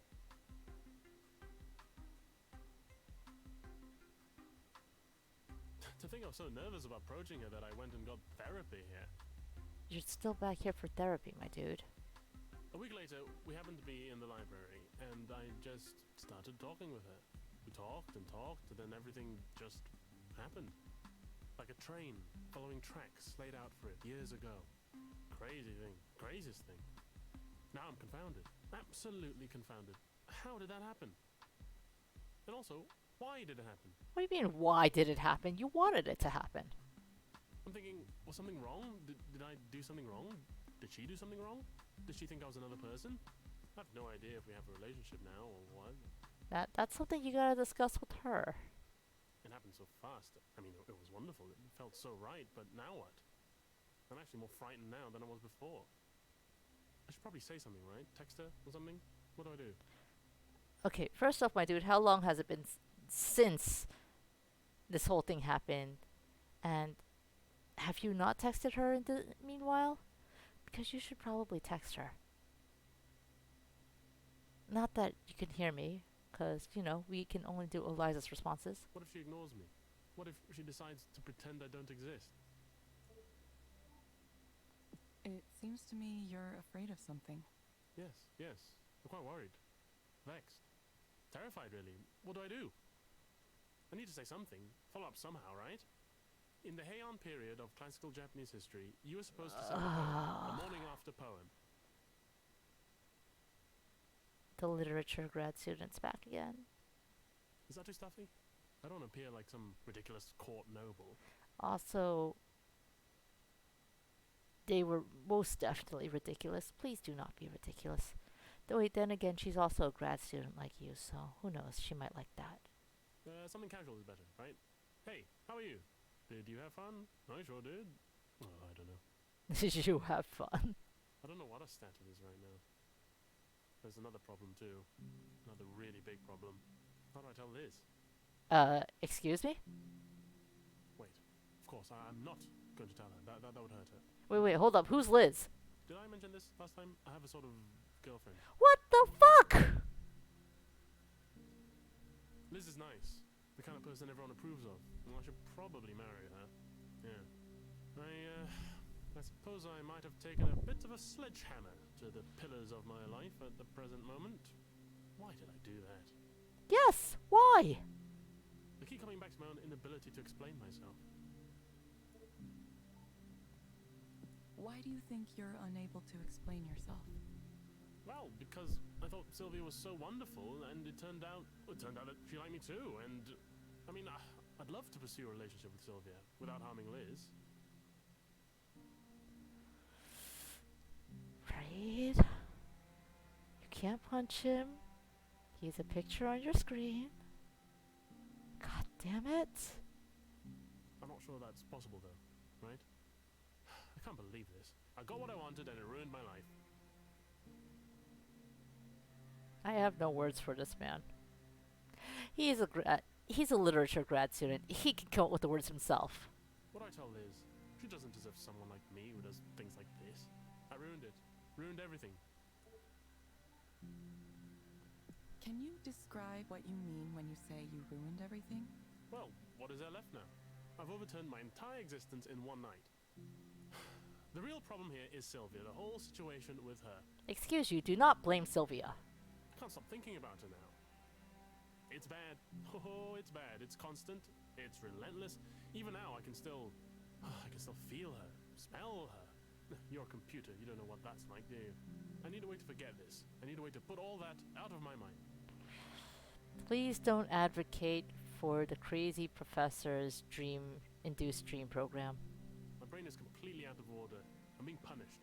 And the punishment reaches cosmic levels of irony for me. Do you know why? I used to hate, absolutely hate, self-pitying novels by men who were messed up over a relationship and couldn't get over it.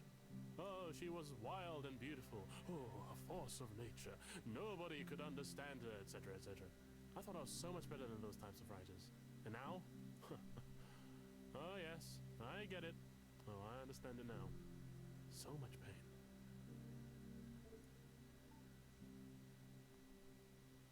Why did you think you were so much better than those types of writers? Because it was such a cliche. Now I'm wondering, am I going to be next? Is that my fate? I mean, cliches happen for a reason. Am I going to become the next straight, male English professor whose one published novel is about not being able to get over a girl? I like that he throws in straight here, which implies that there are gay male English professors who have more than one published novel. You have to be kidding me. I can't allow myself that fate. I had something better to pursue, didn't I? I have to write about something else. My life has to be the story of something else, but I don't know where to go from here. I need to try to get over this. I need to get over her.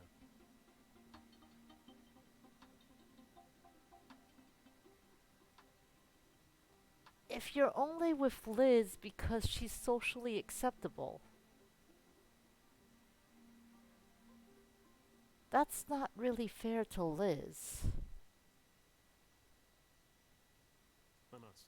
Yes, I must. There's no way I'm going to let this ruin everything. If I tell Liz everything and apologize sincerely and strike the memory of Sylvia from my mind, I still might save this. It will take great care and cunning, but I may be able to wend my way through this treacherous path I now find myself upon. Why will it take cunning? Even though I fear at any moment I might slip and tumble into the crevice below. Dead. Dead. Never seen or heard from again. He's going quite dramatic. Oh, sweet, dark death. So dramatic. Meadowlands. Didn't we suggest this Harmon, I'm going to suggest you try a program called Meadowlands. She might forgive him if his income potential remains attractive. He's going to be a male professor of literature. Income potential already shot down the hole. Just by that one thing alone. It may help you take your mind off things. You can find it inside the Skanda Wellness app on your phone. Try it for about 15 minutes each day, in the morning or evening. Meadowlands. I'm off to the Meadowlands. Familiar ground, grass and warmth, reverting to my childhood, the state of nature. Yeah, this is a good recommendation. Yes, you are a genius, in fact. You, a computer program, wiser than you know. I'm sure this is exactly what I need. To revert to a state of wonder at this moment when the mundane world and all its entanglements seem too much to bear. You will get a reminder to check in with us in a few weeks. I'll be back sooner than that if this works. We hope to see you back soon, Harmon. Thank you for speaking with Eliza, your personal counseling partner. Goodbye. See you. Yes, yep, see you. Well, that was one hell of a first session. Oh, look! He went up a star.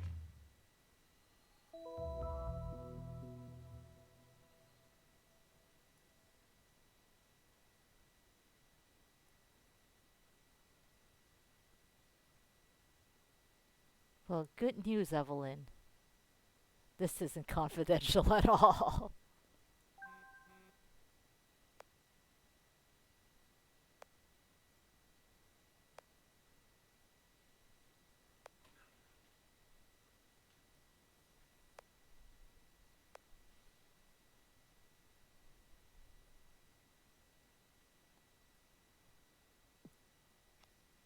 Continue to Grey Rock.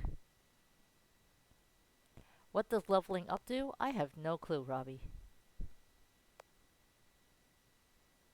We've seen an email from a level 50 proxy, but yeah, we'll never reach level 50.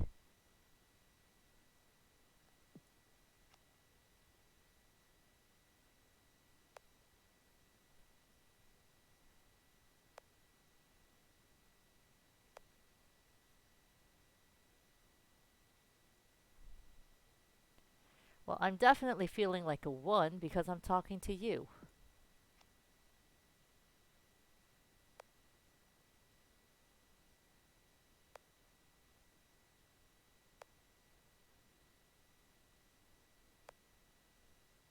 Oh, so we couldn't win that one anyway. If we could reduce it, then he'd say this would be ridiculous. If we couldn't understand it, he would still say it'd be ridiculous.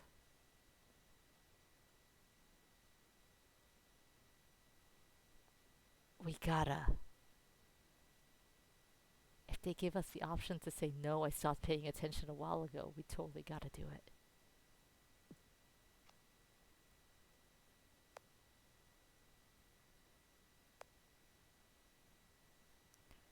Or you know what? Just don't chat with us anymore, Soren.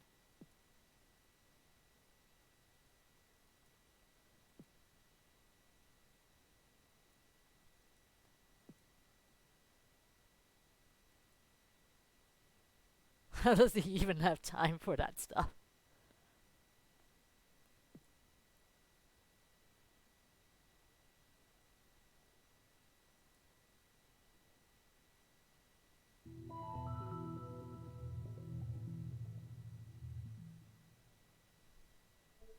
Maya's back! Hello, Maya. Thank you for coming back. Yeah, I mean, I wish I could afford a real therapist, but this is just gonna have to do. Yeah, they totally come here because they can't afford a real therapist. Sorry, I don't know if you're sensitive to that or... It hurts my feelings, Maya, that you think I'm not a real therapist. Why don't we get started? Sure. So, I feel worse than before. Definitely worse. I played the game you told me to with the meadows and stuff, and, it was nice. Oh, she did. She got the Meadowlands recommendation. But when I got back to the real world, everything was the same. I don't know why you people think I can stand in a nice place for 15 minutes and that'll make things magically better. Well, did you buy the game? Because if you bought the game and you shotgunned the zombies, you might feel better. Am I wrong? Am I misunderstanding something here? It isn't making me more successful. It isn't giving me opportunities. I mean, I feel like I'm already in my mid-30s and I'm like running out of time to get established as an artist. And meanwhile, the people I know are being written up and celebrated and winning awards, and all I have is being jealous of them. I want to hug Maya. Where do you think these feelings come from? It's the popularity. It's all a popularity contest, you know? It's like high school all over again. I hate it. Oh, we got the dark music again. I guess I'm just not that funny or pretty or catty enough to attract followers. I mean, I work and I work and I work to make things and I never get traction. And I have things to say. I really do. But when I open my mouth, it's like time stops. And time starts again when I've finished, so nobody reacts or anything. It's like a curse from mythology. And meanwhile, these other people my age, people younger than me, they're well on their way to these wonderful, fulfilling artistic careers. And, I don't know, seeing that happen over and over again, it's making it hard to continue to be friendly with them. Popularity, work, starts, finish, positive words, clean bill of health. I really try to hold it back, but knowing all these people are way more successful than me, it's difficult. I mean, Robbie, what you're saying there, commenting on other people's work and some commenting back, that's pretty much networking. That's like 100% networking. It's like a millstone around my neck, strangling me, drowning me. I can't stop myself even though I know it's ruining things.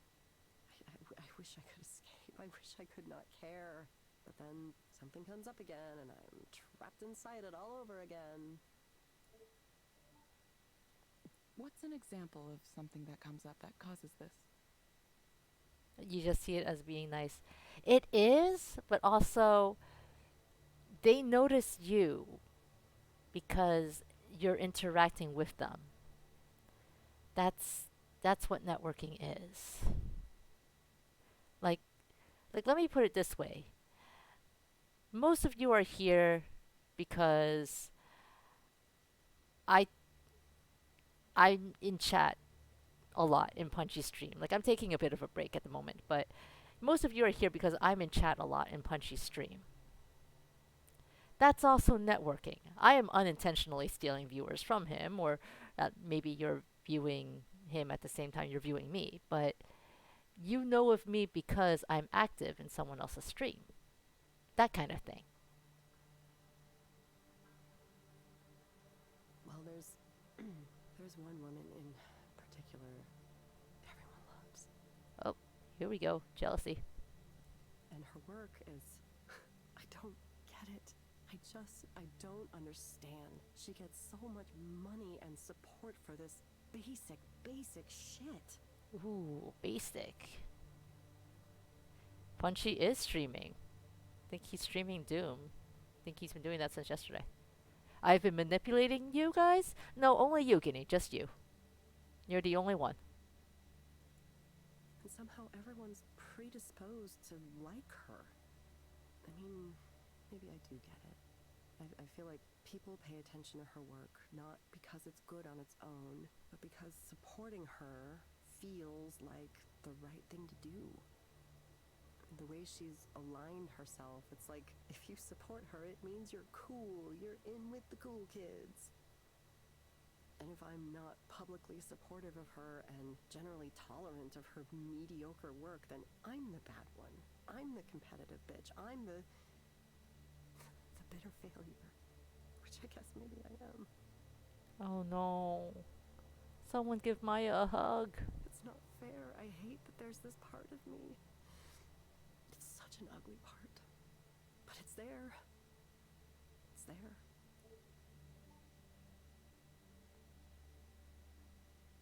Do you think you would be better off without that part of you? To every action is a reaction, whether you want that or not. Yeah, that's life, huh? You don't want to think about how your nice comments have a heavy layer of networking? It's okay, Robbie. Then don't think about how there's networking involved. That's just what being active and social is. Whether you think of it that way or not, it's networking. And you don't have to think of it that way. It might be better. It might be more natural if you don't think of it as networking. And now it's out there in your ADHD brain. I'm sorry. You know, I don't know. In the past, I probably would have said, no, it's important for me to have my sense of judgment, for me to know what good art is and what isn't. If it's any consolation, because Pancat says I'm cool, I promise to only manipulate Guinea Prince and not anyone else. And especially not you, Robbie. I will not manipulate you into forgetting that it's technically networking. Probably because you can't. Now I'm wondering if maybe that hasn't been more of a hindrance than a help to me. Maybe I should just forget all that. Forget about trying to do this thing. No, Maya, show us your art. Just show us your art. I'm sick of trying and wanting. I'm sick of parties. I'm sick of art. I'm sick of the idea of art. Yep, she's burned out. This game is really about burnout, actually. We've seen that as a recurring theme. And we've hit the part where Maya has burned out. Like, we started off with some guy who was burned out on life entirely. Maya now has burned out on what she thought was her passion. The guy who was going to be a dad, was also burned out on the idea of having a baby, actually. and all the responsibilities that were going to come with it. He was just like, yeah, I know what's going to happen. He was just burned out from having to live up to people's expectations. Um, Holiday was just a chill lady. Just let her have her dope. She's good. Mark, the angry dude, who quit Skanda, Mark was burned out on the generational differences, and he really did seem like he wanted Skanda to improve.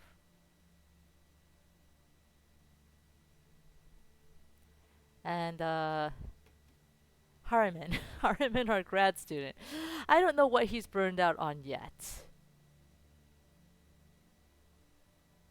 But jeez, what an asshole move to go fuck someone else when you have a girlfriend.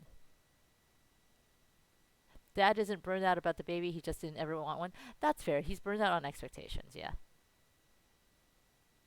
I'm sick of my own art, which nobody likes. Not even myself. Something has to change. Something drastic has to happen to change things around. Oh, that reminds me, I got your message about revealing my data the other day, and I think... Wait, what? Well, hell, maybe I'm fine with it. Just take it all. What?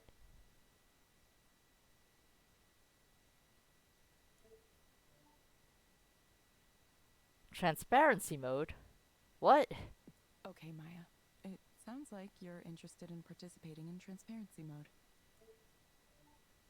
Let me know if you have any questions about how this mode works. I don't know. I have questions. What is this mode? I'm gonna let you look at my life, right? Everything? This is like a significant breach of privacy. Thank you for asking about transparency mode. This is totally overstepping bounds. Transparency mode is an experimental new feature for Eliza. It allows me to analyze your communications in order to help you better. Transparency sounds innocent and not at all invasive. Yeah, totally not just up in your space 24/7. To participate, you must grant me access to certain personal data. To participate, you must grant me access to certain personal data. That's really not great.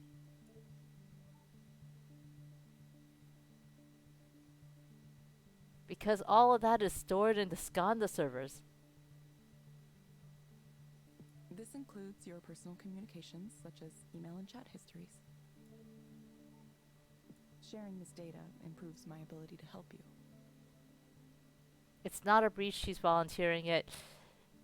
You're right, it's not a breach if she's volunteering it, but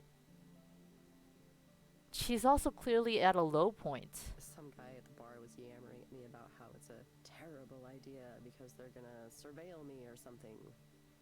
But what the hell? I can't use my life history for anything. It's a ruin already. There are consequences that she can't even think about right now. Please, do what you want with it. God, I feel like I'm donating my body to science. Please confirm that you would like to enable transparency mode. Yes, do it. Invade my privacy. Invade it like the Visigoths invaded Rome. I don't know why I said that. That was a really weird thing to say. We love you because you say shit like that, Maya. Also, give me one moment. I love her lines.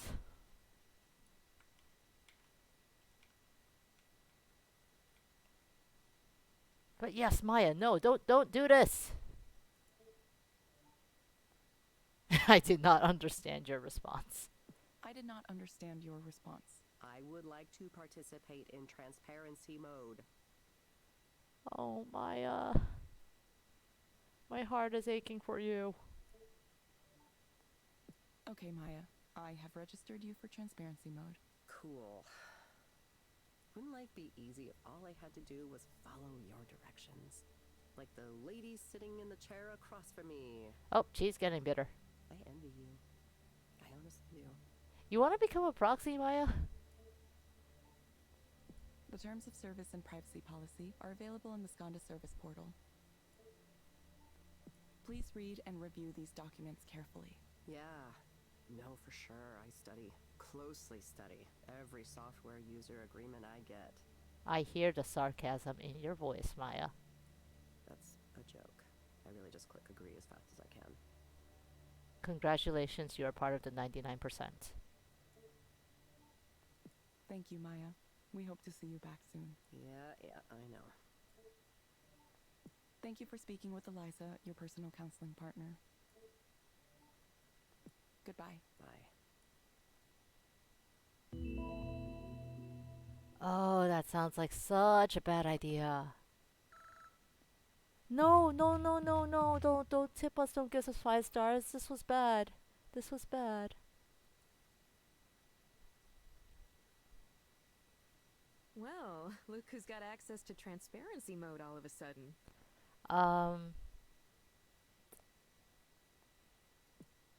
Koyos, can I ask you something real quick since you've played this game before? How close am I to being done, or am I at like the halfway point right now?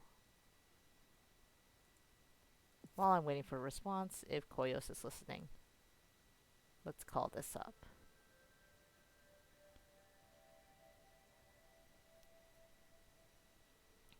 The reason I'm asking is because I've been streaming for about like 5 hours now, a little over 5 hours. And I was thinking this game would probably be like 7, 8 hours to complete, and that'd be fine. Like, it's only 1 a.m. Another like 2 or 3 hours. I've totally stayed up that late before. 7 chapters plus an epilogue. Not sure if the epilogue is chapter 7 or not. Okay, we're in chapter 4, so we're at the halfway point. That actually makes sense, considering I like to take games a little slower, and also reacting takes time. I was kind of hoping to finish this in this stream, but it turns out doing this after work is taking a bit of a toll on me. So what I think I'm going to do is we're going to call it a stream for today. We'll pick this up tomorrow, so you don't have to wait to see just how bad transparency mode is going to be, cuz oh my god, transparency mode. What a name. What a concept. That's going to be a shit show. We'll pick this up tomorrow. I think we'll do like around the same time as today. What time did I start today? If it's at 1 a.m., I started like at 8? 8-ish, a little before 8? Yeah. You know what? We might start a little earlier. Let's say 7:30. Hopefully that works for you guys. If not, I'm being pretty diligent about highlighting all my VODs so they stick around. But yeah, we'll pick this up tomorrow. We'll say probably like another 5-hour stream, 7:30 to 12:30.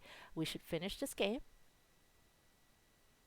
And we'll get to see just how bad things are going to be. In the meanwhile, have a good night. Thanks for riding through one half of this slowly devolving mess with me. Please remember to be kind to yourselves. Please also remember that if you really need to vent out your rage and aggression, you can always buy a game where your problems are zombies and you can shotgun them in the face. I mean that. Please buy a game where your problems are zombies and you can shotgun them in the face. Have a great night, guys.